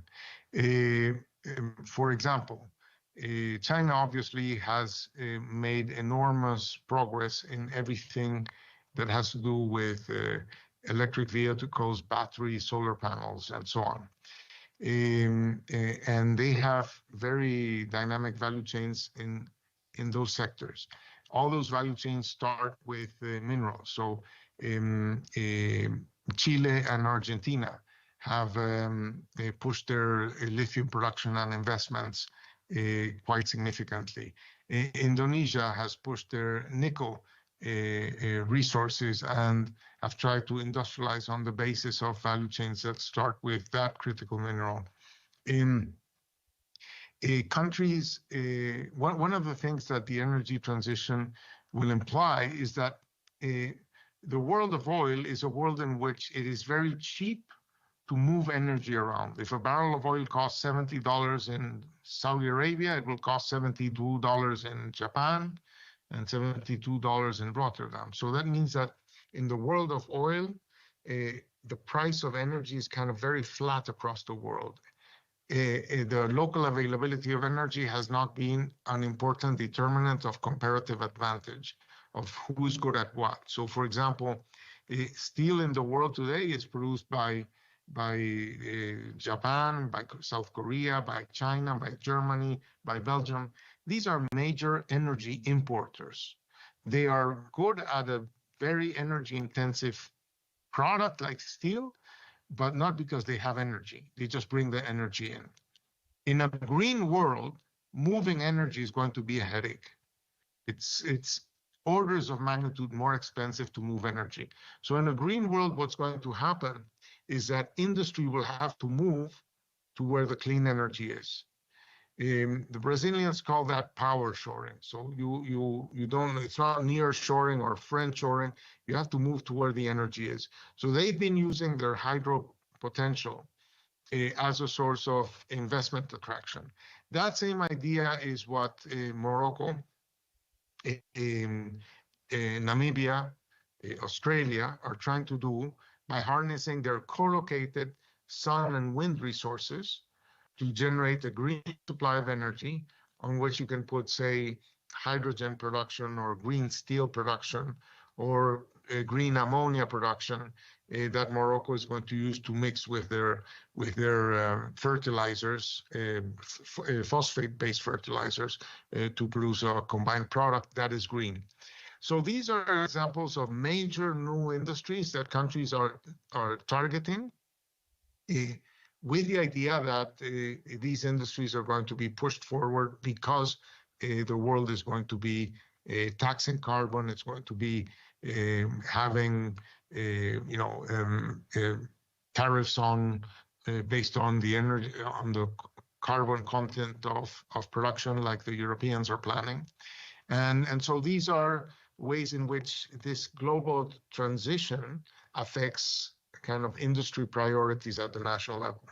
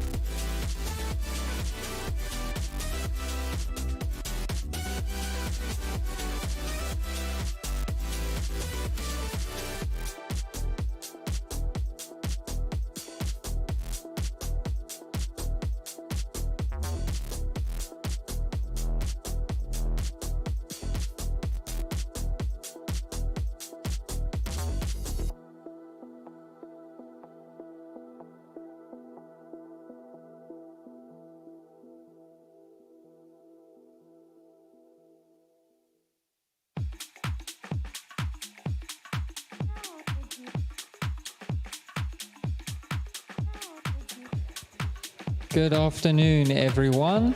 If you can kindly please start to make your way back into the conference venue so that we can resume at 2 o'clock sharp. Thank you very much.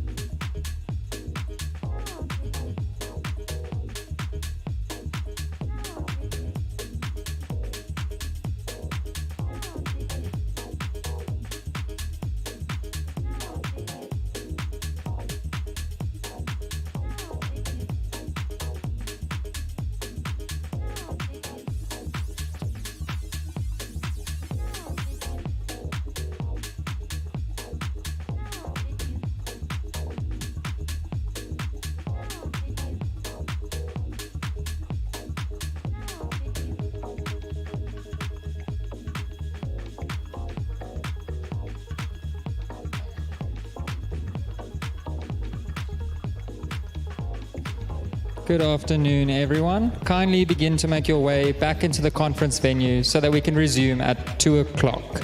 Please make your way back into the conference venue to resume at 2 o'clock. Thank you very much.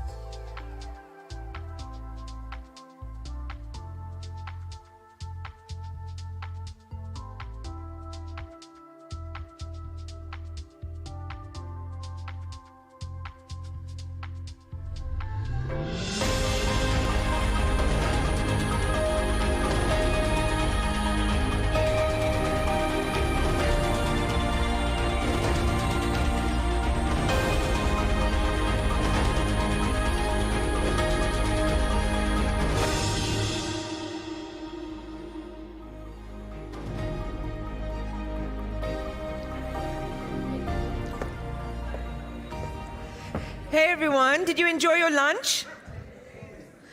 Did you? Okay, that sounds like you did. I think what I'd like to do is let's just start with a lovely round of applause for all the servers and the wonderful food that we had today. I think they did an incredible job. Okay, and what's so brilliant is that we're exactly on time, which I think is really also a good sign. So everyone's kept to time, which is what we love. Before we get into the final panel for the day and we get into the closing stretch of our program, and I also again just loved overhearing the conversations. I know Bjorn is heading out, but he sparked a lot of thoughts, I think, amongst us today, so that was really cool. But I want to play the second of our presidential addresses, and this one is from Her Excellency President Netumbo Nandi-Ndaitwah of Namibia.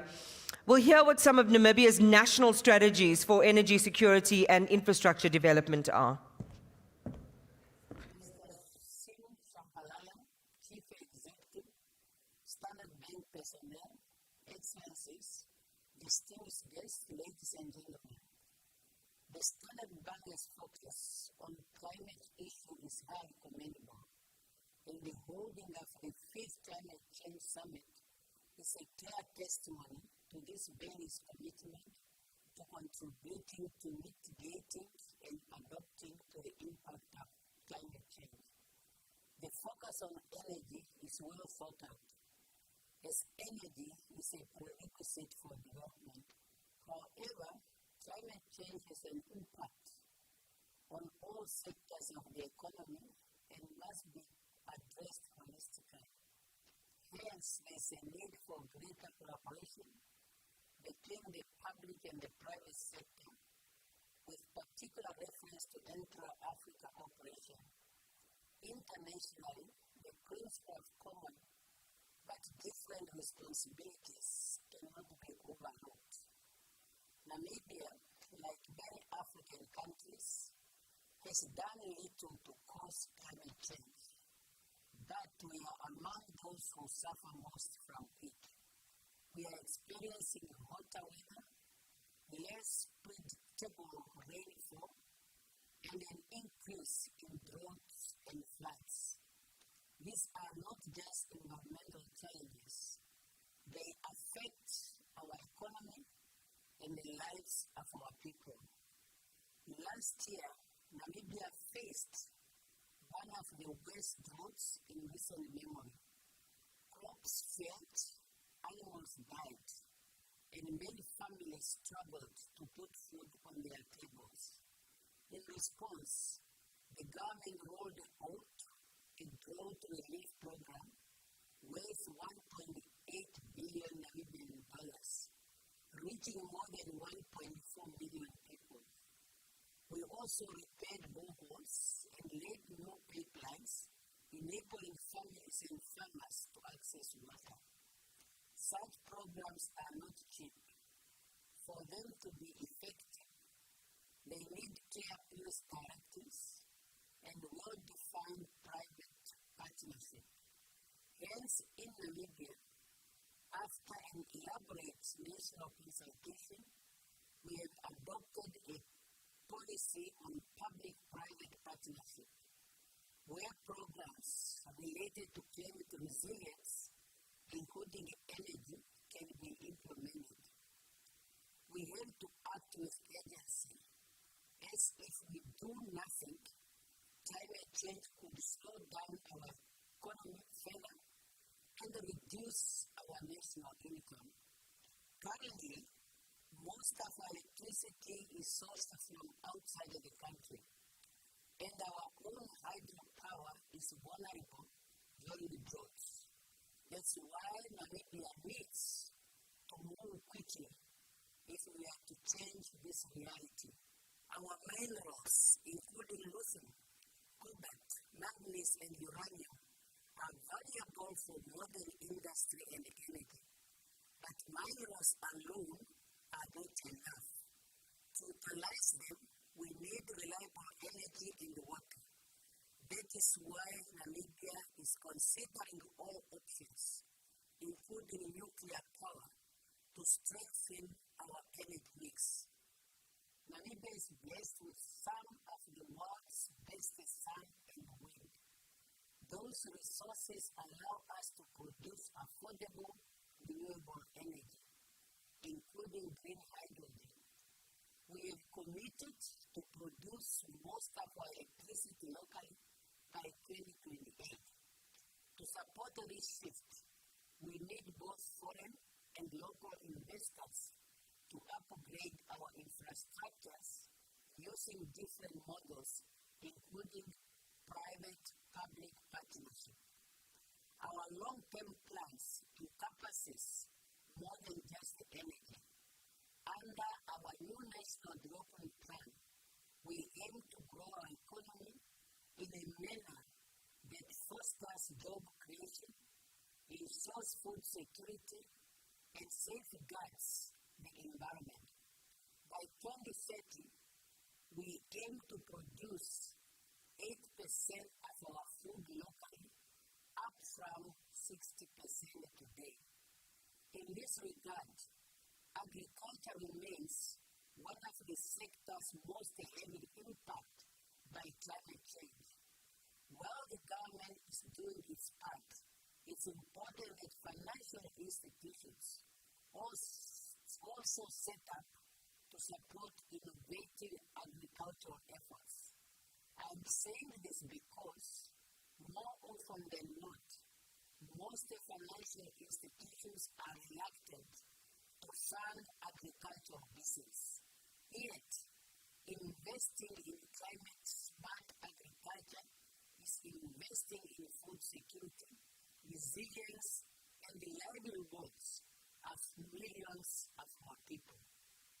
These projects will not be carried out by the government alone, as the invitation has requested that I share my views on public-private partnership.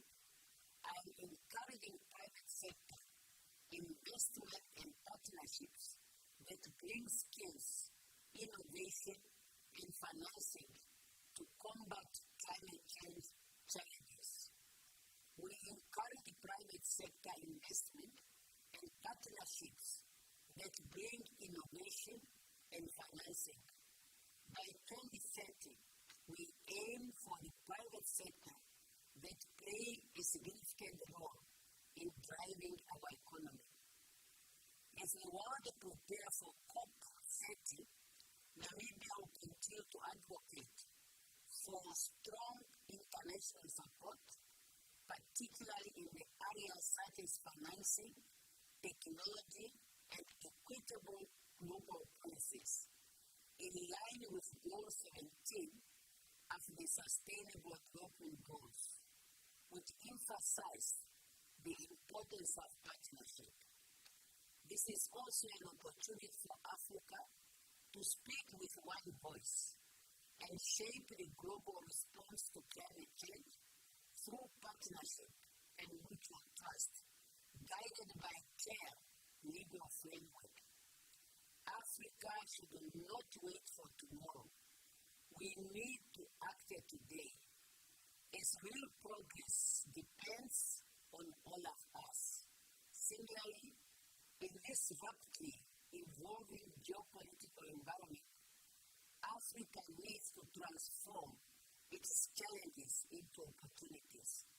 Together, across sectors and borders, we can build a strong, greener, and more resilient future for the Africa we want, as articulated in AU Agenda 2063.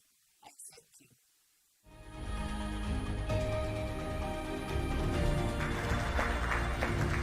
And I think it's worth noting that the sentiments that were shared there about diversifying our energy reliance portfolio country to country is consonant, whether you're in Zambia, whether you're in South Africa, or whether you're in places like Namibia. So we started the ball rolling this morning by challenging some of our preconceptions around the data when it comes to climate science and climate change. And I'm hoping that it gave us something to think about. It was interesting for me in the ensuing panels, though, that we almost kind of sidestepped a lot of what Bjorn was saying. And I was having a chat with him about that. And he said, at least if I've left everyone who is here with something else to think about, then I would have accomplished my goal in the way that we approach these statistical data sets and in the way that we shape our responses based on that. So that's how we set the scene. We talked about African geopolitics. You heard from Sandra Kramer, who talked about the EU staying the course with Africa, staying the course with South Africa in particular, supporting and endorsing our G20 presidency, which I think is important given the signals that we have from Washington. And so that was really interesting. The idea that multilateralism in the world is still very strong also stands us in good stead.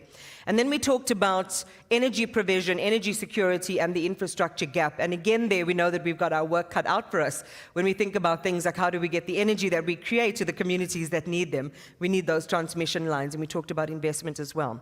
So all of that, I think, has teed us up quite nicely for this final panel, which is going to deal with adaptability and resilience in this climate change environment. How do we accomplish that? So this is our third discussion, becoming climate ready. We talk a lot about the numbers as the world surpasses this critical 1.5 degree warming threshold. We are, all of us around the world, facing the urgent new reality where a 3 degrees Celsius future is becoming increasingly likely. At least that's what the conventional science is telling us. And it's African countries, again and again, deeply challenged by more frequent climate shocks. We've got rising debt. We've got a number of things that are threatening how we grow and how we develop. So our next panel, and our final panel for the day, is going to focus on this vital role of climate-resilient infrastructure, especially through the lens of water. And we can explore how stakeholders can collectively manage and price risk in a landscape like this that is constantly evolving. We're going to look at emerging funding models, which are essential for building resilience amid all of these challenges. And I would love to welcome Mamokete Lijane, who's the trading strategist for global markets at Standard Bank and advisor to President Cyril Ramaphosa's Economic Advisory Council. She said she was nervous. I don't see it in the way she's strutting up towards the stage. But she is perfectly positioned to steer us towards actionable solutions. So I'm really looking forward to your panel. A warm welcome to you. Thank you. Good afternoon, colleagues, and welcome to this third and final panel of the event today. Thank you for staying through after lunch. We can see the room has gotten a little bit thinner, but they're going to miss the best part. But yes. Joining me on this panel, we've got Mr. Bongani Kaba, who is a GM for Strategic Asset Management at Rand Water. We've got Bonifacio Antonio, who is an advisor for economic and disaster risk reduction for strategic issues at the National Institute for Disaster Risk Management and Reduction in Mozambique. There's a lot of disaster in that title. We've got Mr. Eric Wandrach, CEO of Oceans Finance Company, and we've got Mr. Dente, CEO or Chief Executive of the Lesotho Highlands Development Authority. And finally, we've got Mrs. Nicole Roos. She's Chairperson and Managing Director at East and Southern African Regions for the Nestle Group, South Africa. So please come onto the stage, my panelists. But while they're making their way, it's interesting when you have the final panel after all the contributions that have been made by everybody, and you're better able to actually locate your discussion in what everybody has said. I think it was most fortuitous that we come after that address by the Honorable Netumbo, because she really speaks to the case study of what is happening within countries, just focusing on her own country, Namibia. And I would like for our discussion actually to link up to a lot of what she said. The whole issue of droughts is something that the people on the stage are very, very familiar with, and how they reverberate in terms of how they affect countries, in terms of how they affect companies, and how people need to then adjust how they do things around that. And the other interesting thing that I would like for us to, and I've set the guys up already, for us to surface is within the water space. What have we seen by way of collaboration, both across borders, public-private sector, which is something that's come up, I think, quite a lot as we went through the day. So before we start, I'd like to ask each of my panelists to introduce themselves, starting with Bonifacio, and then we can go down the line. Good afternoon. My name is Bonifacio. I'm from the Disaster Risk Management. I think that I'm the only one who's representing disaster institution in this meeting, which is, I'm sorry for that. And I would like to call your attention to be resilient for my broken English, because I'm coming from a Portuguese-speaking country. Thank you. And moving on. Good afternoon, everyone. My name is Tente Tente. If you know Tshepotsola's song, Coming from the Mountaintop, I come from Lesotho, Lesotho Islands Development Authority. We are in the business of water. I will unpack some of that during the engagement. Thank you. Thank you. Then we've got Eric. Hello, everybody. Eric Vandrach. I'd like to thank Standard Bank for throwing this birthday party for me. Thank you very much. Thank you guys for attending. We live to please, we live to please. CEO of Oceans Finance Company, and we can talk about what we do later. And Good Nicole? afternoon, everyone, and thanks again for joining the late shift. Nicole, I'm the CEO of Nestlé East and Southern Africa. We're headquartered out of Bryanston, but responsible for 23 Southern and Eastern African countries, and also sit here today as co-chair of the Sustainable Agriculture Task Force, and we'll speak about some of the transversal topics that connect with water as well.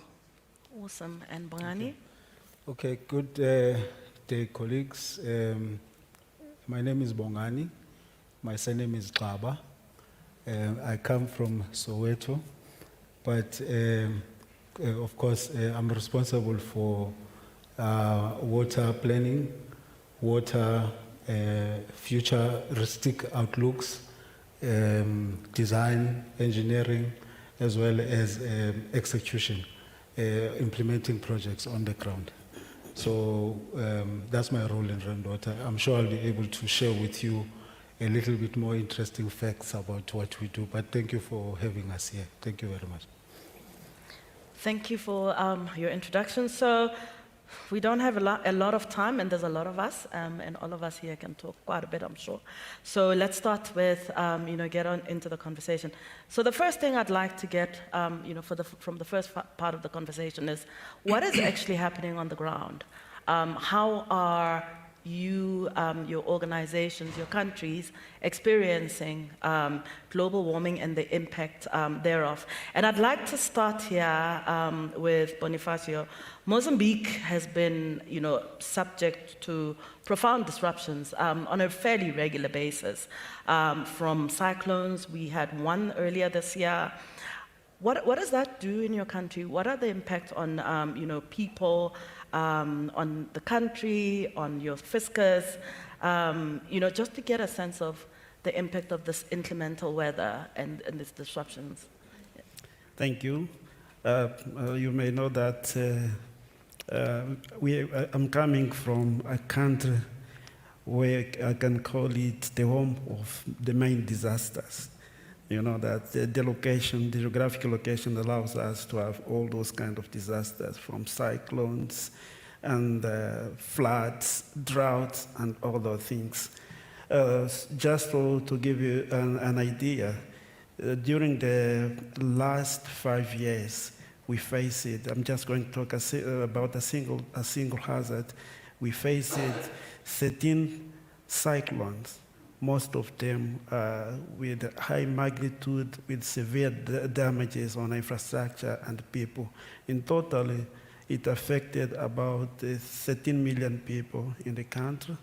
We had about 3,000 deaths and about 150 injured. Our organization used to coordinate the process of dealing with those hazards and other which used to be common in our country. And the way we do the work is the system is designed into 3 different dimensions. On one side, we have the political dimension, which is the decision-making body, led both by Prime Minister, who is in charge for the Coordination Council for Disaster Risk Management, and the head of the state, who is responsible for the Council of the Minister, the board which declare an emergencies, all those things, and we start to do our work. And the technical component is led by my organization, which is in short is INGT, and there we do have representatives from the different institutions, from the government, UN agencies, who are part of what we call humanitarian country team, civil societies, and private sector. At the lower level, at the community level, we do have what we call local committees for disaster risk management.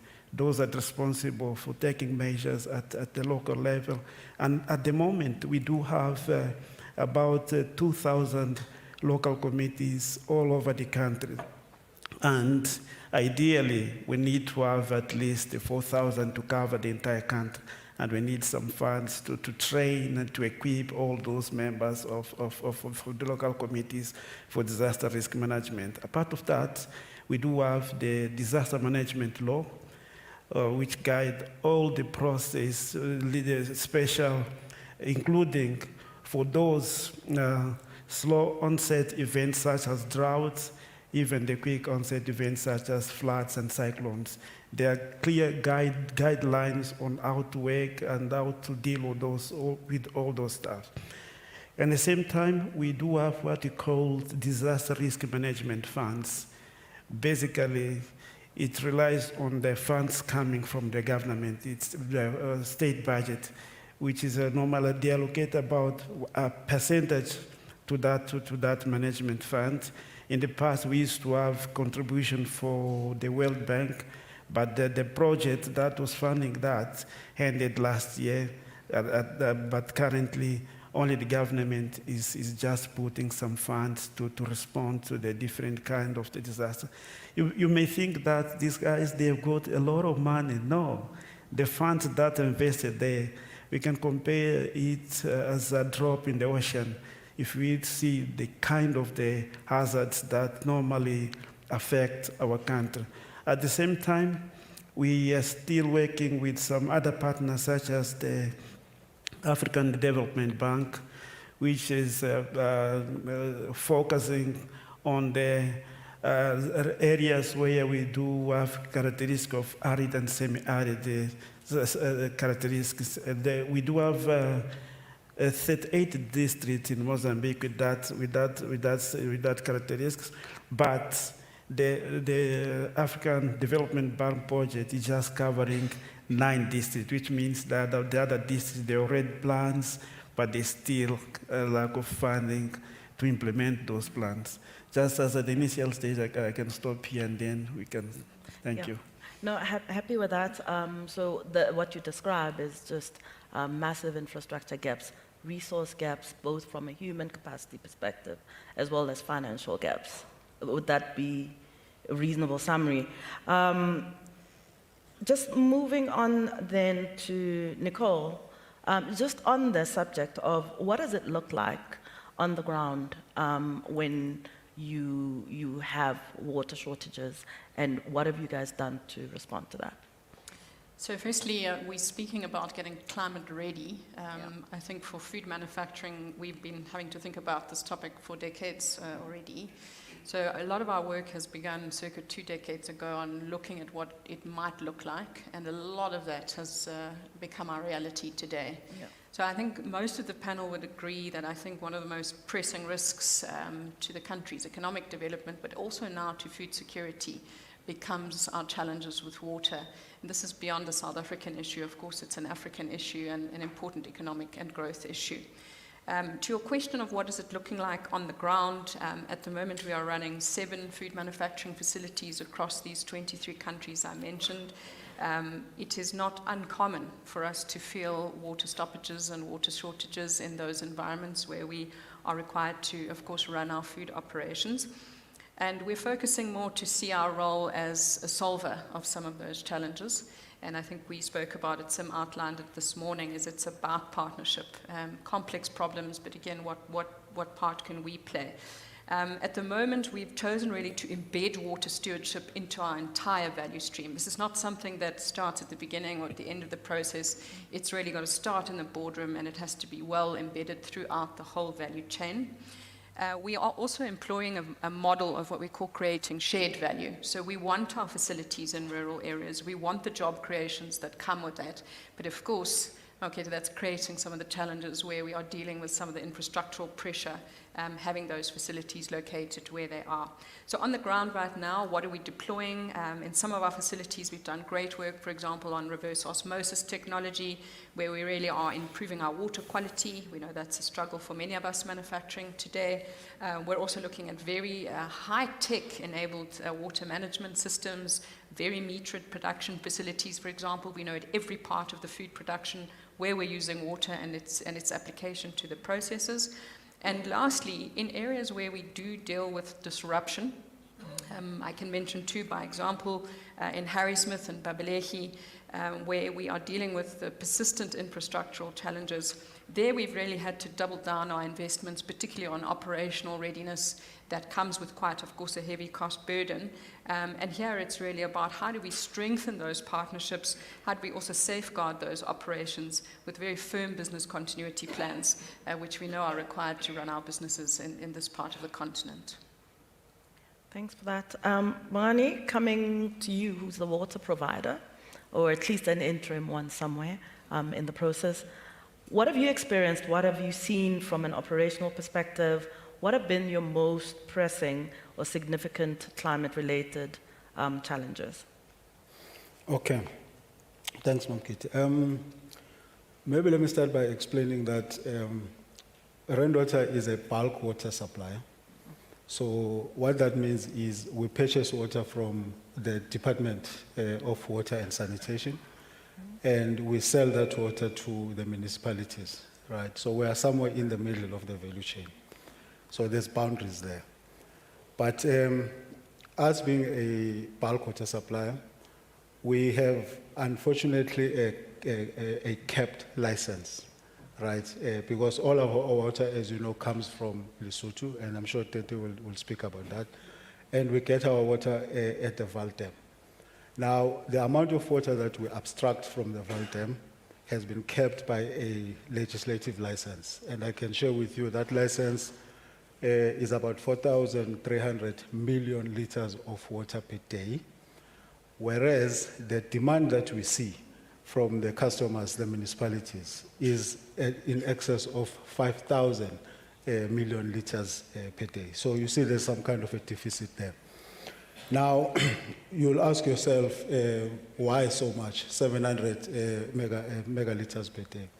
The reality of the matter is that this deficit is actually what we call an artificial demand. And that artificial demand is as a result of, as you would have heard, that municipalities in general, they lose about, on average, about 50% of the water that we sell to them. So there lies your problem, number one. But as the license is kept also at 4,300, it means the government, the department is very much aware of the fact that the issues of climate change are going to have a long-term effect on us into the future. So they then try to regulate how much of that water that comes from Lesotho and from the integrated Vaal River system we are drawing currently. So that is some of the challenges. But so it's an issue of quantity, available quantity of raw water. And then the second one that really impacts us as rainwater is the issue of quality of the raw water. Now, what do I mean by that?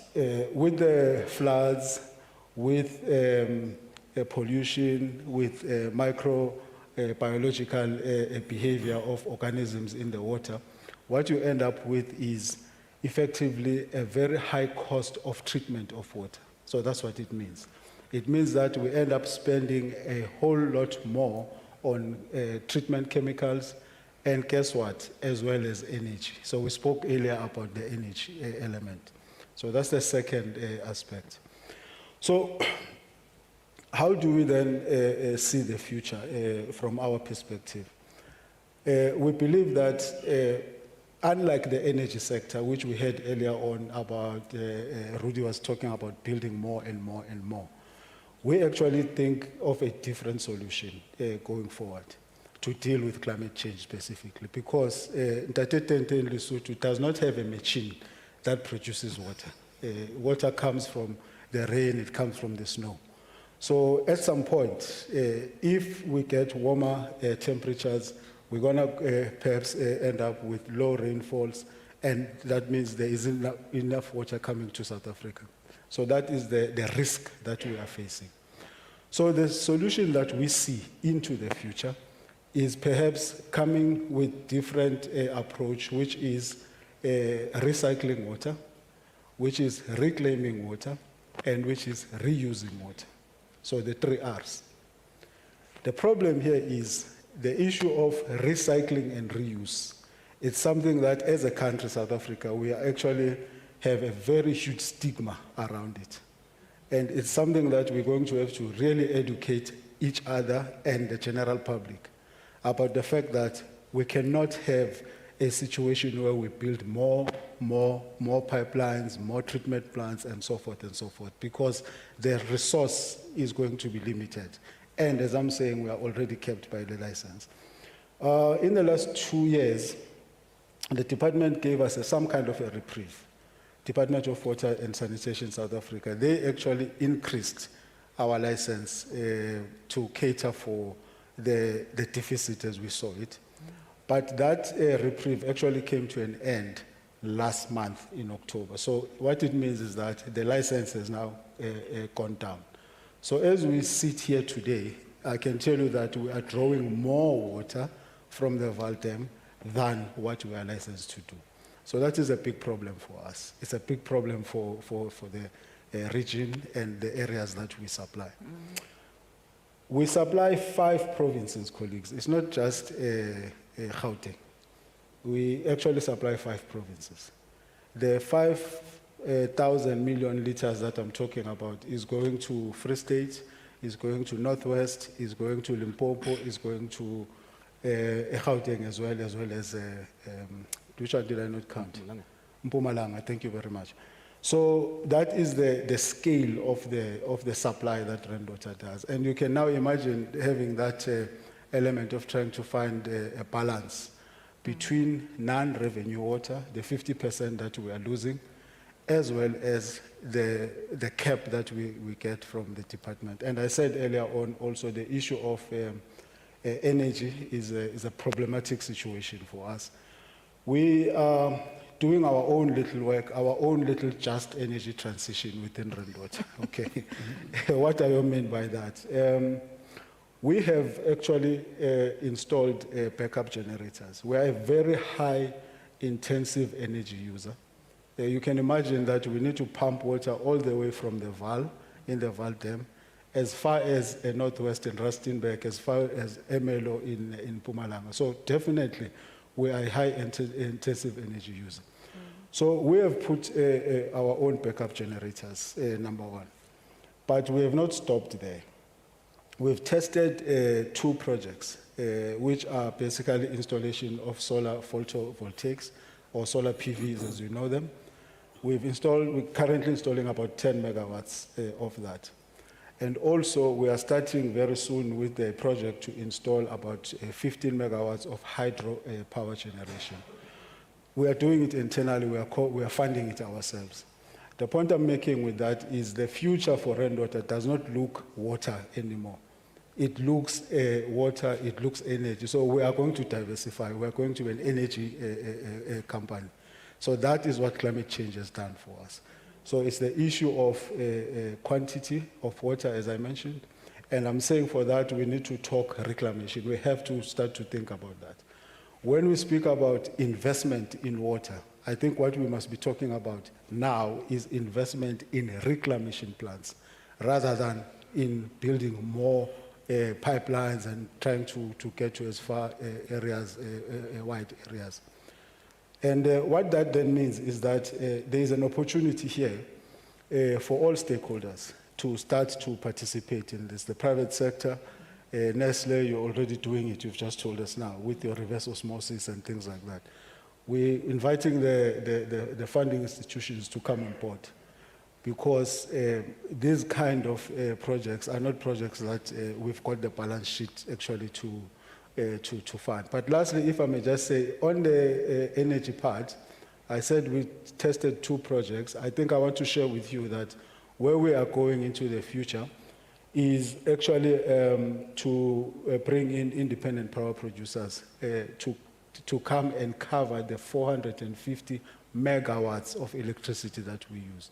So that's the future that we see in trying to adapt to the challenge you see in front of you. Thank you very much, ma'am. Thank you, Bongani. So when we were talking just now, I said to Bongani, you know, it's so nice that I've got this many engineers on the panel, because engineers don't talk that much. and he's just disproved my assertion as far as that's concerned. But anyway, as we were, I'd like to move on to the other engineer on the panel that didn't. So you are further upstream. You're upstream of Rand Water as far as the provision of water is concerned.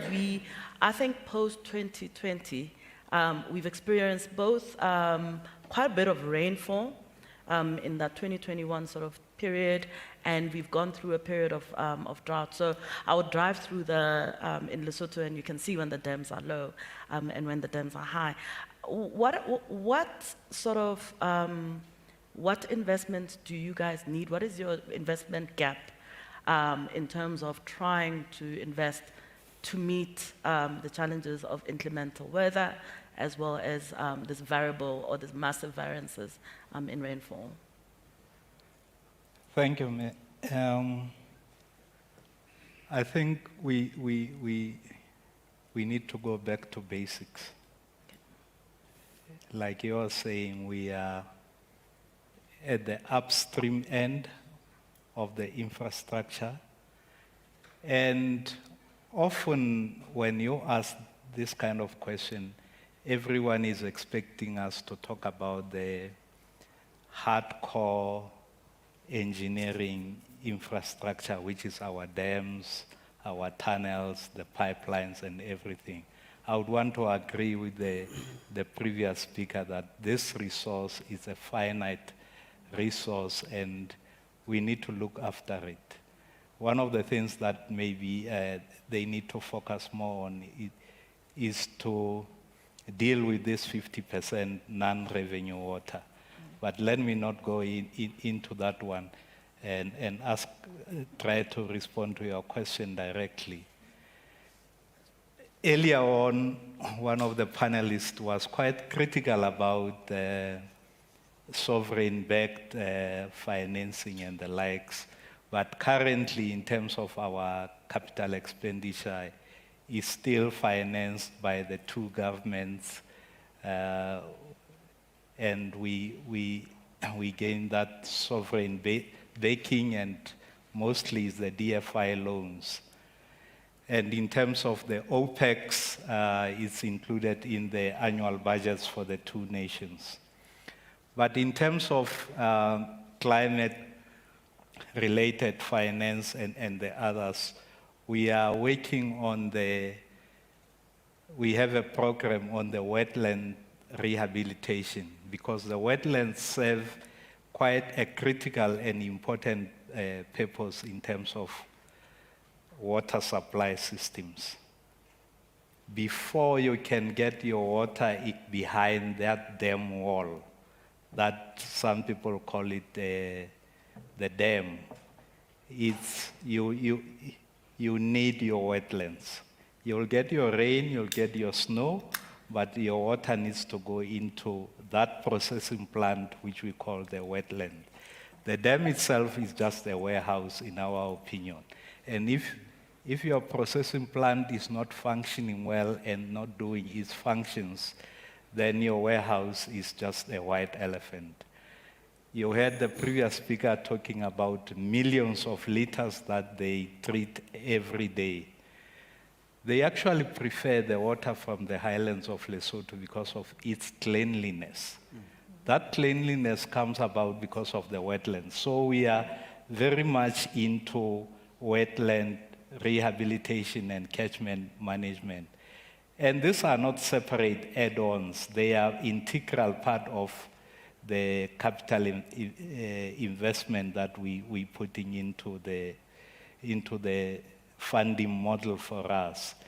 We have recently developed a climate change policy which looks at taking advantage and prioritize mobilization fund from regional and international mechanisms like Green Climate Fund, Adaptation Fund, African Development Bank, Climate Change Fund, and the others. So we are exploring green and blended finance instruments to integrate into the resilience into the future of our infrastructure. Currently, we are doing the phase 2 program, which is about 53 billion rands, and 15% of that is earmarked for climate adaptation and environmental sustainability. So this is some of the innovations that we've put into our models. Recently, we have adopted a 10-year strategy as the LHDA, where we've changed our business model to actually accommodate private capital, commercial financiers, as well as equity-based partnerships. I'll stop there for now. You'll stop there for now. Thanks for that. So, I mean, just listening to you two gentlemen, and Nicole to some extent, all I'm hearing is that trying to manage this whole process means investing all the way up and down, from the wetlands, which is the water before it even gets to the dam in Lesotho, to trying to invest in how we use water at a factory level, to changing our attitudes around water. As you were speaking, Bongani, I was actually thinking, I don't think South Africans are that wary of like recycled water. We will learn something from Cape Town after their day zero drama. So it's interesting that it's not just about building the obvious infrastructure, like municipal management, municipal infrastructure, the loss of water along the value chain, and managing the resource further upstream. Moving on to Eric. Eric, if I listen to Bonifacio and knowing what we know, for example, about the destruction that inclemental weather can cause within countries, the need to then invest also in adaptation infrastructure, the implications of that for sovereigns, for credit, costing, etc. How do you as a financier think about squaring up all these challenges? I get all the easy questions on my birthday, apparently, so that's good. Thank you. This is quite disconcerting. There's a clock over here. I know what the Springbok kickers now feel like. It's like counting down. So I'll keep it short and try and get over the goals. So I'm loving listening to everybody speak. My background is infrastructure finance, believe it or not. Now we're funding biodiversity and conservation, and people go, why the hell and how? And it's actually two things. On the one side, you've got to look at the impact side of things. Why are we doing these things? So when we first started building infrastructure, we did the first subsea cables going into Nigeria. We did Lake Turkana in Kenya. We did first airports in Tunisia. You were building those things because you were trying to solve an issue for something. And that something was usually related to people and planet to some extent, and finding solutions to do something good in the process. Where am I going with this? Oh, yeah. Okay. So if we now look at where water is in that space, it's a little bit trickier to fund. Because, yes, I love what you guys are doing, Nicole. I've stalked you on LinkedIn a little bit, so I've looked at some of the Nestlé stuff globally as well, and it's exactly the right thing. But it needs to be done at a scale that sits beyond your balance sheet capabilities. If I listen to Rand Water, I was a Joburg resident until 3 years ago, so thank you. I loved being a customer. And if I listen to what's happening in Lesotho, it's very hard to go and fund those in the way that infrastructure was funded previously. I'll quickly go to the other side of the coin then, is the financing side. If you look at the SDG funding gaps that are out there, anywhere between $4 to $4.5 trillion per year that's needed if we're going to close the SDGs, all of them. Whether we'll close all of them, doesn't matter, it's a big number. People then run around and they say, well, who's going to fund it? And the first people they run to, Western governments, and they go, ODA, you guys owe us, you know, you guys were the colonizers before, whether it's here or in South America, wherever else it is, you need to have some form of restitution. And yes, those governments do step up. Record year 2023 was a record year for ODA.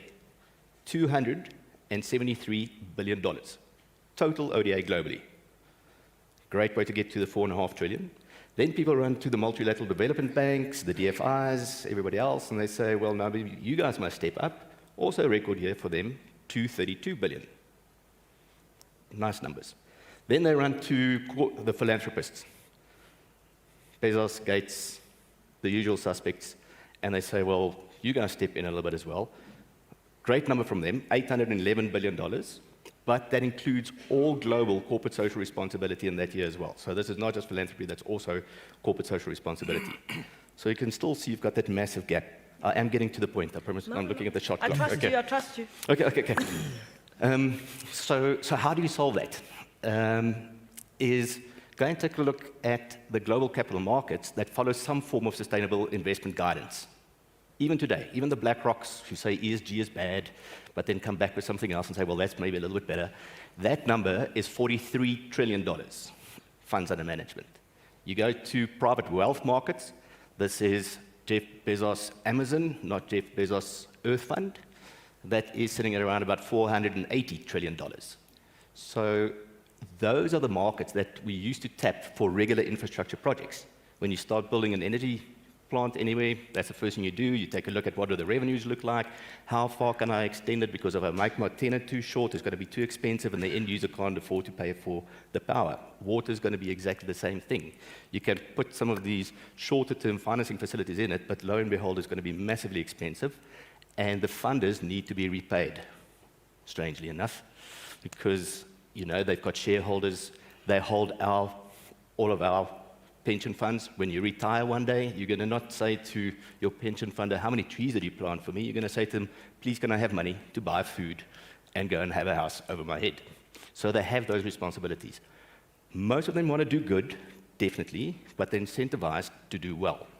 Slightly different metrics. That was the bad news. Okay, good news. Okay, so how do we do it?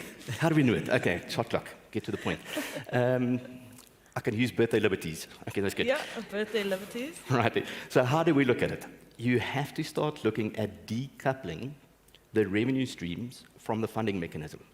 That's the only way you're going to be able to do this. And it sounds a little bit esoteric, but if you look at a water model and a power project, you've got a power purchase agreement with a utility or national government or somewhere for 20 years or 30 years or 40 years. You take that, you go and insure it with the World Bank or with DFC or somebody else, and you say, please enhance the credit rating of this for me. And with that, you go to the institutional capital markets. They love it because they're buying rated instruments. So for them, it's very low risk, and you can go and fund those things. Water, for the size projects that we're looking at, does not have enough securable revenue to go and do that. So you've got to go and find something else.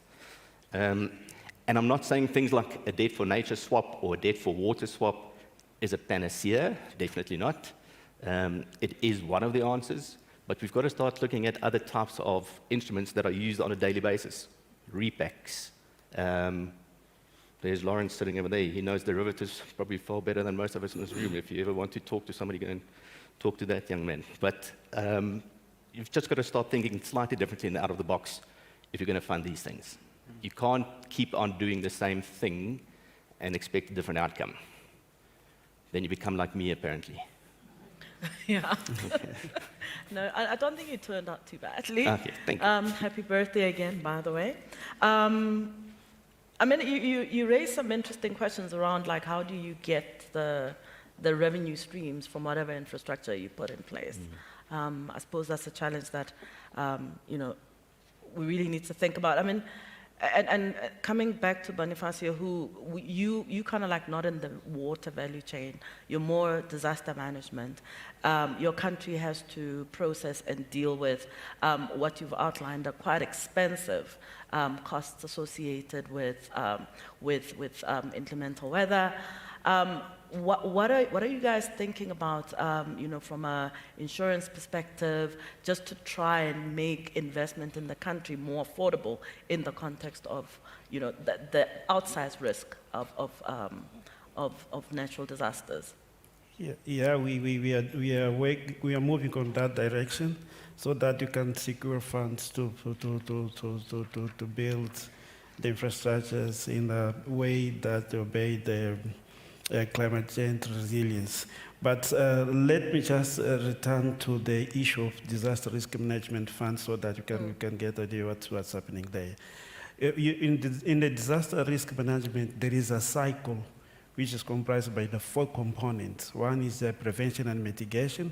The second one is preparedness. The third one is response. And the fourth one is post-disaster reconstruction. What's happening right now is that the disaster management fund is just covering the response. It's not covering the other three components of the cycle. Currently, there is underway a process of revising the manual of procedures that guides the funding, the use of the funds from the disaster risk management fund, so that it can cover the other 3 components, and then the issue of infrastructures are already, probably they are going to be covered. In the past, we just completed a project which ended last year, related to build safer schools and safer health facilities, you see. And currently, in the areas that the cyclone destroyed most of the infrastructures, the new buildings that we are doing there, we are using a strategy called Building Back Better, which helps us to train the people. There is a lot of institutions, including engineering, involved, training the communities and showing them how to rehabilitate the infrastructures, taking into consideration the impacts of the disaster as such. So we are trying to bring on board the other partners who currently they cannot fund, they cannot put their funding resources in the disaster risk management fund because it doesn't cover the areas that they consider as being as their focus of the activity. Once we cover that, I think that the fund can be recapitalized, but even though we'll still need to get contribution from other partners in order to take the action on the ground. You know, I'm listening to you, and I'm remembering John saying, these disasters don't cost anything. These communities, the issue is poverty. And I'm trying to think, if these communities were rich, how would these effects be mitigated? I mean, you talk about schools, you talk about health infrastructure, you know, you'd be talking about factories, and, you know, I'm not, I'll probably ask somebody to help me fill the gap between how to make sense of his conception of it, climate risk and impact, versus what the solution kind of is, or, you know, where it sits. I think we're coming towards the end of our conversation. I'd just like to do one more round and hopefully get through everybody if everybody behaves. And I'd like to think about, what do we need to do going forward? What are the different models that are potentially or can be explored with the experience that the people on the panel actually have? And starting with you, Ntate. So the Lesotho Highlands Water Project is a model really in inter-country, state-to-state collaboration to fill a gap in water infrastructure. What are our learnings, and how do you think those can be replicated across more geographies? Thank you for that question. At the risk of sounding like a broken tape record, I'm sure I've said this before. Gauteng is a very unique, or Johannesburg is a very unique city in that where it's situated, there is no water. One of the things that before you establish a city you need to find is a water source. Gauteng is different because the attraction was gold. So the water had to find the city. That's where Lesotho Highlands Water Project comes in. And we've spoken about everything else, energy, whatnot. And if you go into water rationing situations in Johannesburg, which is the major economic player in the rest of Africa, you are messing around with the wrong commodity. So this is how important this transboundary cooperation is to the region. And if you go into the preamble to the treaty, it's not talking about dams, it's not talking about engineering, it's talking about peace and prosperity in the region, it's talking about socio-economic development in the region, it's talking about equitable sharing of the water resource. Climate change doesn't recognize boundaries. The impacts of climate change will be felt right through from Lesotho, South Africa, Botswana, Namibia, right through. So it is quite important that we look after this commodity. So I'll repeat again and again, just as my name says. We need to look after those processing plants which are the wetlands. We need to invest on those wetlands because much as we don't get perennial rain in this region, but our rivers are flowing right through the year. Why? Because of that processing plant which keeps the water and gives us what we need. Otherwise, after the rain, the water will go into the warehouse, some of it will spill over and we'll have nothing. So investment, we need to have a change in the mindset to say, and invest in what we call green infrastructure, which is the wetlands. Thank you. Now I need to know how wetlands work. Because after all of this, it's like, how does this whole thing work? But anyway, what I think is interesting about what you said, you talk about how the treaty was not about, it's almost like it's about returns, but it's not about returns, but it actually centers human flourishing, human prosperity, which is at the center actually of all of our well-being and stability. I suppose that's kind of what you're talking about. And that is the starting point, and then we solve for all of this afterwards. And when you talked about Gauteng, and I was like, I always say this is a city of hustlers. We're all hustlers here, we all came to pen for gold. You don't have to scratch very far to find that energy. And therefore a plan was made, to try and figure out how to get the water. But coming to you, Eric, you obviously have seen some opportunities, firstly in blue finance. I'm deeply interested in your, a little bit of a discussion around your debt for climate conversion, in Ecuador. I thought that was really, really, really interesting deal. I think it speaks to this idea about you center the planet, you center human flourishing, human prosperity, and certain things can be done. So what are you thinking about the innovation around that? I think it's very good. We in mind. Okay. No, at least you're on the forefront of it. No. Sorry, that was facetious. So I'm extremely excited. We're starting to see some really interesting confluences of things happening. We're starting to see governments who are starting to realize that as a result of the impacts of climate change, as a result of pollution, habitat destruction, biodiversity loss, they're going to lose votes. That starts becoming interesting. Then you start seeing financiers, like the European Central Bank, for instance, who did a bit of a survey 2 years ago and said, let's go and take a look how many of the companies that we fund in Europe is at risk of one ecosystem service loss.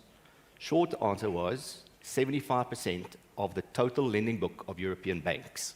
So suddenly, the large institutional type of investors are also waking up and saying, it's not just a nice to do type of thing anymore. This affects my ability to actually pay bonuses at the end of the year.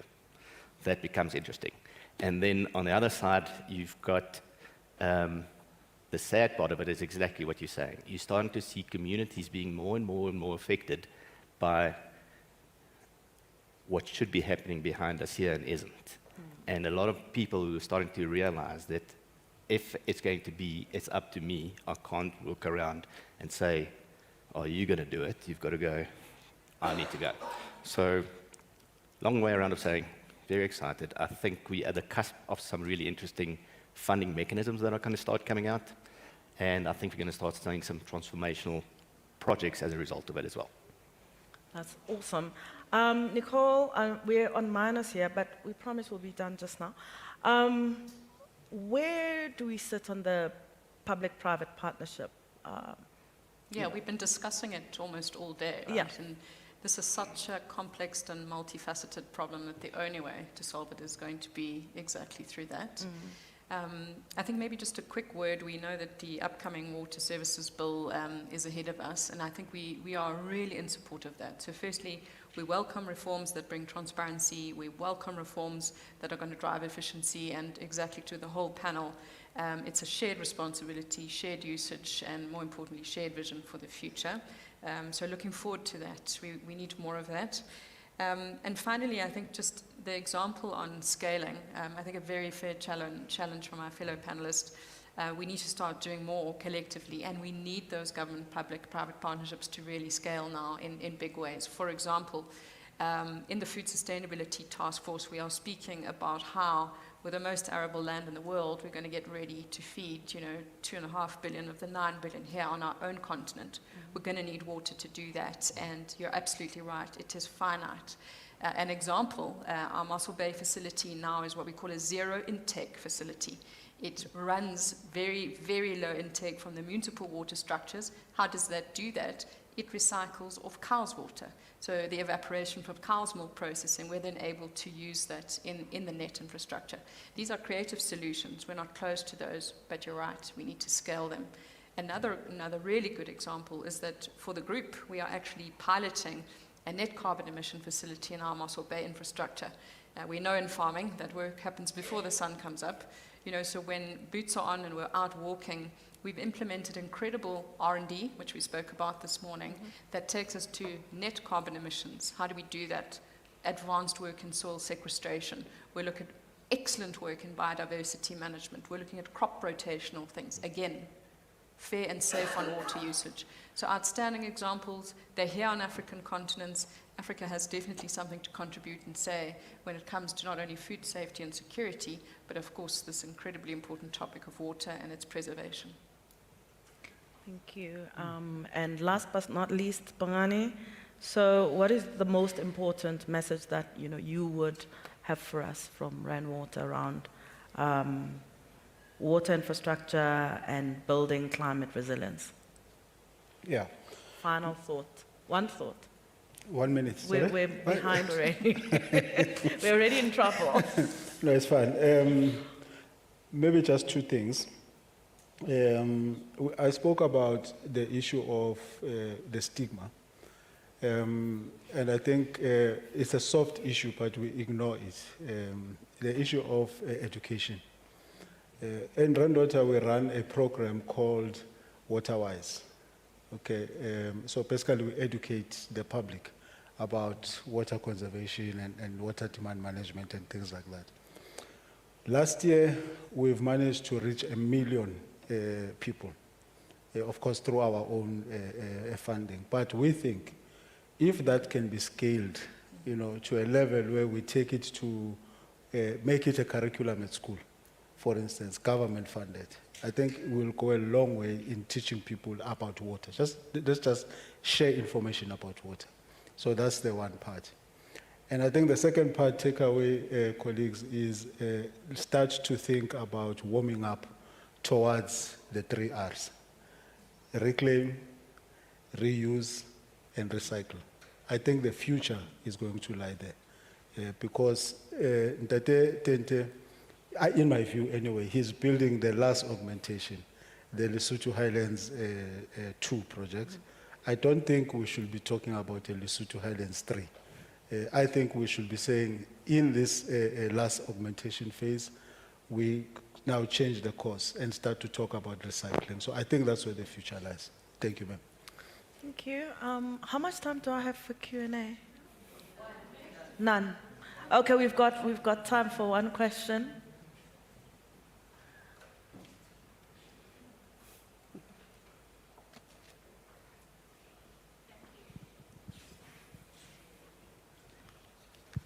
Thank you.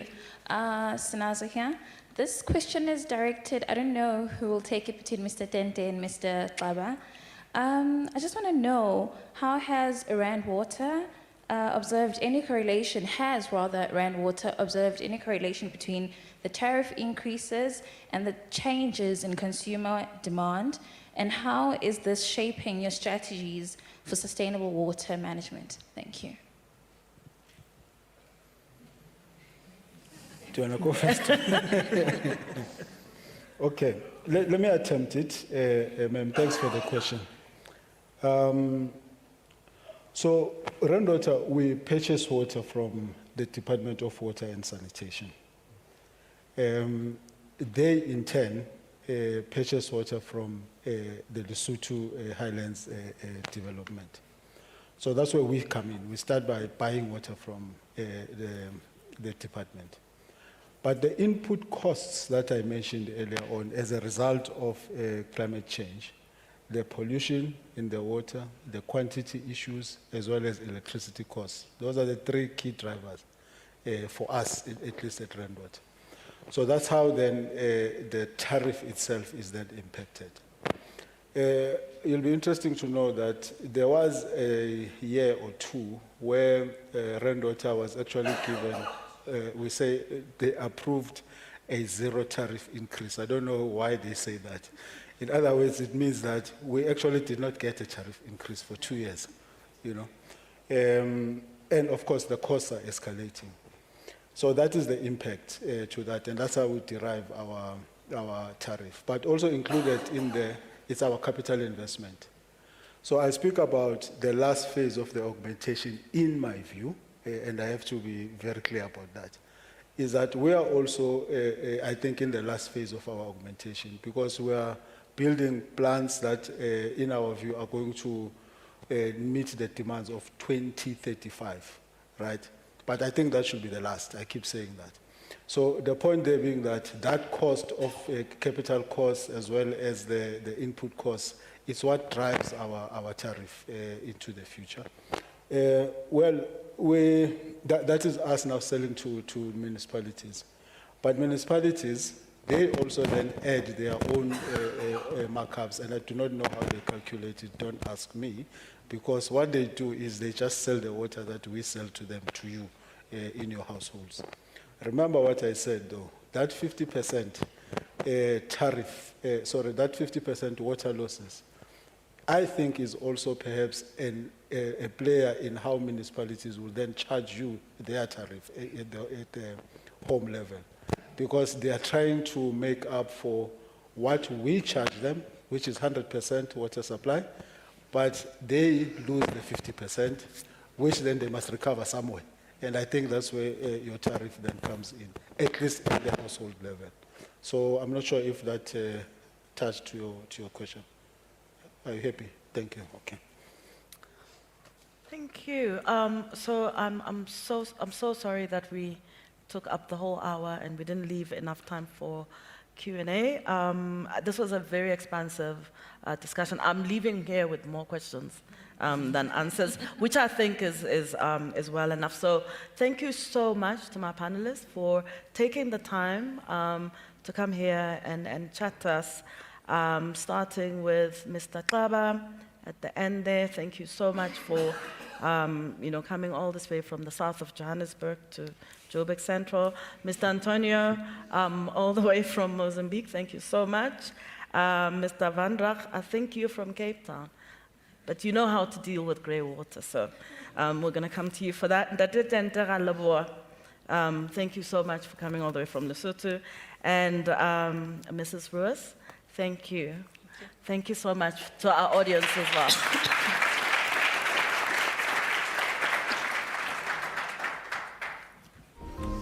I think that's us.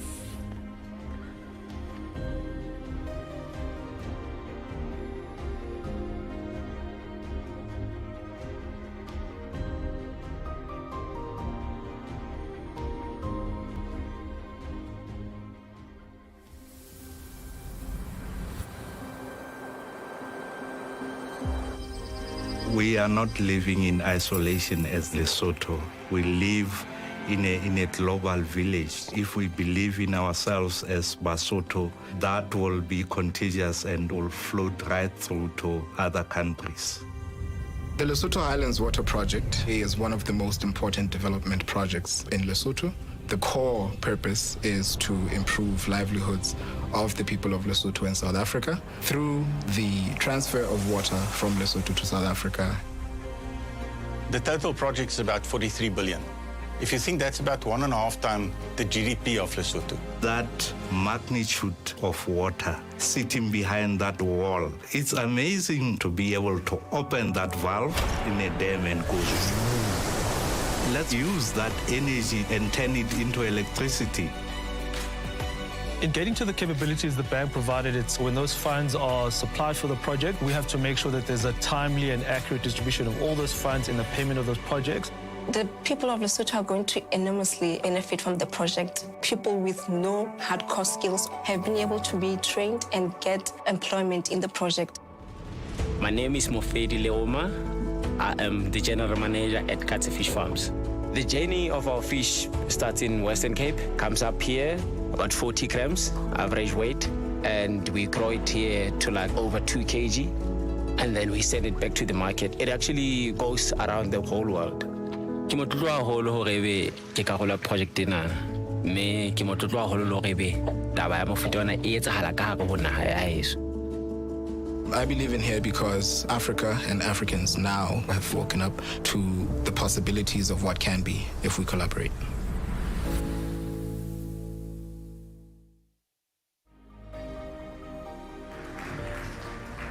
That's really powerful stuff, and I'm actually glad we could see the visual, because here in Gauteng, 60% of our water comes from there. And if you think about just how much water we get from Lesotho, Tente, I think 508,000 Olympic-sized swimming pools worth of water every year. Can you imagine? Guys, I was impressed and you're not impressed. Come on, 508,000 Olympic-sized swimming pools. Okay, and just to help Mamokete, in my mind I was thinking, if you want to think about wetlands, well, they filter things, Tente. So if you think about the commercial water filter that you put on your tap, it's got three things. It's got the substrate, it's got what else? It's got the substrate, it's got the microorganisms, and it's got plants in the middle. So all of these things together, which are present in a wetland system, is what you get in the filter. So that's just an easy way to think about how the wetlands work. Aren't I smart? Whatever. Okay. It's fine, thank you. I know that's my corner. All day long, that's my corner. I'm just joking. All right, so we're almost at the end of the program. It's just a final piece, final two touches that we want to put on it. So thank you so much for all of the contributions. I think we've really advanced our understanding of how all of these pieces around our climate resilience, from an infrastructure understanding perspective to understanding what some of the risks are and where we need to put the money to unlock the benefit for ourselves. So I want to introduce, on a high note, I'm going to even read it in my high note voice. It is now my privilege, I need some music to go with it, I think. It is now my privilege to introduce the closing keynote speaker for the Standard Bank 2025 Climate Summit, Professor Michael Wilkins. And you can high five me. Thank you. Thank you very much, Airman. It's lovely to see you all here this afternoon. You're still here. That's great, and I'm really happy to be here myself. I was saying to somebody at lunch, it's now 20 years since I've been in South Africa, so it's great to be back. Thank you. And I must say it's been an amazing experience here at the Climate Summit, so thank you very much to Standard Bank for inviting me to speak. And also I've really enjoyed the high energy and the dynamism of all the speakers, but especially Iman and her mum jokes. And I didn't want to be outdone by Iman on her mum jokes. So here are a couple of dad jokes for you. So who said climate change is getting boring? It's just not cool anymore. But I haven't always believed in climate change, but I'm warming up to the theory. And one more, I promise, this is the last one. And to keep on the theme, when it comes to climate change, denial ain't just a dry patch of sand in Egypt. I probably got them from the same place that man got her jokes. So thank you, Google, for that. So on a more serious note, I wanted to really try and sum up some of the key themes that we've been hearing about during the course of today. My job is to really close out today's proceedings, and it really is, for me, really based around Africa at the energy crossroads. That's the message I take away from today. So Africa stands at a pivotal moment in its global energy history, with over 600 million people lacking electricity access and the continent experiencing the deadliest climate change impacts in 15 years. The region faces an unprecedented challenge that demands transformative action. Yet this crisis presents its greatest opportunity of positioning Africa as the leader of global clean energy while ensuring that no one is left behind. Energy poverty is an existential threat. Over 600 million Africans lack access to electricity, as I said, and around 70% of the population still rely on biomass for cooking. At the current pace of electrification, 500 million people will still lack electricity by 2030. This is an existential crisis that threatens to derail Africa's development trajectory. Without reliable power, hospitals cannot refrigerate vaccines, schools remain cut off from digital tools, and businesses shut down when the power does. Energy poverty has become the single greatest barrier to unlocking Africa's vast human and economic potential. The period from 2021 to 2025 has emerged, no matter what you hear from other people, as the deadliest for weather and climate-related disasters in Africa for 15 years. Over 221 million people have been affected, with disaster-related deaths more than 3 times the number recorded between 2016 and 2020. The year 2024 was the warmest on record for the continent, with North Africa experiencing temperature increases of 1.28 degrees Celsius above 91 to 2020 average, making it the fastest warming sub-region of Africa. Climate change is no longer a distant threat for Africa. It is already reshaping Africa's present reality. From the persistent droughts in southern Africa that have decimated harvests in Zambia and Zimbabwe, to catastrophic flooding that has displaced hundreds of thousands across West Africa, the continent faces a relentless barrage of extreme weather effects. Taken together, energy poverty and climate impacts reveal a striking paradox. Africa has some of the world's best renewable energy resources, yet still struggles to attract the capital to unlock them. Today's geopolitics, which are changing, however, give those resources new strategic importance. Let me talk a little bit about the investment paradox. There are, as we know, shifting global energy paradigms. As outlined in the first panel today, the theme of The World in Motion, African Geopolitics in Action, we are witnessing a fundamental realignment of global energy security priorities. Recent global development and growing competition between major powers have refocused energy policies for pure transition to energy security. This creates both challenges and opportunities for Africa. On the one hand, some traditional climate finance sources are being redirected. For example, the US withdrawal from the South African Just Energy Transition Partnership, which includes 56 million in grants, 1 billion in commercial financing, exemplifies this trend. On the other hand, this geopolitical shift has made African energy resources more strategically valuable than ever before. Despite being home to the world's best solar resources and possessing immense potential across wind and hydropower and geothermal energy, Africa attracts less than 2% of global renewable energy investment in the last 2 decades. And Africa holds 30% of the world's mineral reserves, many critical for renewable and low-carbon technologies. It possesses 70% of global cobalt production, 90% of platinum group metals, and substantial reserves of lithium, manganese, and rare earth elements. Yet countries on the continent largely remain exporters of raw materials rather than producers of green technologies. As demand for lithium is projected to increase by 500% by 2050, and with major economies seeking to diversify supply chains away from Chinese dominance, Africa has unprecedented leverage. Countries like Zambia are already capitalizing on the opportunity, announcing plans to triple copper production to 3 million metric tons by 2031 on an annual basis, and opening Africa's first cobalt sulfate refinery by the end of 2025. This represents a crucial shift from raw material export to value-added processing. But there's still the financing gap. Africa accounts for almost 20% of the world's population, but receives only 3% of global energy investment.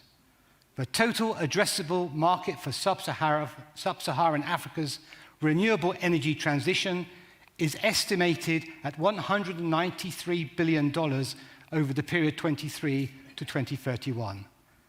However, as we've been hearing, with elevated debt levels constraining the public sector and its investment, and private investment often comes with higher costs due to risk perceptions, and this means that the continent faces a $100 billion gap in infrastructure investment.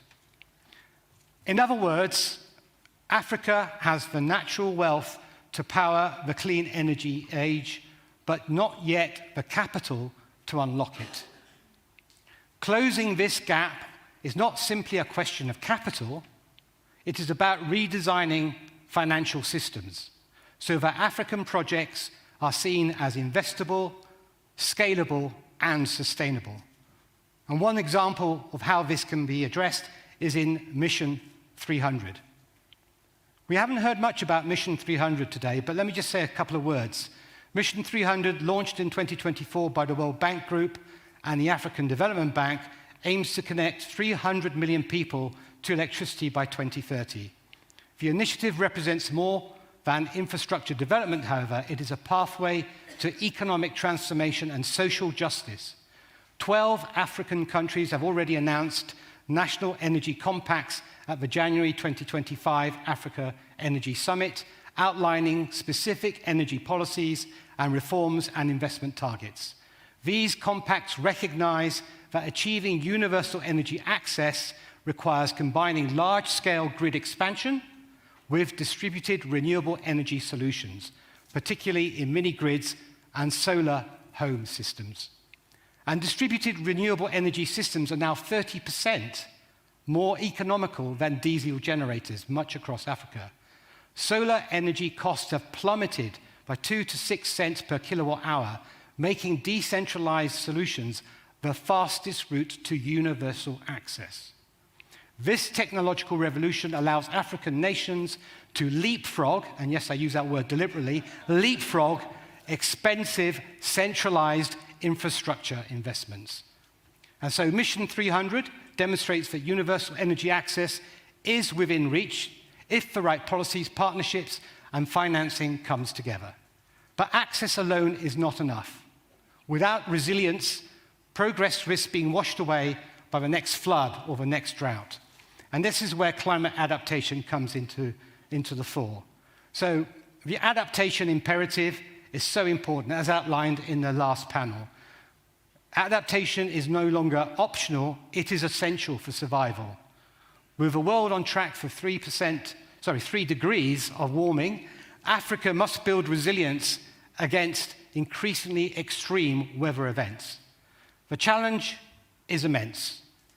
Many African countries face the dual burden of rising debt and more frequent climate shocks, creating a vicious cycle that stalls growth and erodes development gains. Climate adaptation investments must therefore be integrated into all infrastructure development from the outset. Water scarcity and excess represent two sides of the same climate challenge. Projects like the Lesotho Highlands Water Project, which we've just been hearing about, demonstrate how regional cooperation can address both adaptation and development needs simultaneously. Similarly, initiatives by organizations like Rand Water show how utilities can build climate resilience into essential services. These examples prove adaptation is possible. But adaptation, like energy access, requires resources. The key question then is, how can this transformation be financed? The answer lies not just in more money, but smarter money. Let me give you a few ideas on this, beyond the traditional models. First of all, we all know about the new collective quantified goal agreed at COP29 last year, which commits developed countries to provide $300 billion per year by 2035. The previous target has been tripled, but still this represents only 10% of the $2.7 trillion developing countries need. For Africa, this still signals the urgency of innovating new ways to mobilize both public and private capital, rather than solely on traditional climate finance flows. There's blended finance and risk mitigation, which are emerging as crucial tools for de-risking investments and crowding in private capital. The European Investment Bank, 52.4 million commitment to Africa Finance Corporation's 750 million Infrastructure Climate Resilience Fund is an example of this approach. Such initiatives use public capital strategically to attract multiples of private investment. They crowd them in. So which brings me on to the host of today, Standard Bank's role. Standard Bank Group has committed to mobilize 450 billion rand in sustainable finance by 2028 and positions the institution as a key catalyst in Africa's energy transition. The bank's comprehensive sustainable finance framework spans renewable energy, social impact, transition activities, and decarbonization to support this investment. So finance is a catalyst, but it cannot deliver transformation without the foundation of policy, governance, and innovation. Regulatory reform in energy market liberalization is crucial for unleashing private investment. So South Africa's Electricity Regulation Amendment Act from 2024 and similar reforms across the continent are creating competitive markets that attract capital and drive innovation. These policy changes enable businesses and households to invest in distributed energy solutions. There's also regional integration. The African Continental Free Trade Area offers unprecedented opportunities to develop regional value chains and clean energy technologies. So projects like the West Africa Regional Electricity Market Programme under Mission 300, which I've just been talking about, with $2.8 billion of financing, demonstrate how regional cooperation can accelerate energy access. And then technology and innovation. In digital innovation, digitalization and innovation financing models are making universal energy access more feasible than ever. Pay-as-you-go solar systems, mobile money integration, and AI-powered grid management are revolutionizing energy delivery across Africa. And there's also skills development, with the energy transition creating significant employment opportunities. South Africa's hydrogen roadmap alone targets 30,000 jobs annually by 2040. However, realizing this potential requires massive investment in skills development and technological and technical education. In short, Africa's energy future will be determined not only by the resources that it holds, but the rules, institutions, and the people it empowers. So just to come to a close, here's a bit of a call for action. Energy in Africa and the transition must be guided by principles of justice, inclusivity, and sustainability. This means energy justice, economic justice, environmental justice, and social justice. The path forward and the window for action is rapidly closing. But Africa is uniquely positioned to lead the global energy transition. It has the resources, the opportunity, and increasingly the political commitment. What it needs now is coordinated action across 5 critical areas: policy reform, financial innovation, regional cooperation, skills development, and technology transfer. Standard Bank reaffirms its commitment to being more than a financial intermediary, and Africa's transformation will only be realized if all stakeholders recognize their shared responsibility in shaping its future.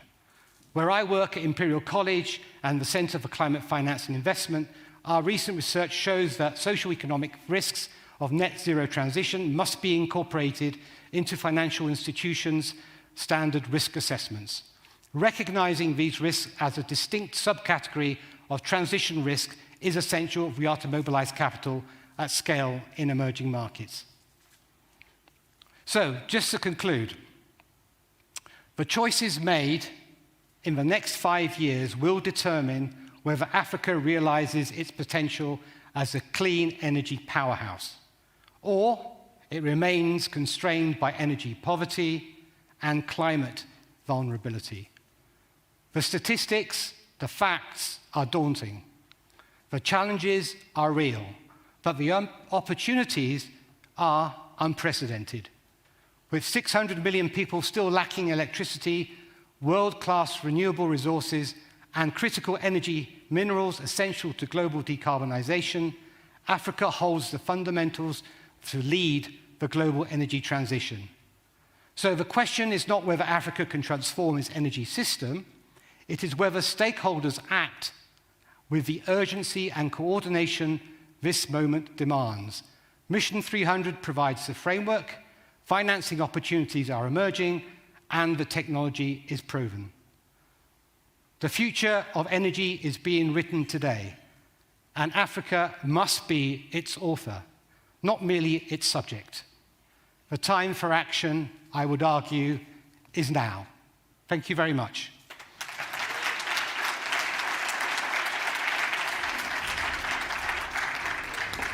I think that's a wonderful note to leave us on, and really do appreciate those insights, particularly the call to action. I was just thinking as you were talking that we can point the finger at our parents for the world that we live in today and the problems we have to solve, but our children will be pointing the finger at us if we don't do something about it now. So we still have that opportunity. Wasn't it? I think that's quotable. I think we can write that down, make it a quote. But anyway, they say if you don't have anything smart to say, you've got to quote someone who is smart. So I'm going to quote Albert Einstein and say that you can't solve problems with the same thinking that created them in the first place. So that's part of that call to action, is that we really have to adjust how we think about where we are and what we do next. And I hope that we all take up the challenge to close the distance between fine words on paper and small actions in our spheres of influence. The last word, no pressure, goes to Luvuyo Masinda to deliver a vote of thanks and to end us on a high.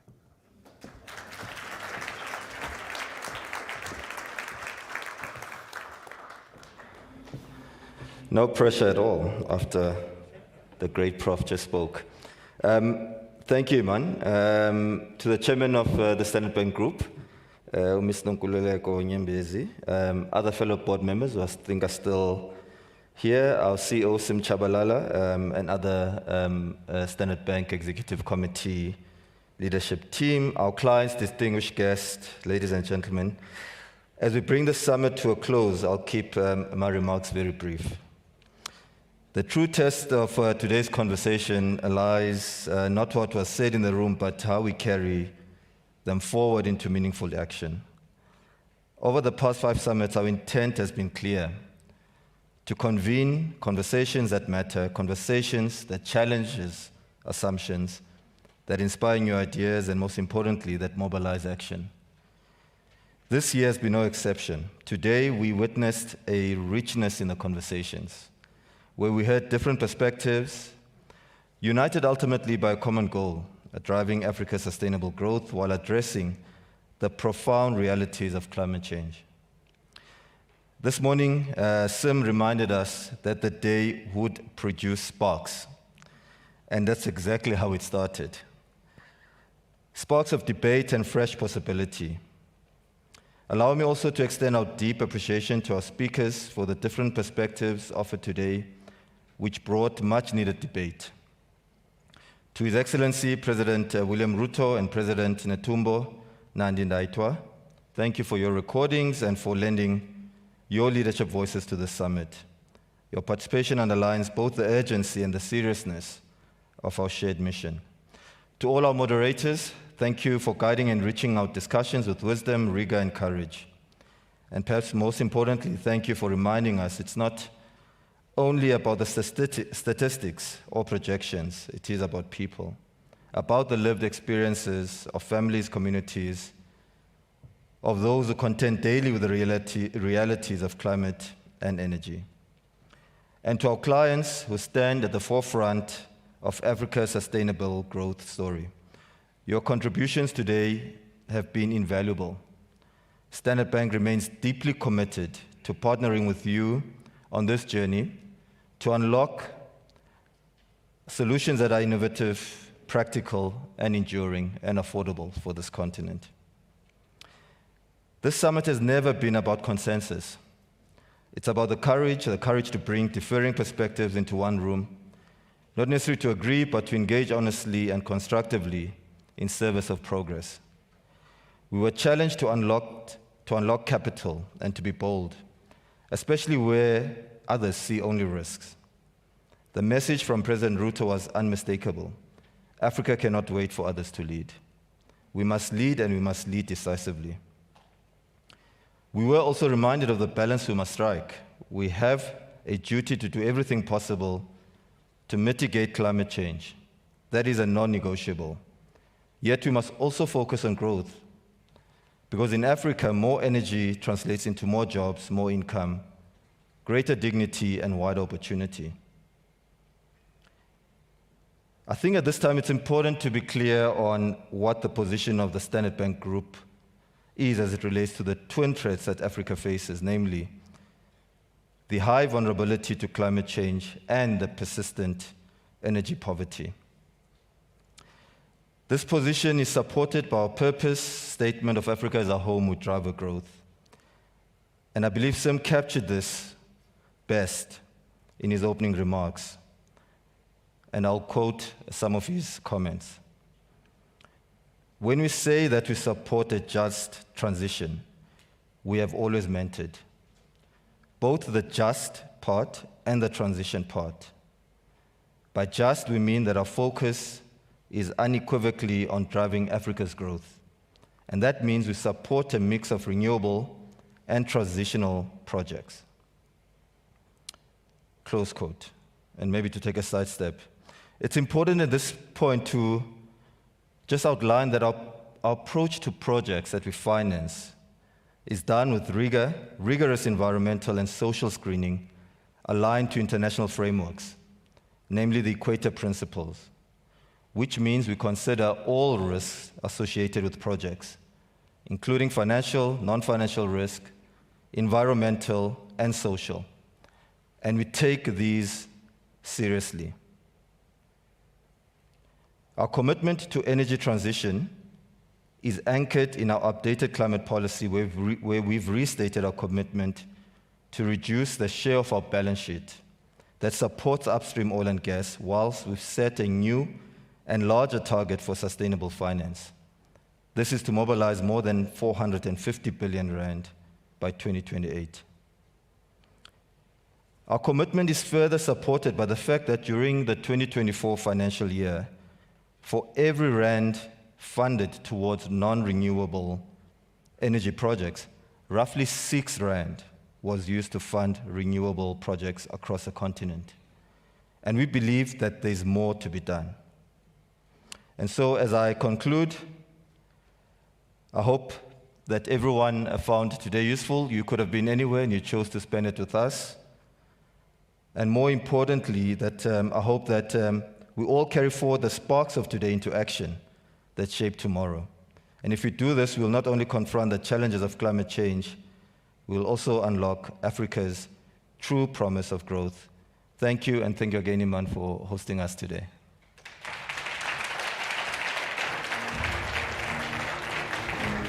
Thanks, Luvuyo. And maybe to build out your last sentence, and finally for us here in South Africa, we can break the 1% GDP curse. We can at least maybe reach the 3%, if not double digits in some not too distant future. So that's really the commitment we all need to make together, that we can unlock in a real sense all of the opportunities that are left to us, and that we can accomplish really in South Africa. So we are more knowledgeable, right? We had fun. We fought a little, but we made up in the end. And that's how it needs to be. We have a final video that's going to showcase our African Markets Conference. It was held earlier in Cape Town. AMC is back in 2026 and looks to unlock Africa's potential for investment. I'm going to leave it at that point and just say thank you for being such an amazing audience, for really serious people in the corporate world. You're an amazing audience. I'm happy to take a round of applause. Thank you. After the video, we are going to invite you to have some drinks and an opportunity to connect with your peers and to make some new friends as well. Discuss what you heard here today. I don't think it's too early in the week for a little liquid libation. Anyone agree with me? I mean, drinks are free. So thank you again for attending. I wish you well, and I really look forward to seeing you again in future. Thank you so much, and go well.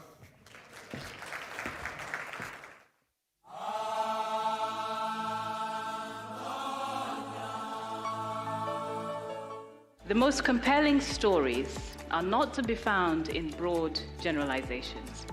They're to be found in the specific, nuanced realities on the ground. How do we meet our financing needs without compromising our own growth and the sovereignty of each of our countries? Closing the infrastructure gap. What are some of the innovative funding models that can unlock Africa's full potential? The change in global power is starting to really drive a massive wedge through the decision-making of some of our largest and most powerful central banks. the last 30 years, the World Wide Web and the Internet of Things was foundational to providing impetus to global economic growth. And now it's artificial intelligence that is going to provide the next set of S-curves. We have this big dream, but as a country, we know we cannot do it alone. Angola has been undergoing remarkable economic transformation. Kenya boasts of a very highly diversified economy. Our target for inflation as Bank of Uganda is 5%. In the last 2 years, really, the government has gone through the most consequential reforms that have probably happened in the last 2 to 3 decades. We need to think about the future generations as well. I think this technology revolution is as big, if not bigger, than the 19th century Industrial Revolution.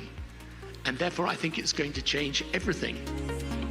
How you get connectivity to the places that don't have it, how you make sure that everyone has access to electricity, these are the big things that countries have got to get right. This panel specifically is really looking at how we as African governments can mobilize local capital. For us, local financing is critical. How do we put the African continent first? Because we've got a huge gap in terms of infrastructure. Politically more stable, natural resources abounding. We're actually seeing that the mindset, the shift, Africa actually is the place to go now.